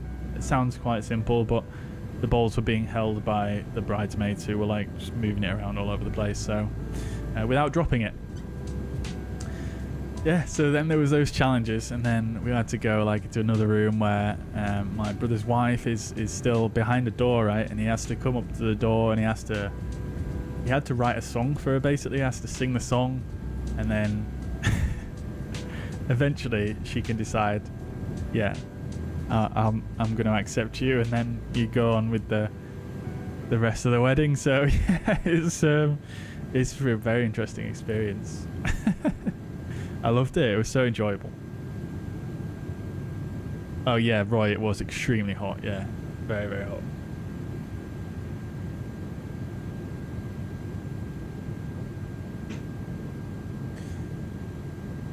Not too difficult. No, I mean, it sounds probably a bit worse than what it was, but they did good with the challenges though. They were like just on the edge of not being too hard, but not being too easy.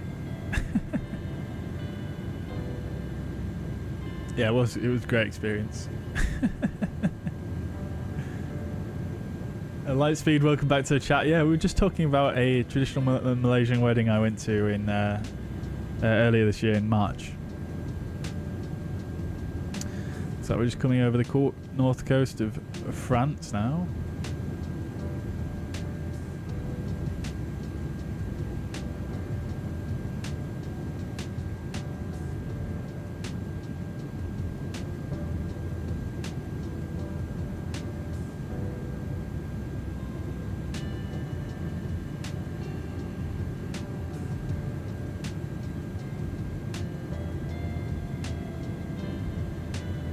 Sasha, welcome to the chat. I hope you're doing well. Good to see you. Welcome back. Welcome back.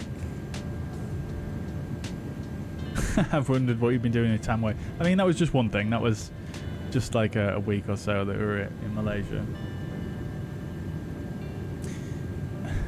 I mean, I would happily do that multiple times a year, though. It was such great fun.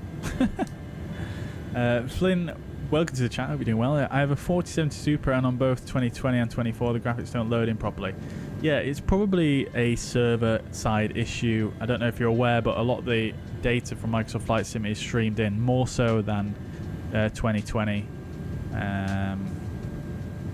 Especially in 2024. So it might be a server issue, although 2020 should work fine. Is it any part of the graphics in particular that's not loading in 2020?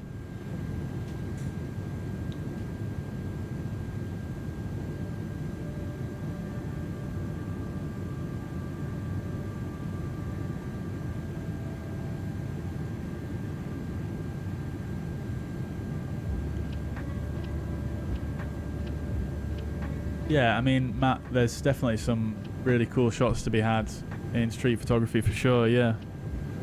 100%.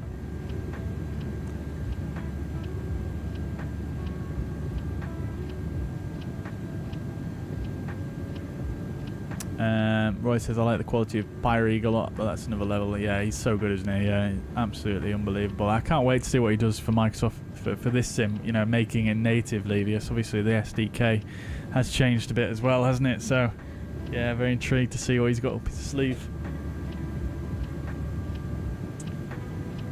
Tim says, do you use a VPN? That was the way I got the sim downloaded, by putting myself in the USA. No, I don't. I mean, I have heard that people have had success with that, but no, it seems to have gotten easier, better in the UK. It seems to have improved somewhat since launch, and yeah, it seems to be doing all right now.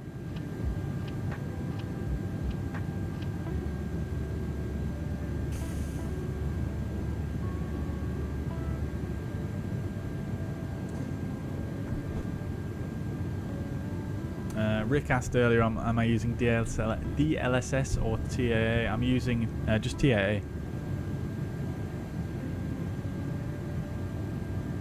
I do have frame generation on though. Chris says, sad to see that the sunshades don't colour the light yet. Yeah, it'd be really cool, wouldn't it? Having said that though, they didn't affect the light at all in 2020, so, you know, Slight improvement, I guess.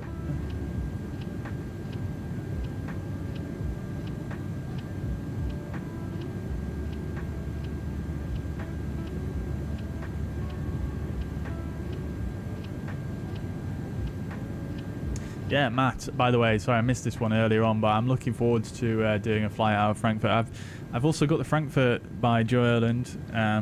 I expect that's a fantastic scenery. I've not managed to do any flights out of it yet, so I'm looking forward to doing that. Maybe we'll have to do an A330 stream out of there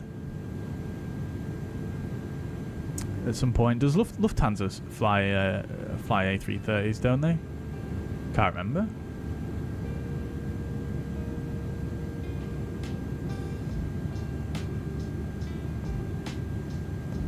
Yo, Manacles here. Welcome. All the old faces are popping in today. Love to see it. Welcome indeed. I'm doing very well. Yeah, thank you very much. How are you?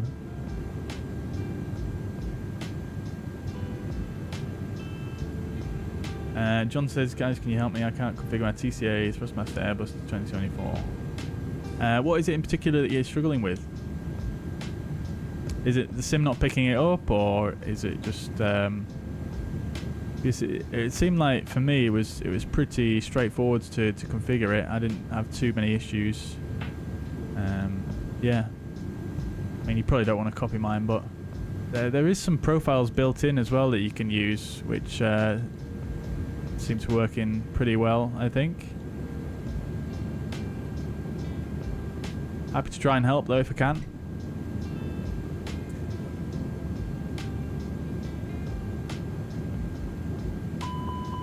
Oh dear, what's happened? Oh, we're overspeeding.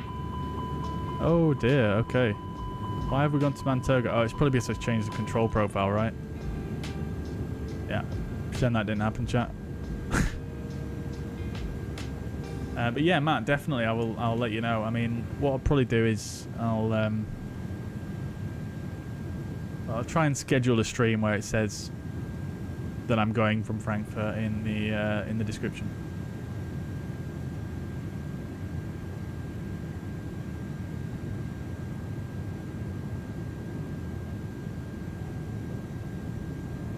When we're speaking of bindings, by the way, chat, I did a bit of a deep dive on the 737 earlier on today, because obviously I thought we were going to be flying it. These clouds look very, very bright, don't they?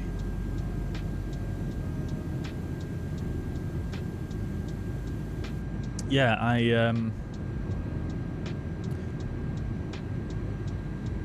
had a bit of a dig in. I mean, I noticed there's this sort of in the controls.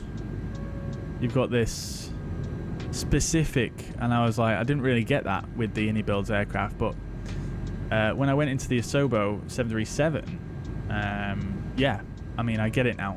What they've done is they've included in absolutely tons and tons of keybinds. I guess it's probably down to the developer that can be specifically used for that aircraft.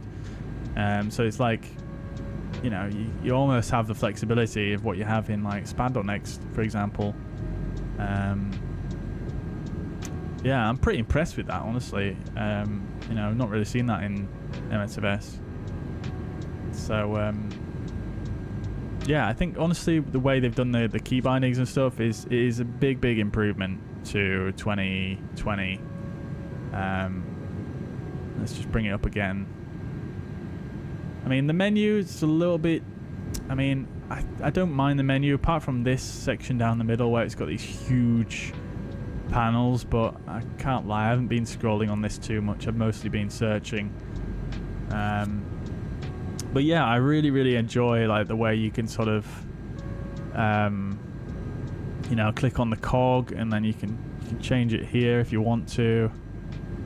But you've got all these options now that we just didn't have before, like, you know, input repetition or delay or set control on release. We did have that before, but you can specifically tweak, you know, the curve as well for specific binds. Obviously not on a keyboard, but yeah, I just think it's. I mean, does this need to be a separate menu? Could they just put those options, you know, there? They also need to mess around with the font scaling, because that's a bit dodgy as well, but In general, it's a big step in the right direction. I think it's much more robust. I think, although I do use SPAD.next for a lot of stuff, you know, I'm definitely, it's a bit easier to do, and I like the fact that you can bring up that control panel as well whilst you're in flight and change stuff without having to pause it, which is really nice. It's actually really handy for setting some bindings as well. Like if you're messing around with the throttle axis and you need to get like a, you know, and you need to adjust like a dead zone or the what's it called, the center point on the curve. Yeah, it's pretty nifty, I think. Really well done.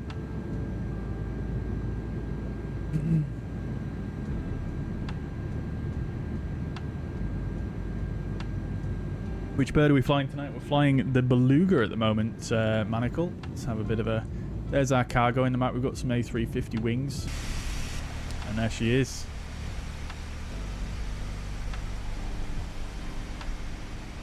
BelugaXL, should I say. Absolutely. Looking absolutely stunning. So nicely done in this sim. John says, for example, when I put climb on my thrust in the plane, it is like toga. Right. Okay. So, yeah, what you need to do there is, John, so what you'll need to do, bring up your controls options here. So if I just find my throttle real quick, like this. So I've not got it bound in here because I use a separate program to do my bindings for the throttle, but if I swap it over to this profile, for example, you can see here. So for some of the planes, you'll want to use this one, not to 100%. So you'll want to try, if I go throttle 1 here, just search, you can see there's a throttle 1 axis, but you can see there's also a throttle 1 axis, not to 100%. In some aircraft, you'll want to use this. Some aircraft, you want to use this. It's just a bit of experimentation. But number 2, what you'll want to do is, I assume you're talking about like an Airbus aircraft when you're talking about putting it in climb. What you want to do is you want to click on this cog here and check the curve.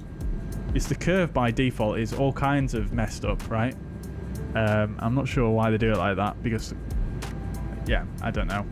But anyway, you want to make sure the curve is like this, 0, 0, 0, 0. So it's a full straight line like that and not anything different. Then once you've done that, again, if it's an Airbus, you want to come to the tablet here. Oh, speed breaks out apparently. Yeah, so then you'll want to come to the tablet here, go to the options page and click on open throttle settings, and then make sure that you are calibrating it. I'm not going to move my throttle right now because obviously we're in flight, but you want to select the options as necessary. If you've got a TCA, you want to go reverse on axis, yes. And then you want to go through set toga, set flex MCT, set climb, set idle, and make sure it's all nicely in order like that. And that should get you sorted. Hopefully that helps.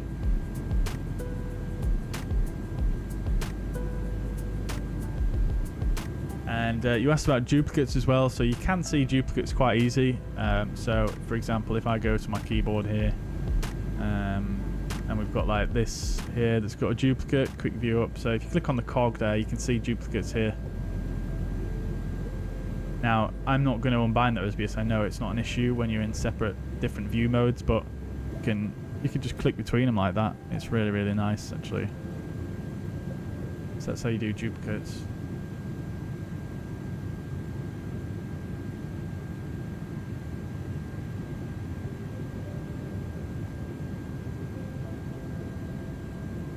I'd love to see a flight into Stockholm Bromma, as I can't fly, and see how Stockholm look in MSFS24. Yeah, sure, I'll put it on the list, Chris, as I've probably said many times before.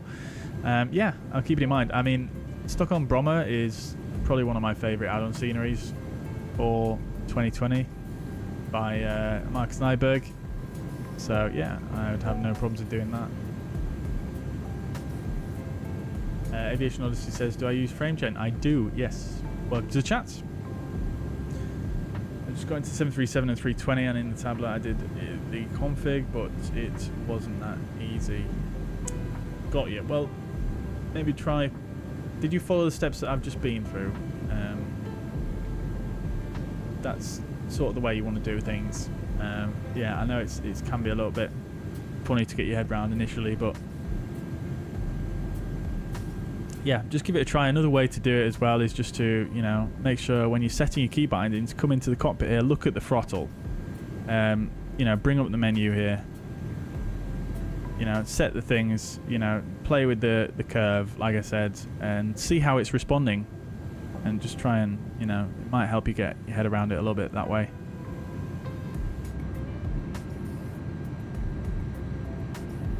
So do you configure it from the controls or from the tablet of the plane? Both. Both. You need to use both.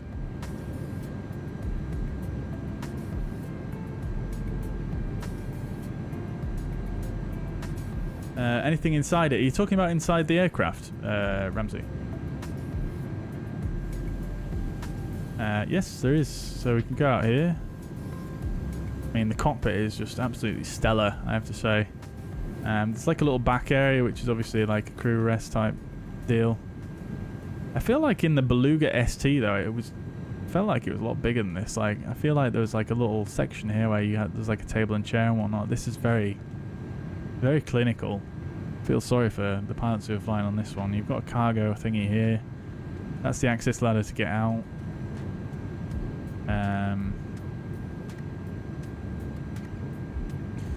Coffee machine, of course, and then this is a ladder to get up here. You can just slide on up, and then this is the main cargo hold, which is very impressive.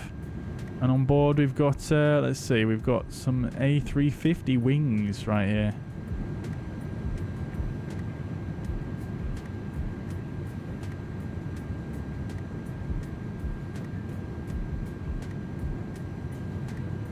Very, very big wings.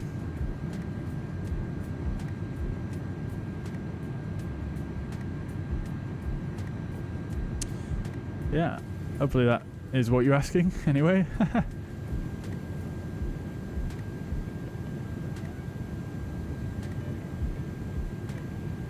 Yeah, the 737 is much easier to set up throttle wise, isn't it, Roy? And of course, it's quite a good airplane, just had some issues with the auto throttle not targeting the right speed, but good plane though. Oh, very good, good to hear. We were going to do the 737 MAX next up, but probably not going to do that now. It's getting a bit late, so yeah, probably do that next stream.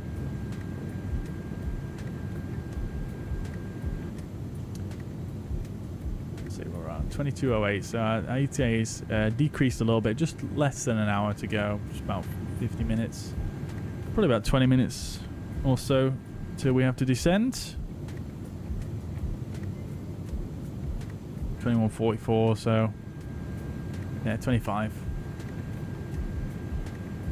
John, I hope that helps. By all means, feel free to drop back in if you need any more help.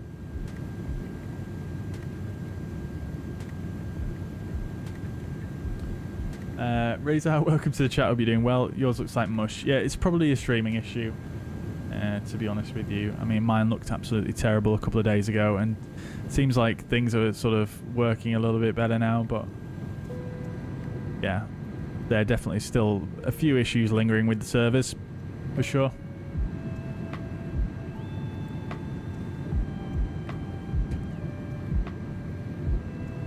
Ooh. Excuse me.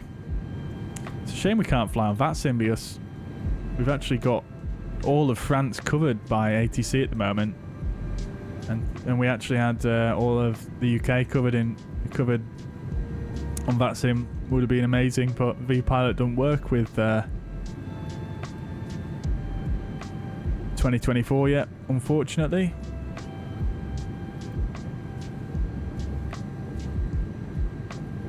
Oh, actually, I don't know. Maybe SimToolkit Pro is telling me lies.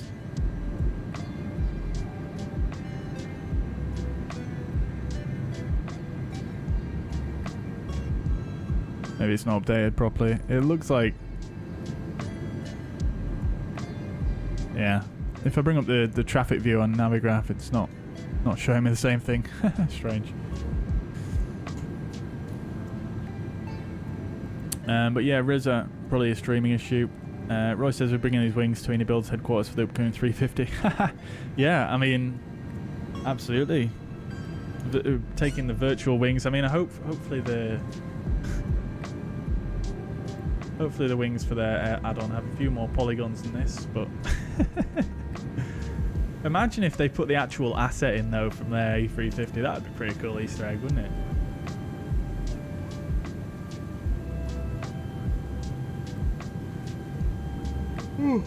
Excuse me. Repallet in FS24 yet? Nope. Meant to work by Wednesday. Amazing. Very good. Glad to hear. Looking forward to it. Oh no, it was released today at 2100 Zulu. Oh, very good. Let me try it out.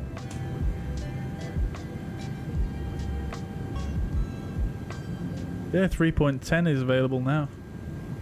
I will install it. Not going to connect right now, but very good. Thanks for the information, the commentator. Appreciate it. It's like all of the FS24 add-ons are coming out today. It's like people are working overtime to get this stuff to us. How cool is that?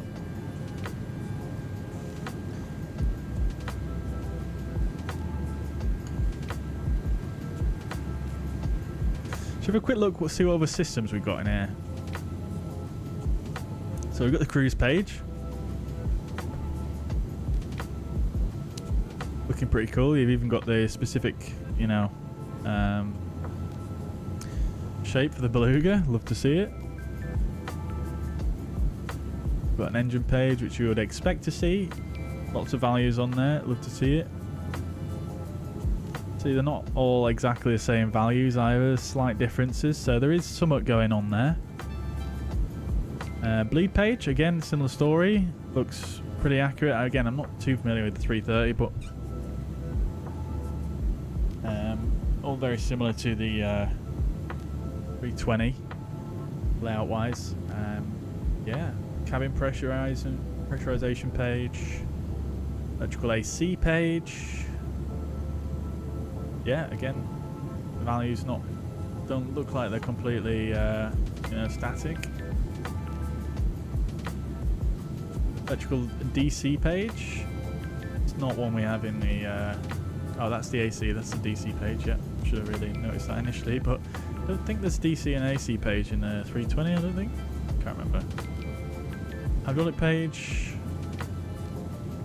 APU. We've got air conditioning page. This is a very complex layout compared to the 320, isn't it?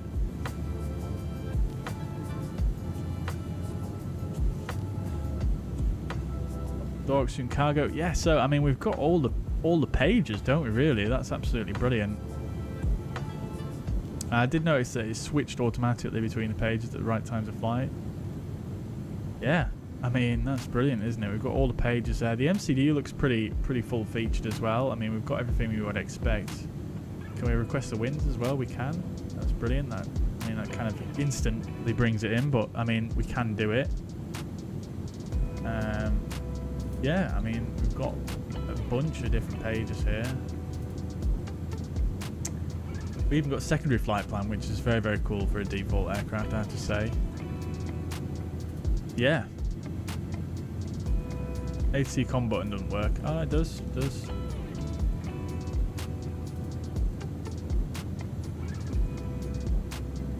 Can't really do too much with it, though.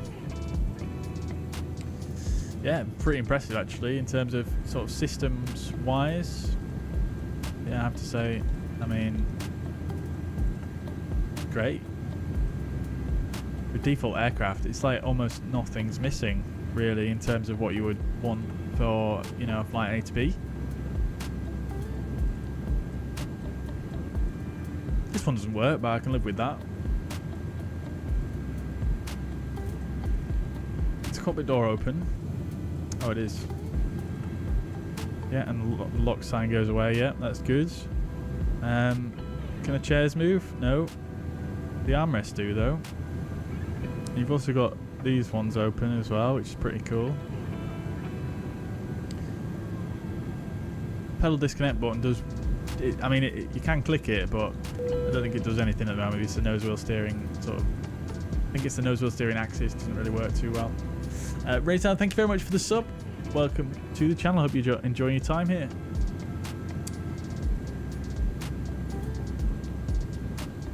Yeah, pretty impressive. I mean, honestly, this for a default aircraft, absolutely fantastic. Does the feet rest work? No. Tray table does though. Very nice smooth animation.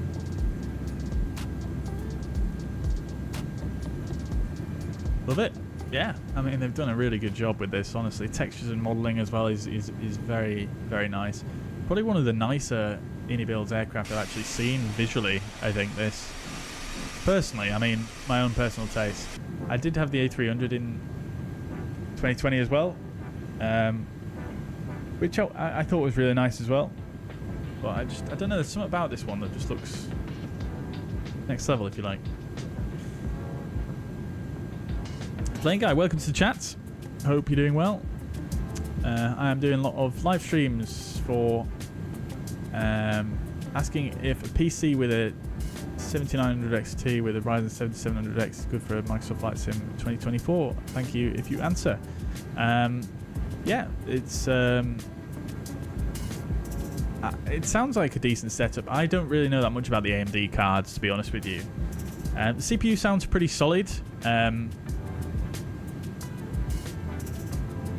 Yeah, I think it would probably be decent. Yeah, I mean, like I said, I don't know much about the AMD cards. If you're using the PC that you're going to be simming on, if you're streaming on it as well, I would definitely consider a NVIDIA card, just because they do better.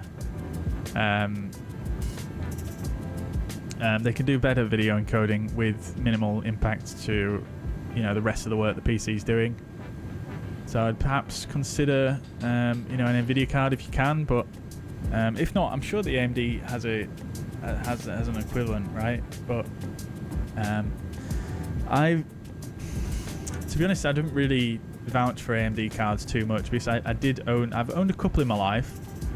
The very first PC I built was an AMD card, and that was fine.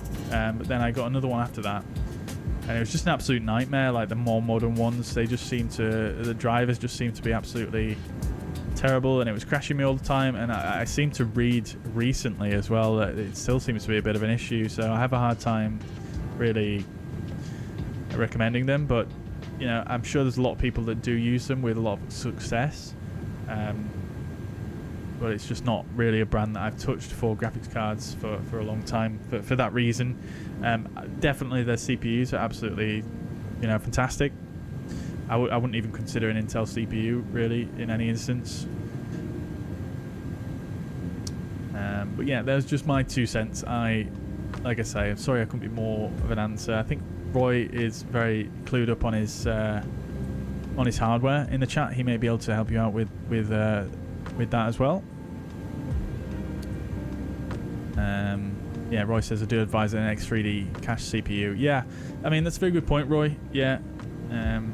However, I have read that for 2024 they're not quite as advantageous. Oh, look at this! Look, it's got ripples in it. Or is that just a reflection? But yeah, I read that they're not quite as advantageous. I mean, obviously it's working really well for me here. We've got over 100 FPS, but yeah, I don't know if there's too much truth in that matter or not. Let's check out the task manager. Actually, I've not really looked at that since this sim launched. I mean, I'm only getting 40% utilization of the CPU, which is not great, is it? But it's pretty. I think it's probably better than 2020. And the GPU's about 65%, which again is not particularly great considering I've got everything on ultra settings. So yeah, anyway, that's the task manager if you want to have a look.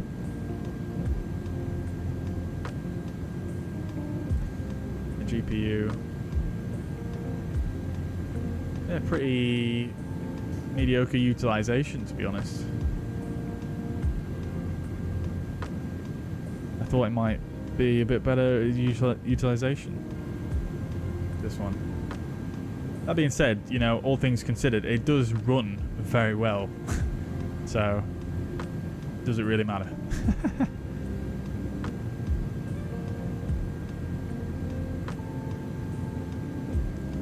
Thank you very much for subscribing, Aviation Odyssey. I appreciate it. Thank you, thank you. Hope you're enjoying it here. Anyone else who is new as well, by all means consider subscribing or hitting the thumbs up button as well.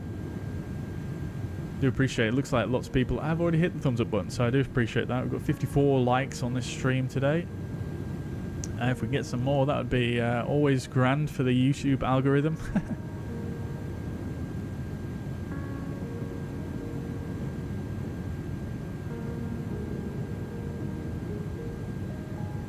Yeah, I reckon any of the 9000 series are going to be absolutely brilliant for this sim. To be honest, I would love to get one of those myself, but like I can't really stomach it. I only bought 7800 X3D, like, you know, within the last, what was it, 6-7 months. So yeah.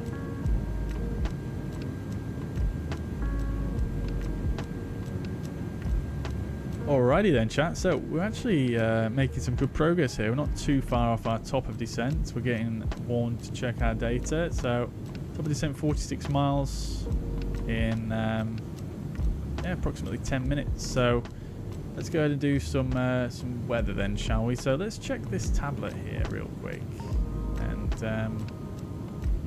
we'll go LFBO weather. Last update 21:33. Okay, interesting. That ATIS says 13:30 Zulu though.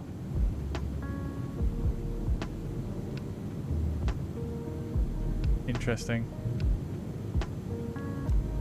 Oh wait, hang on. It's using the sim time. Oh, I see. Oh my god. Wait. No, it's not. Why is my tablet saying 1:30? Is it using the sim time? Why does this say the right time? But that's... I'm so confused. Time, oh wait, we're at 13:32 in the sim. UTC. Okay, so it is using the sim time. I see. Okay, so that makes more sense. Right, so this meta, I guess, is not... I don't think this is a real meta then. Maybe it's just like a prefabricated meta, if you like. Potentially. That's why we're seeing discrepancies earlier. Let me check the real meta.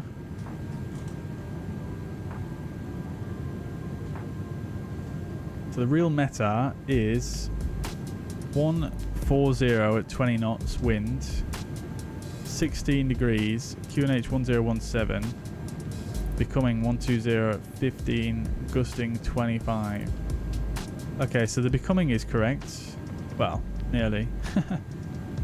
So it's very close, but it's... I wonder if this is like actually directly the weather from the sim rather than being, you know, the sort of the real world. Oh, look at this. This is pretty cool, isn't it?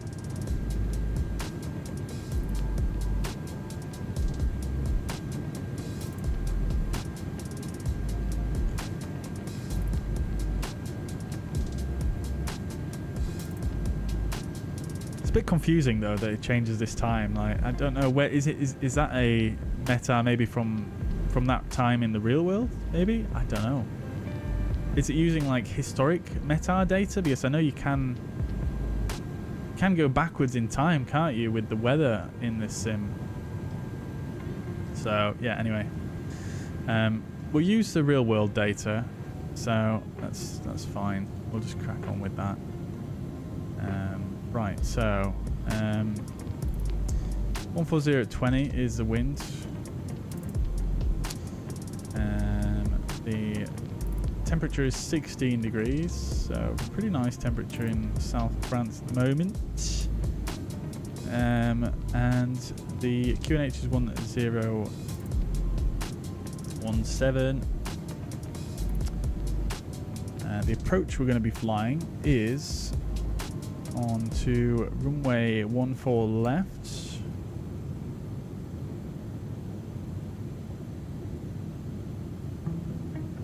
We should really do 14 right, to be honest, shouldn't we? Let's do 14 right.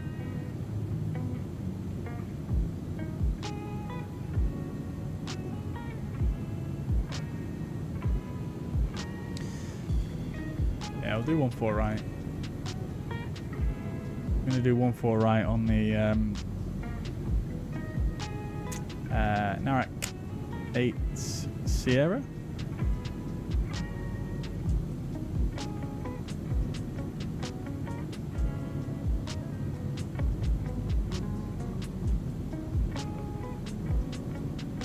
Approach via FUSAP.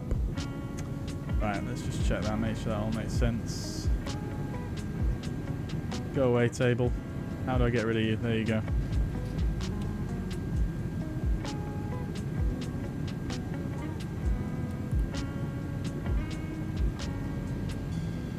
Okay, that looks about right.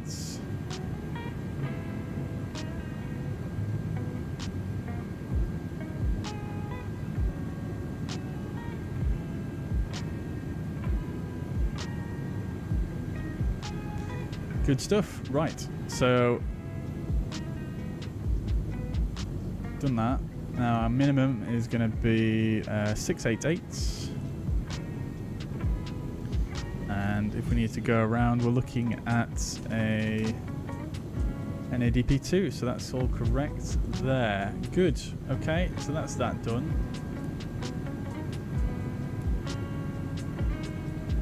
We'll do our landing performance. Can we do that? We cannot. Okay. Right. So that's where... Can you do landing performance on SimBrief now? I can't remember if you can or not. Let's do it on here. Let's try it. So you've got this performance here, don't you?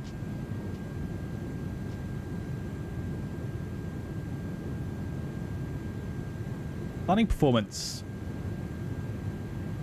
Aircraft type. Now, is it going to have it here? It didn't have it earlier in the drop down. No, it doesn't. Okay.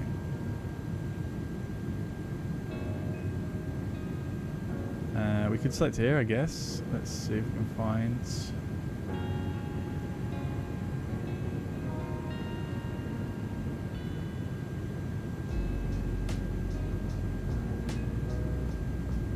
It's not there. I definitely added it earlier. Let me just double check what I did on SimBrief.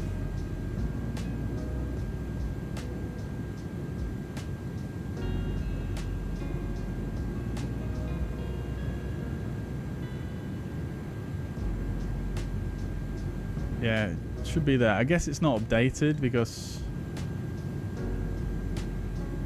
Can we refresh it?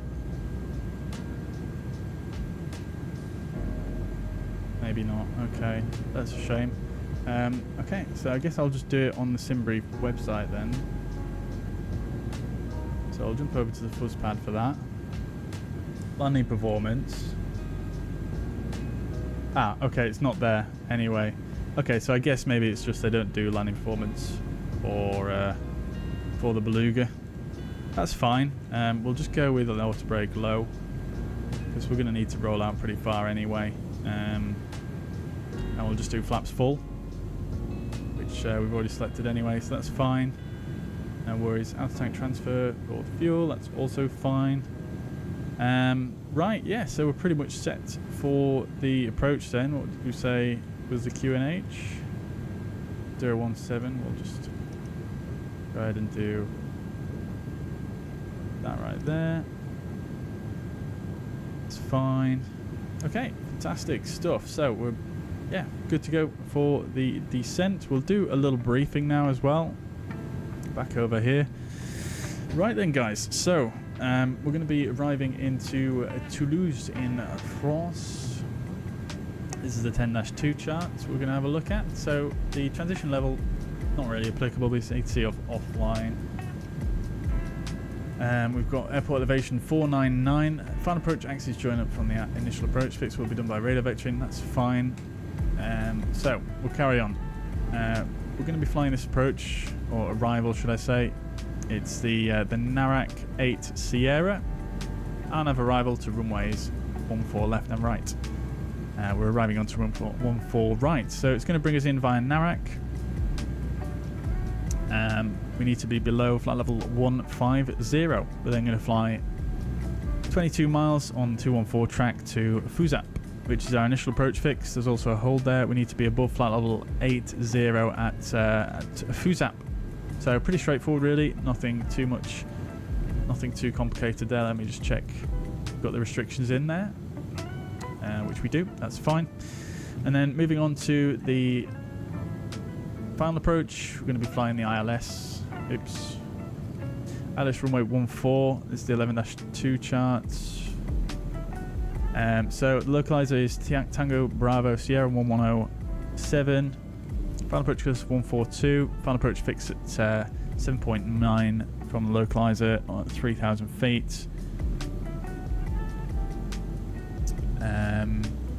Runway elevation slightly lower than the airport itself at 488. The MSA being based on the Toulouse VOR, 3,000 feet in all sectors. So the ILS itself is pretty standard. It's 3,000 feet platform altitude with the glide slope of 3 degrees. We've got PAPI on both sides of the runway. 688 is the minimums. And if we need to do a go around, we're climbing initially straight ahead to 5.1 TBS, which is the ILS DME. Then a left turn on to 016, climbing to 4,000 feet to intercept and follow 331 degree. That's the radial from the Tango Oscar Echo NDB, proceeding on radial 018 Tango Oscar Uniform to FUSAP, climbing to flight level 80 or as directed. So the go around altitude really is flight level 80. So that's what we'll put in. And then arriving, and this is the 10-9.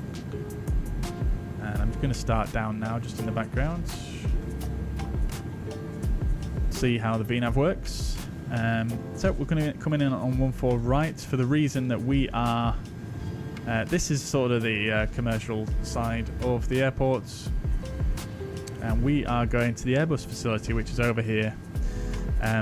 Belugas, they will usually park here. You can actually see it's marked here, parking area Beluga. So we're going to park in there. So we're coming off 14 left, 14 right, sorry. I'm guessing we're probably going to be able to stop by Sierra Far here, so it's just going to be a right turn onto Whiskey and then through here, which I think is Sierra. I think this is Whiskey 40 here. Sorry. Yeah, we're going to go Sierra 4, Whiskey 40, and then Sierra 50 to the Beluga parking area. Should be pretty easy. If we have to roll out further for any reason, we'll just go Sierra 3, Whiskey 30 or Whiskey down to Sierra 50 and then to the Beluga parking area there. Yeah, that's it really. I'm not sure what stands these are denoted as within GSX, but we don't really need to use GSX though. We're not doing passenger stuff. I think probably what I'll do though is I'll pull the aircraft in here on the taxiway and not pull into a stand, just so that we can unload the cargo. We'll do that. And then we'll unload the cargo, and I'll put in a panel state for the aircraft and we can watch a replay. I'll try and remember to record a replay of the landing. So yeah, that's that. Should be interesting. Once again, the weather. Looking at still pretty windy still pretty windy in south of France, similar to Belfast even. Winds 20 knots, more or less straight down the runway though, so it shouldn't be quite as challenging. But it is expected to get worse with gusts of up to 25 knots, so could be a pretty spicy landing once again. So we'll see how that goes. Right, we're heading on down now, currently in the descent. We've got Des and Alt Blue. We're coming down to flight level 150. Let's see how let's push buttons now as well and just double check we've got correct frequency in, which we should do. 107 TBS, that's fine. 141 is the course, it's also fine. Good. Lovely stuff, chat.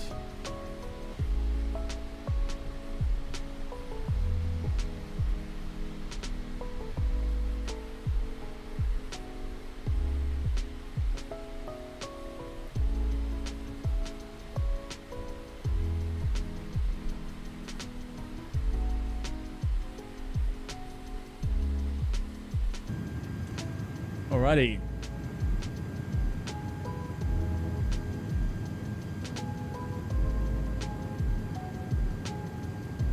Can't wait to get flying again after my exams in 2 weeks on Friday. Not flown in 6 months, suffering from personal issues and mental health stuff.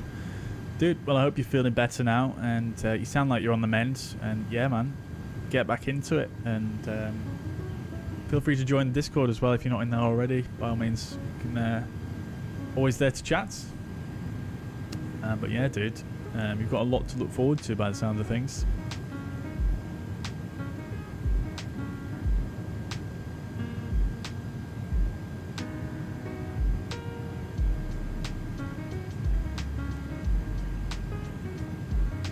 Dave, take it easy, my friend. Good evening to you. Thank you very much for dropping by. I'll catch you soon. Chris says I'm a bit torn now. Navigraph is great, but the free Lido charts are easier to read. Yeah, I mean, I do quite like the Lido charts. I mean, they're free as well. They're included with the sim. Yeah, I mean, when I first heard about that, I was like, damn, am I gonna drop my Navigraph subscription that I've had for so many years now? But I'm not sure I will. I don't think so. I think Navigraph, and I've said this before about Navigraph multiple times, you know, Navigraph are always improving their product. They're always, you know, they over the last few years they've innovated like hell on everything that they've touched. You know, the Navigraph Charts app has gone leaps and bounds over the last few years. Along with the nav data that they offer for the sim, you know, it's much. They worked so hard on all kinds of different intricacies that you would never even know are there. And now SimBrief, obviously they got SimBrief, didn't they? And they've absolutely, you know, overhauled that in a very, very good way. You've got all the add-ins for the sim, and you've got the avionics updates as well. And you know, I'm intrigued to see what they do next. You know, they are doing some really, really good stuff. You know, you've got all the weather layers now in charts, the VATSIM layers, and it's just really, really just a great package. That being said, you know, for the most part, I tend to only use Navigraph for the charts. You know, I don't really use it for planning or weather or anything. You know, usually I'll just bring that in from SimBrief or other sources.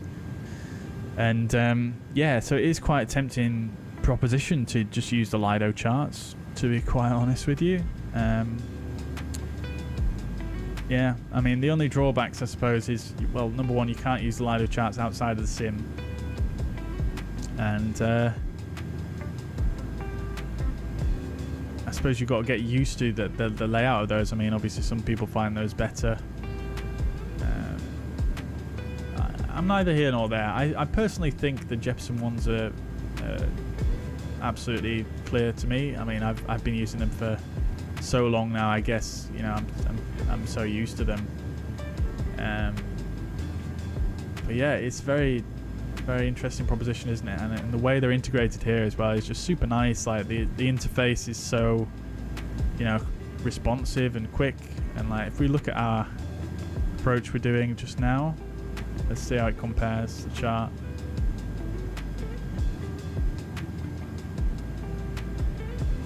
Yeah,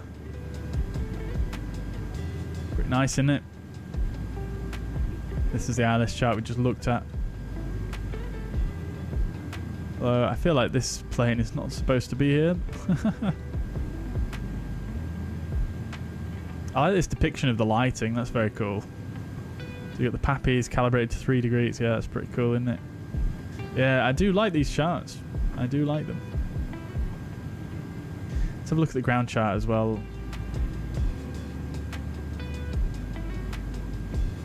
Oops, sorry, that's the wrong one. Wait. There we go, okay. Wait, okay. That's the one I wanted. There we go. Beluga bikini. Wow. Yeah, I mean, honestly, this ground chart is clearer than the one we just looked at as well, isn't it?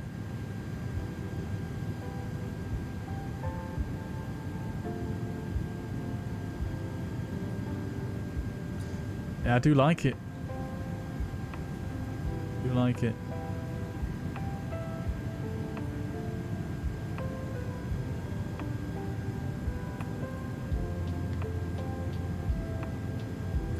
Yeah, so cool.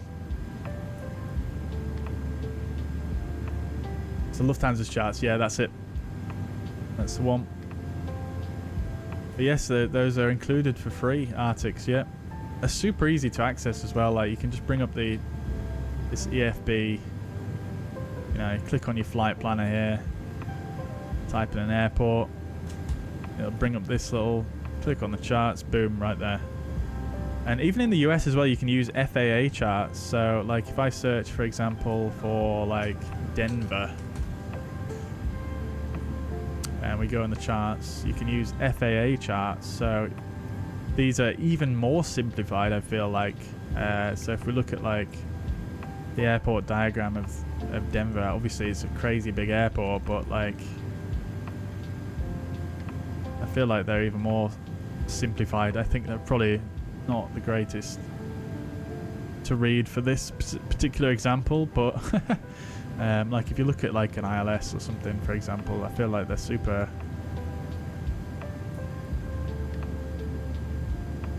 simple to read. I quite like these ones, to be honest, these FAA charts as well. I've always liked these ones. I've never really searched them out before, but when I've been looking for certain approaches and stuff online, like more niche approaches that don't have a chart, maybe on Navigraph, you know, I found those and they're pretty nifty, I think. Right, here we are at 150. We need to be below 150 here, don't we? So let's keep going down. And a cleared altitude really is flight level 80, and then from FUSAP, I didn't really mention this in the briefing, but we're going to give ourselves a vector from FUSAP. Yeah, VNAV seems to be doing a fine job. Let's see where it thought we were going to be. 137 at Narak, which looks like it's about on track 4. Which you love to see. We're going to go to LFBO at 2. Sorry, 14 right.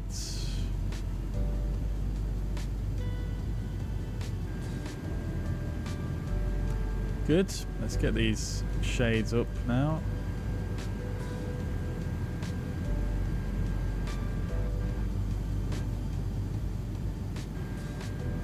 Love that you can see the wing there just through that window.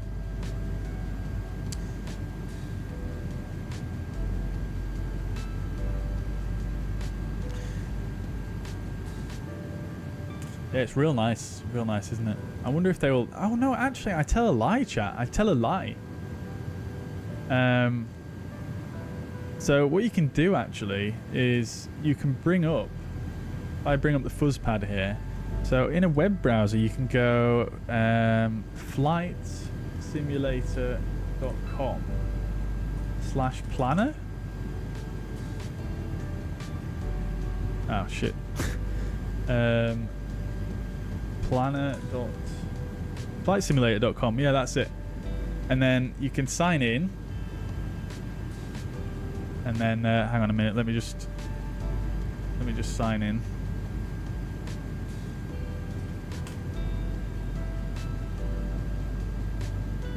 Boom. And then I believe you can just go.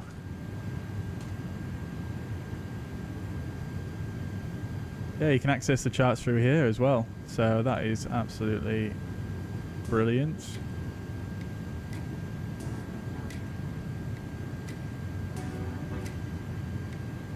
Strangely, it's actually slower than using it in the sim, but there you go. So that's just a web browser, that's just Chrome right there.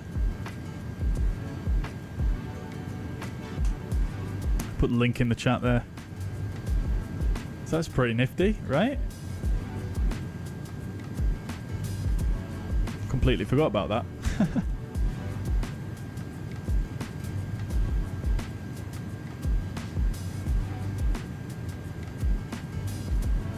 Let's see, is the new version of VPAR any different? No, it looks exactly the same.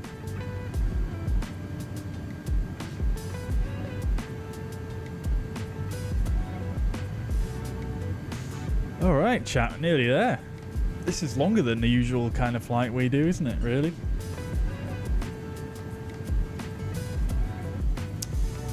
Okay, coming up to flight level 10 then. 100, sorry, so we'll get the lighting on. See, are the lights working now? No, I don't see them working.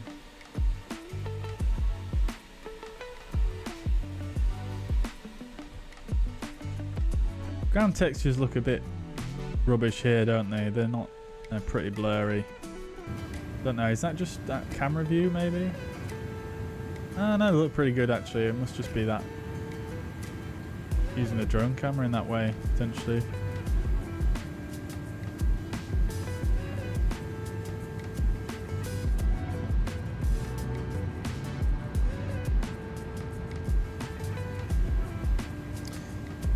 Okie dokie. I mean, technically we could just fly this transition, couldn't we? And not do any vectoring. I mean, maybe we'll just... Let's see.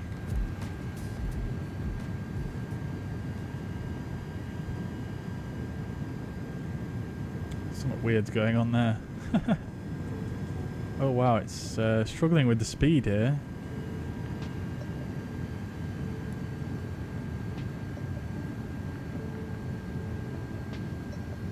What is that? I don't know what is causing that.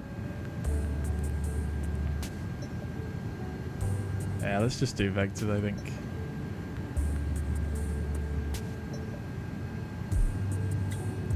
We'll be able to test out the whether it can do a radial in as well.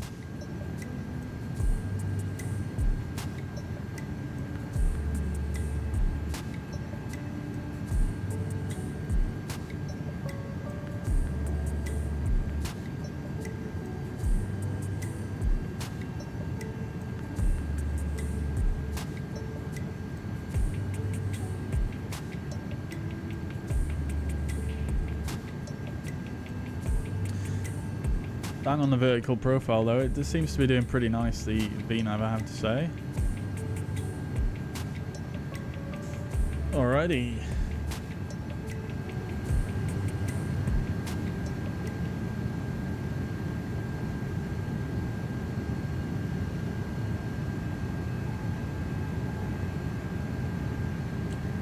Thing I love about Navigraph is you can see your airplane on the chart. Yeah, I get you. I'm not sure if that has those on the web browser, but you can... Pretty sure it works like that on... Let's see. Wait. Okay, it's messed up. Oh, it's because I'm on FAA. There we go.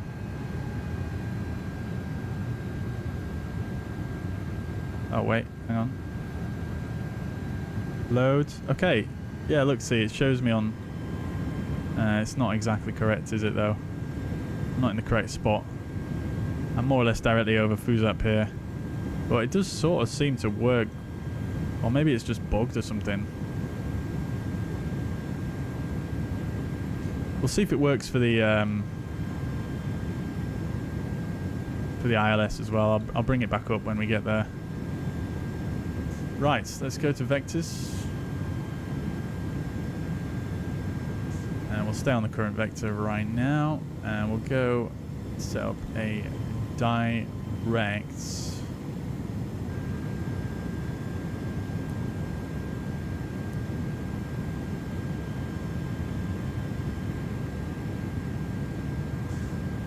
we'll set direct to...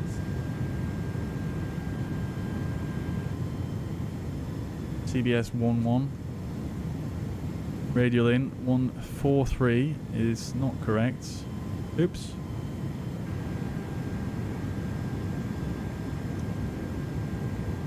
Oh, it's getting a bit bumpy. Let's keep going down. try that again. We want 322.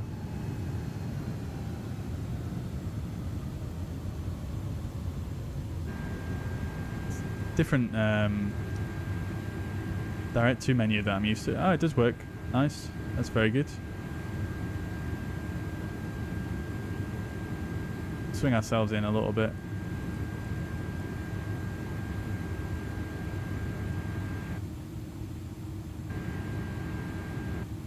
Now, it's quite a slippery aircraft, I've been told, this one, so we'll go to approach phase here, just because it's the first time we're doing it. Right, so approach checklist. So, bar F is set 1017, seatbelt signs are on, minimums are set 688, auto brake is low, and engine mode set to is in normal. Approach checklist complete. Yeah, it is struggling a bit to turn to slow down. Probably going to need to use a bit of speed brake here.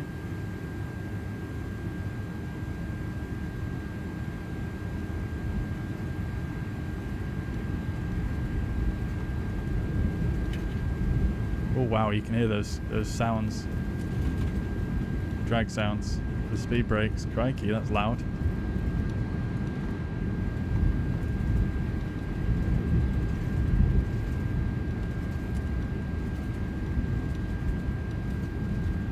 I've turned FS Realistic off now, by the way, guys, so this is kind of like default sim turbulence and stuff. It's pretty a lot, isn't it? I have turbulence on the realistic setting. Right, how far are we now? 11 miles. Yeah, we're definitely too high.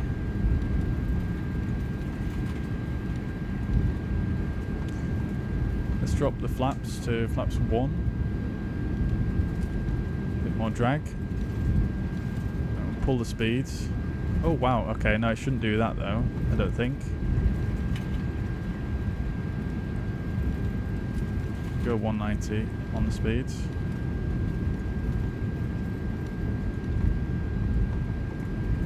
Arm localizer.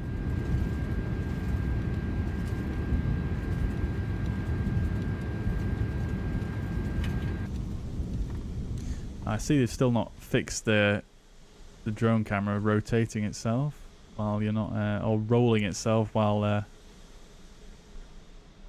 you're not using it. I think we may just make this, chat. We may just make this.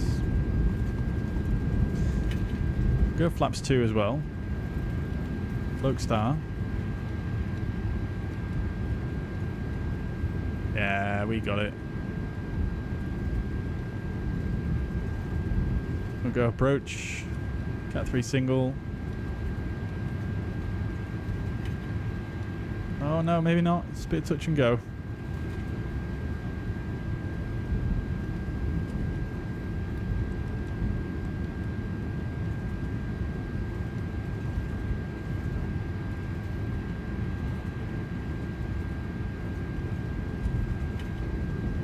It is very slippery, this aircraft, isn't it? There's the runway.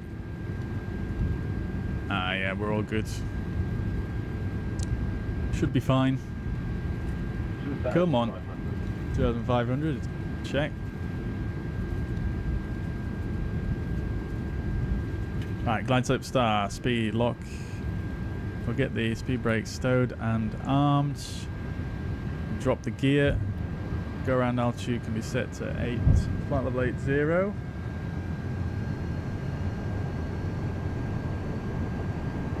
We'll go back to manage speed here now.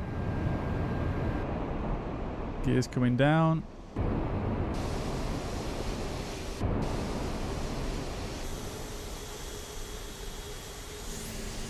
Oh, the lights are on now. There's a tilted gears. Love to see it. So let's record a replay as well.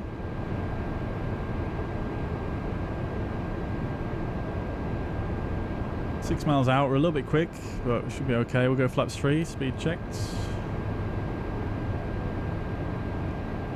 We're below the minimum fuel required, so we should really try and land this try.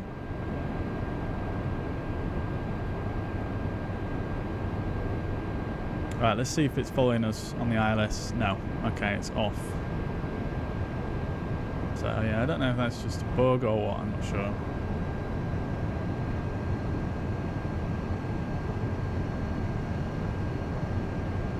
Let's see if it works on the taxi charts as well. That'd be interesting, wouldn't it?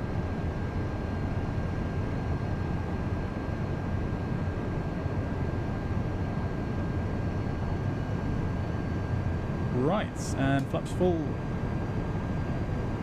1,000. 1,000 is checked. Let's just bing the cabin real quick. Not that we've got anyone back there. Right, so landing checklist. Ground altitude, flight elevator is set. Cabin crew advised. ECAMMO landing no blue. Landing checklist complete. Does seem like it's bobbing up and down quite a bit. It's interesting. Alright, let's do this thing. BelugaXL, first landing in Microsoft Flight Sim 2024.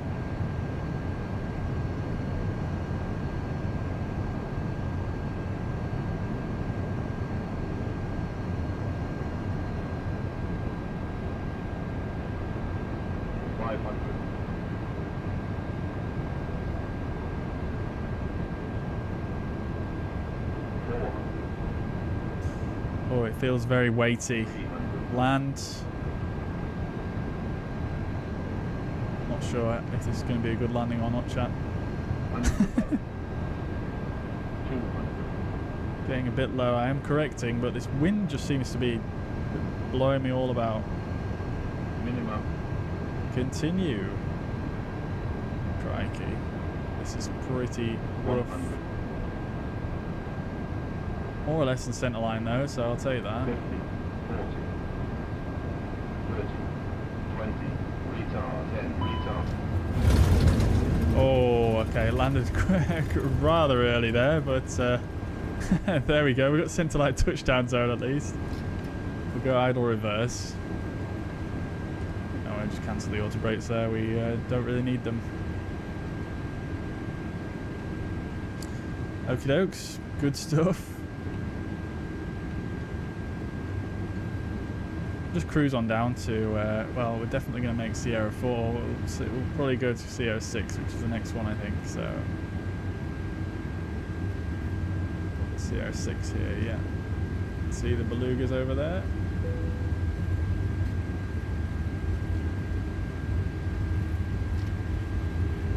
Oops. Right. Reverse is stowed. Flaps retracted. Spoilers disarmed. I didn't forget landing lights. Turn those off now. KP master on. Oh, nearly overshot that. Yeah, it feels pretty good to hand fly. It felt so heavy there though, like super lumbering and difficult to kind of control really. I thought it might feel a bit more sensitive than that, but I don't know, maybe the 330 is just like that. I could probably go fully linear on the sensitivity on this, I guess. Right, we'll get the predicted wind shear and weather radar off. Transponder can come off as well. So after the landing checklist, radar and predicted wind shear are off. After landing checklist complete.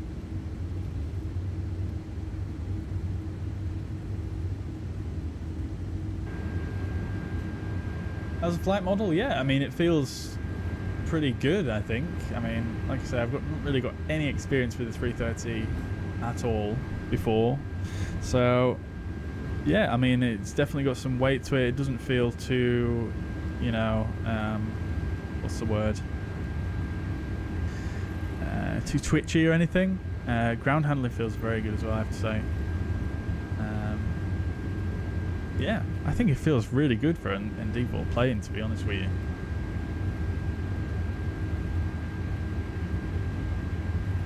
How do I feel about cloud streaming? Yeah, I mean, it's a really nice idea, I think. but we do need a way to save stuff on our local hard drive. For sure. Here's the Beluga parking, as you can see. We've got some Belugas there already. APU's avail.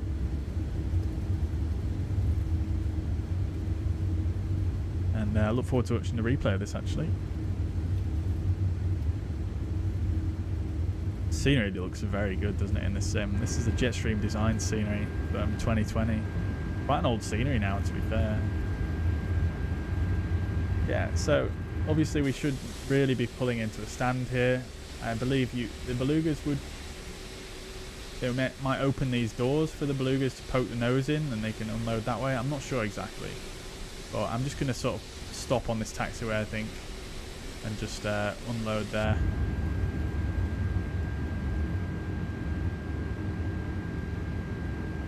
Just get straightened up at the very least.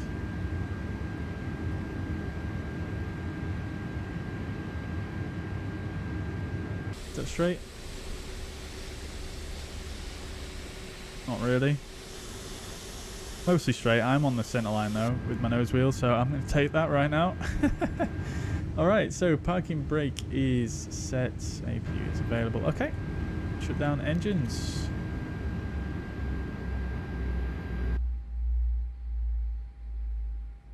Lovely stuff. I'm not even going to bother with the APU bleed. This is a cargo flight. We'll get the lights off, and the beacon light can come off now as well. Seatbelt signs can come off as well, of course. Alrighty, lovely stuff. Let's get the ground crew to do their thing. We'll go ahead and get the GPU connected.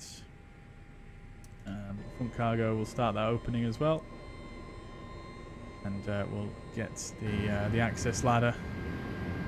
Let's go out and set the chocks ourselves, seeing as though the ground crew are too lazy.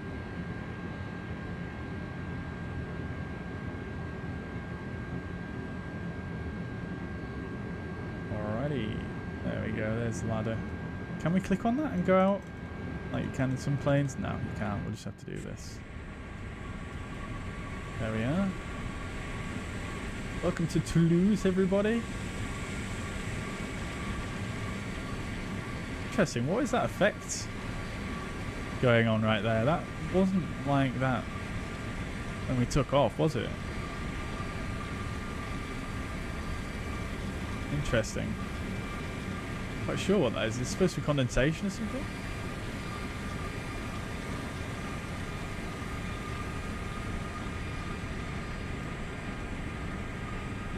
Set the chocks. Oh, we can't put them back.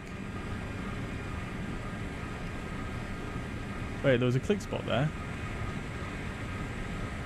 No? Look at these gears though. It looks so good. Okay, it looks like we can't reset the chocks once we remove them. Interesting. Oh, I haven't shown you my guy yet, have I, chat? I haven't shown you my guy.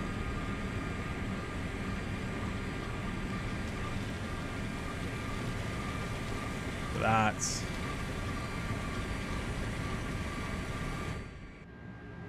Hey, can we see my guy if we go outside? Oh yeah, you can. It actually sort of semi sort of looks like me.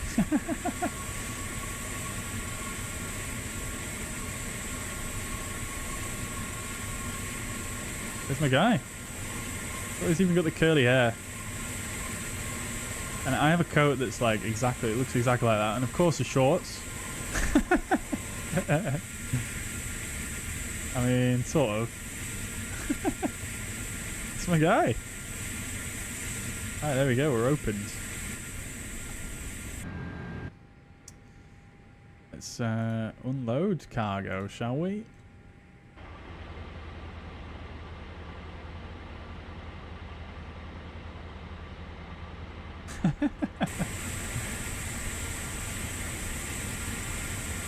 It's not bad, right, chat? I think the player models in this sim are actually, you know, pretty nice. And even on the stock, the default 737, it actually has passengers on the aircraft while it's flying. How cool is that? How do you get to the third person view, Roy? I saw it in the experimental options in the menu, but I couldn't work out how to activate third person.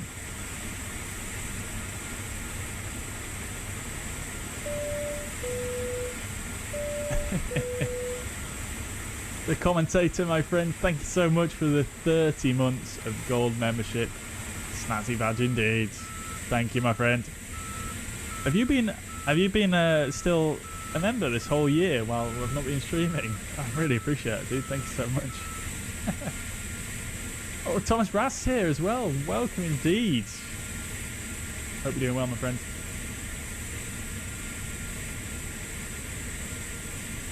Interesting that the A380 handles like an A320. Yeah, it's quite a feat, really, isn't it? Carl Toffo, welcome to the chat. Hope you're doing well. Wait, so after I installed the game on Steam, do I need to install more files in-game which are more than 50 gigabytes? No, everything else is streamed after that.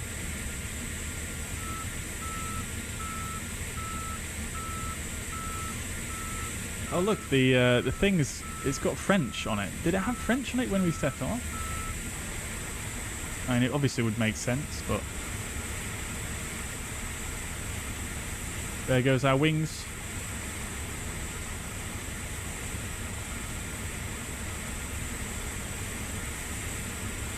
Look how big that thing is.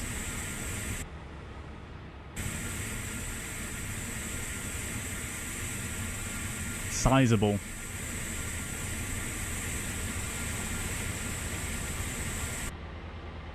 Right, I think we'll wait for this animation to complete, and then we'll watch the replay. I think it's probably still recording actually. Oh dear, what's happened?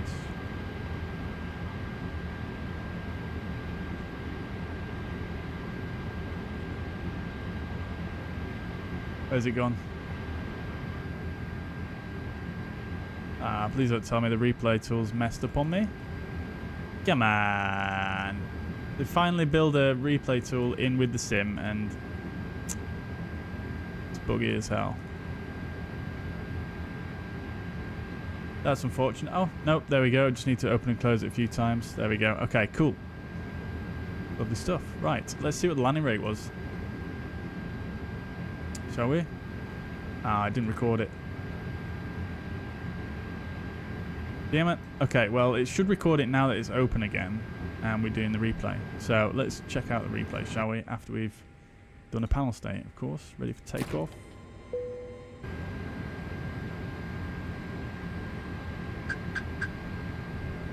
I did bind something like the take controller characters. It's a button of X controller. Oh, is that the binding you need to use? Let me just try that real quick. I'm intrigued.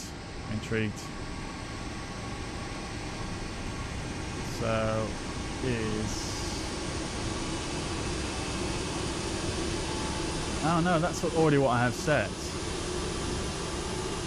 To go in and out. Okay, I don't know then. Oh no, the engines are running. I've just been sucked in and killed. Yeah. Right. Oh, the front cargo, we've got to wait for that to close. Of course. Right, we'll just give that 2 minutes. Salt, thank you very much. I'm glad you enjoyed it. Glad you enjoyed it, and thank you very much for dropping by. Sometimes it bugs out and you need to reopen it a couple of times. Yeah, it seems that way. Save it because you can very easily delete it. Oh, right, okay.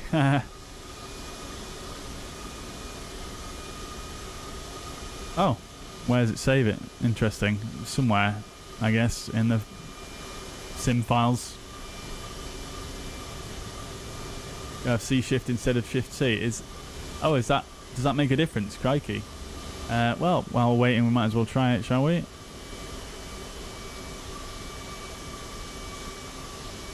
So what does that do then? That gives you the third person view. Is that what you're saying? Let me just go into the options and see if I can turn it back on. Allow third person view camera.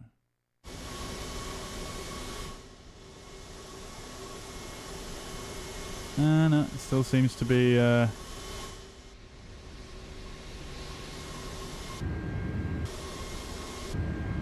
Still seems to be first person. Yeah, I'm not sure on that one. Gabrielle, welcome to the chat. Can you go to Stockholm in 321? Potentially in a future stream. Yeah, we're just finishing up now. We're about to watch a replay. But yeah, I'll consider it for a future stream. I know Chris in the chat wanted to see something into Stockholm. Might try flight in 2024 tomorrow. I've been staying away from it, to be honest. Give it a try, Avia. I mean, if you've got it, especially, might as well give it a go. But yeah, I mean, why not? It does seem to work pretty well nowadays, now that the servers have calmed down, although I suppose it depends where you are, etc. Right, let's give this a go then, shall we?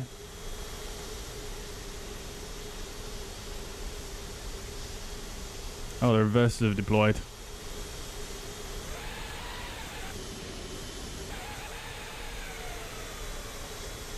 Okay, not really sure what's going on there, but...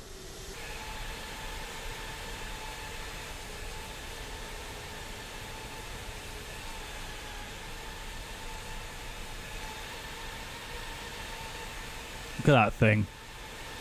Absolutely love it. Let's see what this landing looked like from the outside.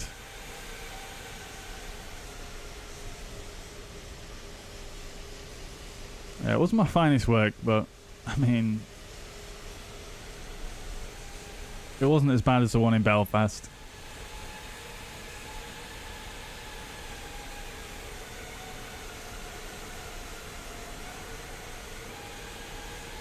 I'm probably going to guess, I don't know, maybe like 300 feet per minute, maybe?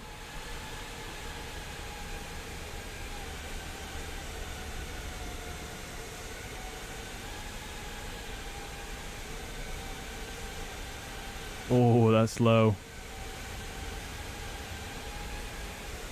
Oh yeah, look at the wheels though, how they don't just sink into the ground. That is real nice. Let's see. Did it record that landing rate there? Oh, it did, yeah. 497 firm landing. Only 1.18 G though. That's not the worst in the world, really. I'll take it.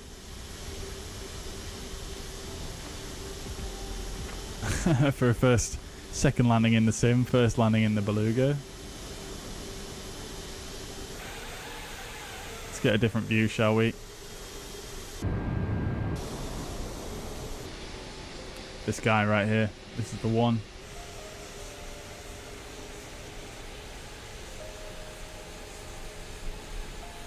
Scenery looks great though, doesn't it? From this angle, from this altitude.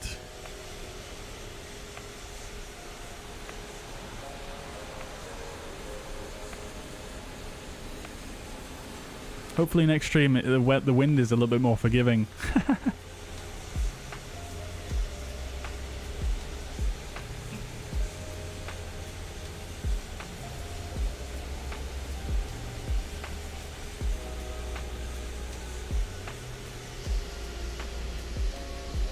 I mean, can't really complain too much about that. That was bang on centre line. I did have a bit of a crab to take off. I'm going to take that all day, any day, today.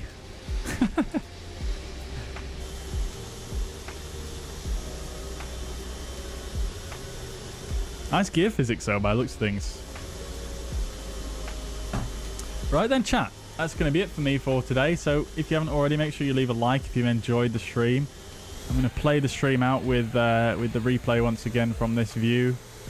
I hope you guys have enjoyed. Thank you very much for dropping by. Great to see so many, you know, familiar faces and old faces in here today. It's been really humbling, actually, with everybody being here. Oh, the spoilers have not gone back. Are they going to do it? I don't know. Oh, yeah, they're going back. Yeah. Really humbling to see the support today. Thank you so much for dropping by, everybody. I hope you guys have enjoyed. I hope you guys appreciate you know, the stream quality as well. There's been some improvements on that in the background, and I hope you've enjoyed the content, of course. Thanks once again. I hope you have a fantastic week. I'll hopefully catch you again next weekend. Can't make any guarantees, but hopefully have a fantastic evening. Bye for now.